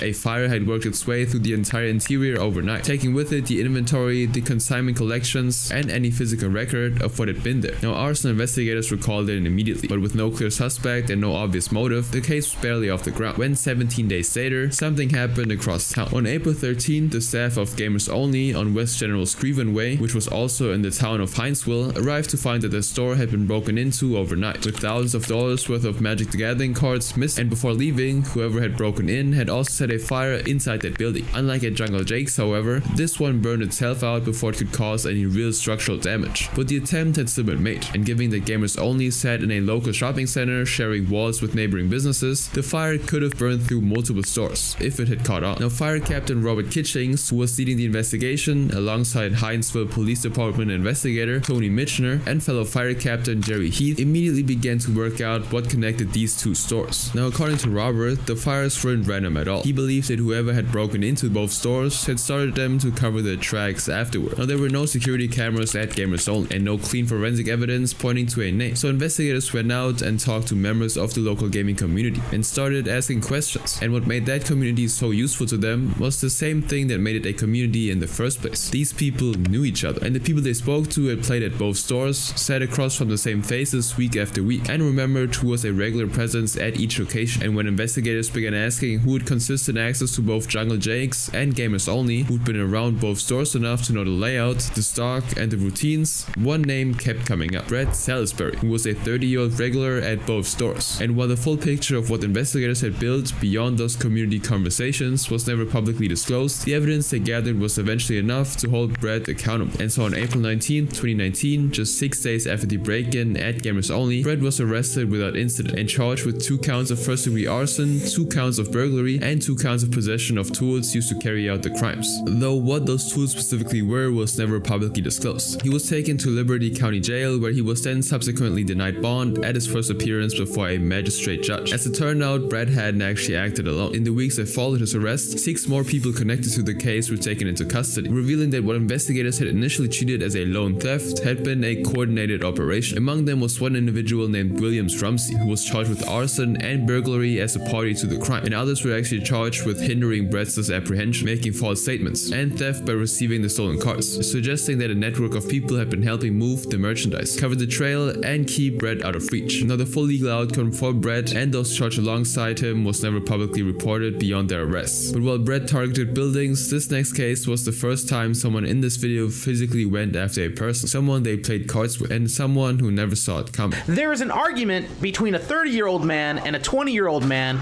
over a game of Magic: The Gathering.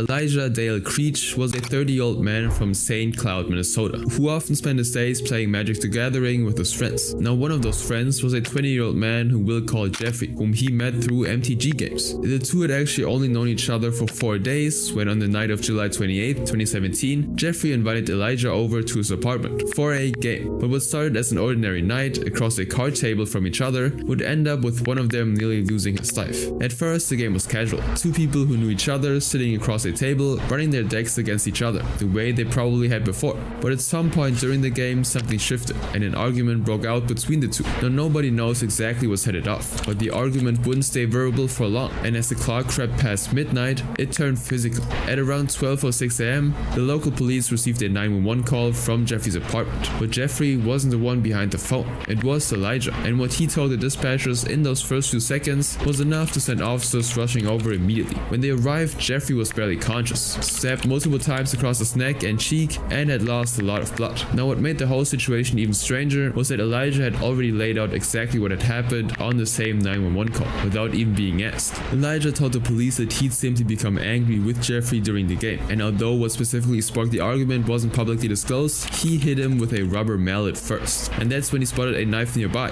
and believing Jeffrey was reaching for it, he grabbed it first and stabbed him 7 times. Jeffrey was rushed to the St. Cloud Hospital, where he received treatment for his injuries. They were substantial, but after doctors looked him over, it was determined that they weren't life-threatening. He was going to survive. Now, Elijah was arrested on the spot and taken into custody, but when investigators ran his background, they actually found a prior conviction for possession of an explosive with intent, and that discovery prompted law enforcement to execute a search warrant on his apartment, and the St. Cloud Fire Department's hazardous materials response team was then brought in to sweep the space, testing the air and several items for possible hazardous materials. Now, fortunately, everything everything came back negative, and with the search concluded, the investigators turned back to Elijah. Elijah was charged with second-degree attempted murder and assault, and the case moved through the courts over the following year. Now, the exact length of the sentence was never made public, but court records confirm that he was eventually convicted, with sentencing taking place on August 2nd, 2018, just over a year after the night Jeffrey nearly lost his life over a card game. Now, unlike Elijah, who snapped in a single moment of rage, this next man had been doing what he did for years, in rooms full of people who quietly pass his name around as someone to stay away from. El tweet sacó a relucir historias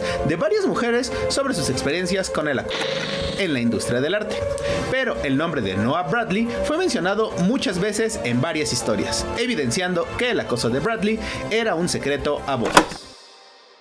Magic the Gathering had always had an art side to it, with hundreds of artists commissioned over the years to bring its cards and worlds to life. And one of the most recognized names in that space was Noah Bradley, who'd been illustrating over 100 cards for the game since 2012, and had built a massive following on top of that. But on June 21st, 2020, a concept artist named Betty Jiang, whose job was to create visual designs and illustrations for games and other creative projects, posted something on Twitter that would put Noah's name in a very different kind of conversation. Remember the bald-headed crusty butt, well-known artist who went around taking advantage of female deafs and ended up having his face bit after trying to pour drinks down the throat of a girl who's already very intoxicated at the massive black workshop after party? Stay far, far away from my industry. Now, within hours, replies started flooding in as other women began sharing their own experiences, each one confirming that Noah's name had quietly been circulating in whispers for years. One Twitter user named Macan wrote, "I'd hope everyone here knows, but apparently not, because the guy is engaged to an industry artist makes me feel sick after hearing about the crap he's done.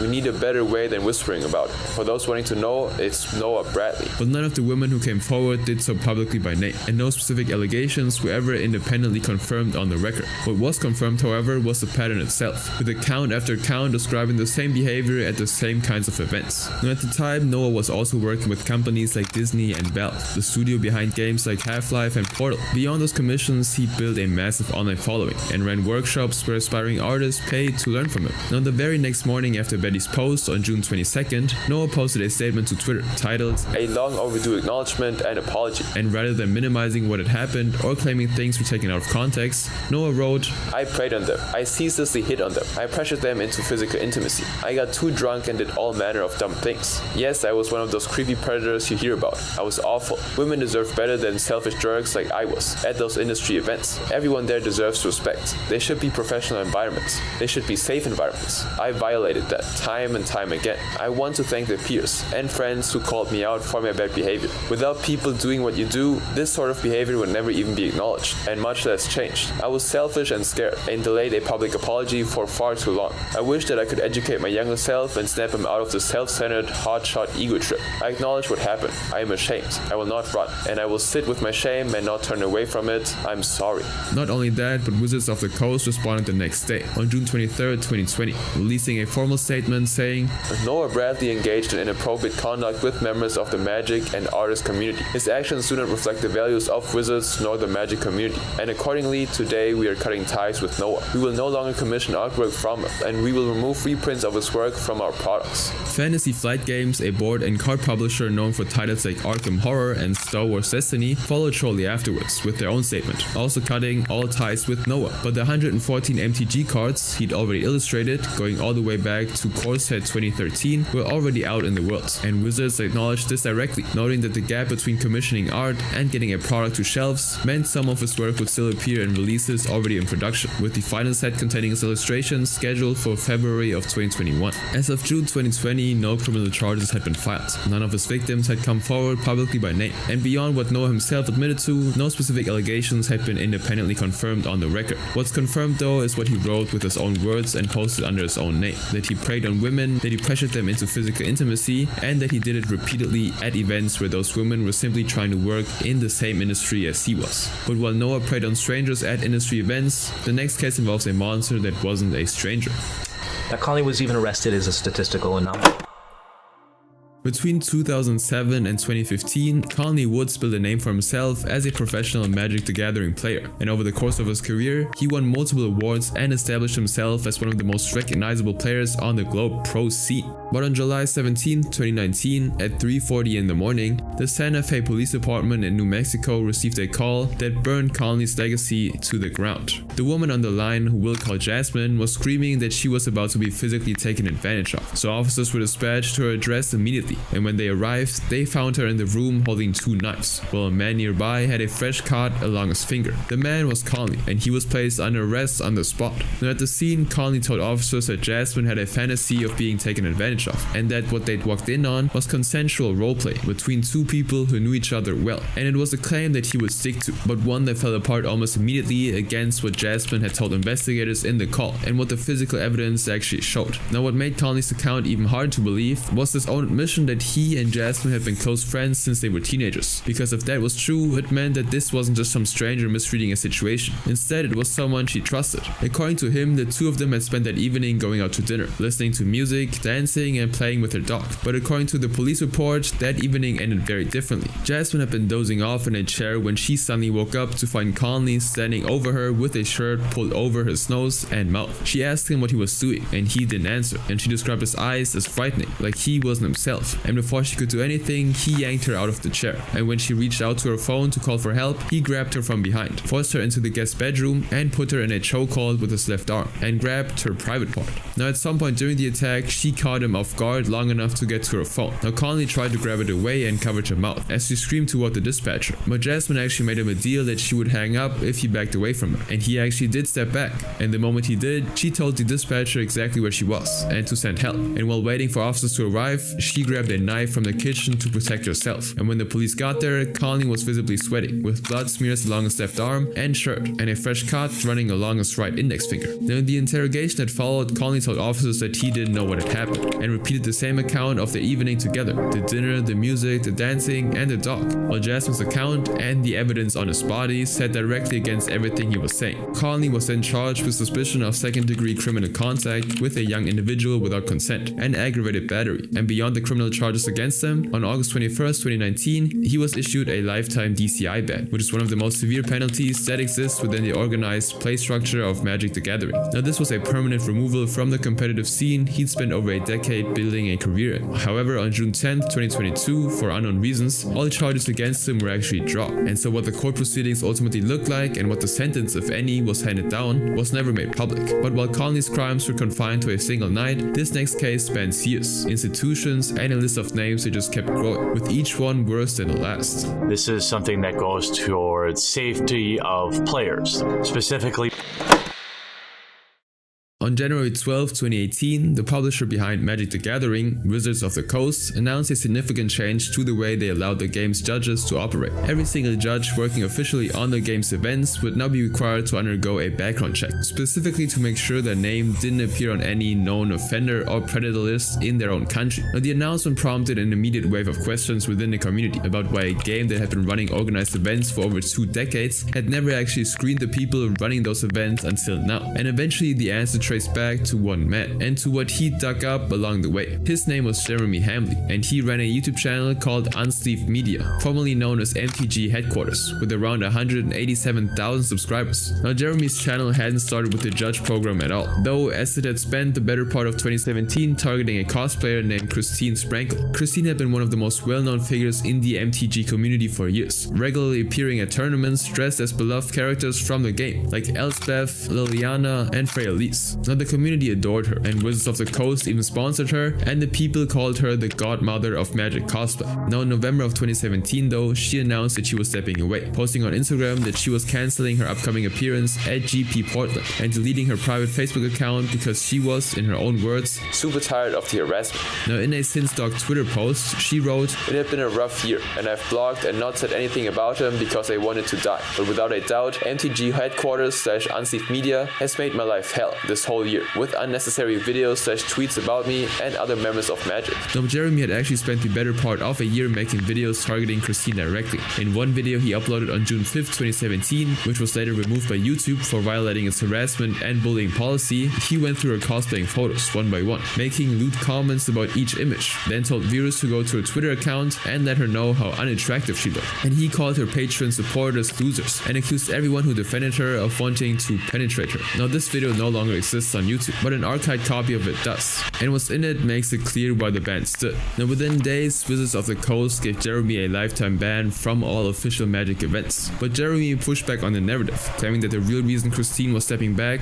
was the harassment, but rather because she wanted to return to college, and that she'd used the harassment story to generate sympathy and financial support through platforms like Patreon during the transition. Now whether that was true or not, the ban stood, and as far as the community was concerned, Jeremy was the villain of the story, and with no official events left to attend, Jeremy shifted his focus to the people who ran them, specifically the judge program. Judges in Magic the Gathering are certified volunteers who handle rulings at official tournaments, operating under a tiered level system that runs from level 1 up to level 3, with higher level judges working at larger and more prestigious events. Now a level 3 judge at a Grand Prix or a Pro Tour is someone the community and Wizards of the Coast have both effectively vouched for, someone placed in a position of authority over hundreds or even thousands of players, many of which are young people. Now the certification process required knowledge of the game's rules and an understanding of tournament procedure, but it never actually required anyone to check whether the person being certified had a criminal history or not. But upon starting his investigation, what Jeremy discovered was that some of those certified judges had their names sitting on offender registries. In late December of 2017, Jeremy began pushing publicly for Wizards to implement background checks, but the community's response was almost unanimous dismissal, because this was the man who'd just been banned for harassing one of the most beloved members of the community, and most people weren't inclined to take his word on something this serious, let alone credit him with uncovering a legitimate problem. Now Wizards of the Coast stayed quiet, and the push for background checks was largely written off as a banned man looking for something to throw at the company that had removed him. But on January 9, 2018, 3 days before Wizards' announcement, the official Magic Judge Association released a statement addressing the growing pressure. Rather than acknowledging the problem, they described the push for mandatory background checks and the search for convicted offenders still active in the program as an attempt to embarrass Wizards of the Coast, to incite panic, and to create controversy. Now the only problem with their claim was that Jeremy wasn't the only one who had been digging into the story. A journalist named Lou Colagiovanni had already been reporting on how the community was harboring offenders and placing them in positions of high authority, and one name that had surfaced was Ross Preisner, a level 1 judge who'd been convicted on November 24, 2014 for distributing explicit content involving small humans, along with a host of other offenses. Now despite the conviction, he continued judging at Magic events throughout his prosecution, and even after sentencing, he was still active in the program as recently as 2016. Now Wizards of the Coast, which appears to have never run a background check on him, still had him listed as an active judge, and in May that same year, Ross had celebrated his 5-year anniversary as a judge. Now even after his conviction, Ross wasn't formally removed from the program. His case was even reported to the judge program's official email address back in July of 2017, but due to an administrative error, nobody had actually acted on it until it went public on social media that December. And so from here, the combination of Jeremy's public push and loose reporting would build enough pressure that Wizards could no longer stay quiet. On January 12, 2018, Wizard issued a mandatory update to the Wizard Play Network terms and conditions, requiring background checks across the board, covering local Friday night magic at card shops, regional events, Grand Prix, the Pro Tour, and all convention play run by Wizards. Every person working those events would now need to be screened. Wizards of the Coast's Vice President of Global Brand Strategy, Elaine Chase, also released a statement saying, "Safety at Magic events is our top priority. We have a zero tolerance policy for offenders. Our standard and long-standing practice is to suspend offenders from the DCI and or remove stores from the WPN." Now the Judge Conrad Committee, the body responsible for handling disciplinary cases within the judge program, confirmed that following Jeremy's public exposure on December 25, 2017, the decertification process immediately began, and within 24 hours, his certification was revoked and his player status suspended indefinitely. Now almost immediately, that announcement ran into pushback over who was actually going to pay for it. Local card shops didn't want to absorb the cost of background checks because it would eat into their profits, and Wizards of the Coast said it wasn't their responsibility since they didn't directly employ judges, insisting that judges operate under the jurisdiction of local card shop owners rather than the company itself. Now all of this had come because of Jeremy, and when contacted for a statement, he simply kept it short, saying he was glad Wizards had ultimately done the right thing, but that he remained frustrated by how much resistance it had actually taken to get there. But the story didn't end with Ross. The attention the scandal had drawn to the judge program meant that more names were now going to surface, and the list kept growing. Sam Strauss, a level 3 judge, was exposed for having been caught in an online sting operation run by the Augusta County Sheriff's Office in Virginia, all while still holding an active judge certification and working official events. He'd pled guilty in September of 2014 to taking indecent liberties with a small human and using electronic means to solicit intimacy from a young individual. Then there was David Park, also a level 3 judge who was sentenced to 3 years in prison in December of 2015 after being convicted convicted of taking advantage of 2 young students. Now throughout 2014 and 2015, while the case was in court, Dave had officiated at least 11 tournaments across Los Angeles, including Kamikaze 2014 and the Star City Games Open Series in 2015. Now beyond the judge program itself, the scrutiny eventually reached into the stores that hosted official Magic events. Jason Long, the owner of Snapkeep Games in McHenry, Illinois, was indicted in October 2017 for an intimate attack on a high school-aged individual who'd come into his establishment. Now his store was actually certified by the Wizards Play Network to host official Magic events, and he'd been running weekly gatherings where young people came in to play card games. Now Jason had already had a prior conviction from 2005 for an act of intimate attack involving someone who was still years away from adulthood and had been registered as an offender in Cook County as recently as 2015. Now in January of 2019, Jason pleaded guilty to aggravated criminal abuse and was sentenced to 6 months in jail, followed by 2.5 years of probation with mandatory offender treatment. And more names just kept coming after that. Luke Flora, an employee of Star City Games and a former teacher, was convicted of 6 felony counts of taking indecent liberties with a little human. And despite that conviction, he remained listed as the in-store programs coordinator on the company's website. Then there was Jason Powell, an IT tech who'd been playing the game for 10 years and was a certified level 2 judge, who was charged with possession and distribution of explicit videos involving smaller humans. Law enforcement recovered 430 videos and over 1,500 images from his devices. And with each of these cases now public, the pressure on Wizards was showing no sign of letting up. And so the company made a structural announcement that effectively ended the program as it had existed. Because on July 28, 2019, Wizards of the Coast announced that the judge program would be replaced by an independent organization called the Judge Academy. And so judges would now be required to pay a yearly subscription fee to remain certified. And since the Academy would be independent from Wizards, they were no longer legally responsible for the people running their events. Background checks, however, were not part of what the Academy handled. That responsibility had already been placed on individual store owners and tournament organizers back in January of 2018. But while every person in these cases had a stranger or an acquaintance behind the crime, this next victim had no idea the ones sleeping under his own roof weren't the kind of people he thought they were. 2 identical twin brothers ended the life of their childhood friend, and then proceeded to make a mockery of the incredible collection that he'd spent his entire life putting together.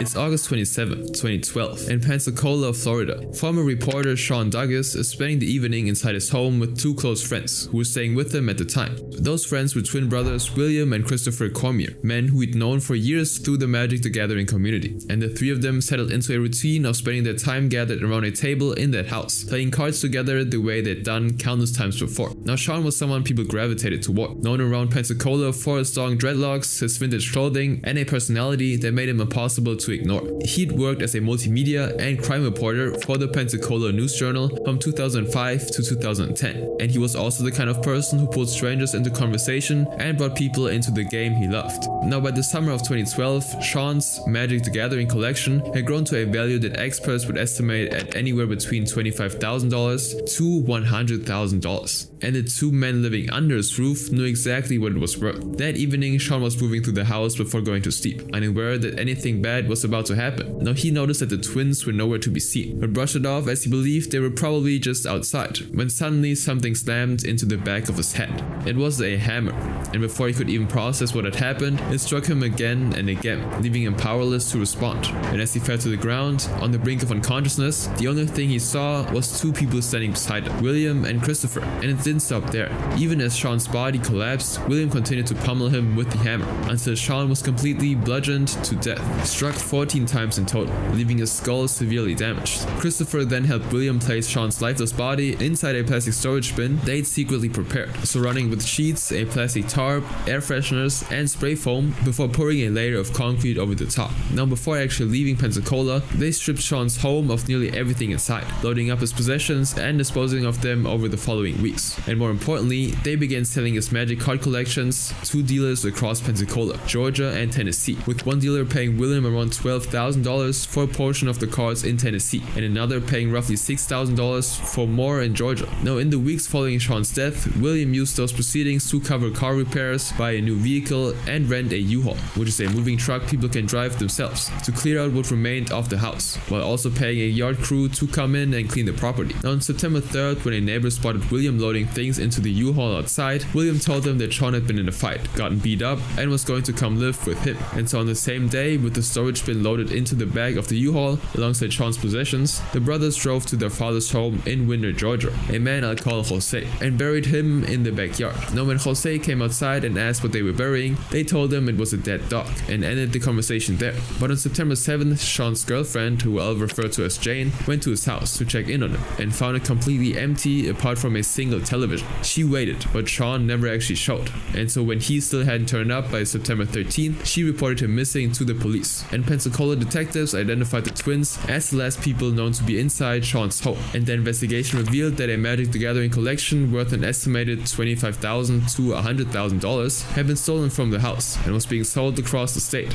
Now less than a month later, on October 8th, 2012, the detectives contacted police in Winder, passing along information that led officers directly to the father's property, and when the officers arrived at Jose's house, they noticed fresh digging in the backyard, and so a forensic team was brought in, and upon digging into the hole in the backyard, they recovered Shawn's corpse, still encased inside the concrete-filled bin. The autopsy results show the man found in a blue storage container was killed by several blows to the back of the head, and that the crime happened about a month ago. Now both William and Christopher were taken into custody by Georgia authorities the same day and extradited to Florida, where William was arraigned on murder and robbery charges, and Christopher on accessory to murder and armed robbery. Now at the 2014 trial, William was convicted of first-degree murder and sentenced to life in prison without the possibility of parole, while Christopher pleaded no contest to accessory after the fact and robbery, and he received 15 years and ended up serving just over 11 before being released in August of 2023. Now during the proceedings, an assistant medical examiner from the Georgia Bureau of Investigation, Dr. Cassie Boggs, testified that his body had been found in a fetal position, surrounded by the sheets, tarp, and air fresheners, and that the bin had been cut open from the bottom because of the concrete layer on top. Now Christopher actually claimed that he'd been smoking spice that night of the murder and had witnessed the attack, saying that he only found the body in the garage afterward and helped conceal it because William told him he would go to jail if he didn't. And before his sentencing, Christopher addressed the court and Shawn's family directly, saying, "If I could have stopped or prevented what happened to Shawn Dugas, I would have. I've come to accept full responsibility for the things I've done." Neither brother offered a motive during the trial, but the prosecutor made it plain in her closing statement, saying, "He took everything Shawn had. He took his spoons, he took his furniture, he took his magic cards, and most importantly, he took his life."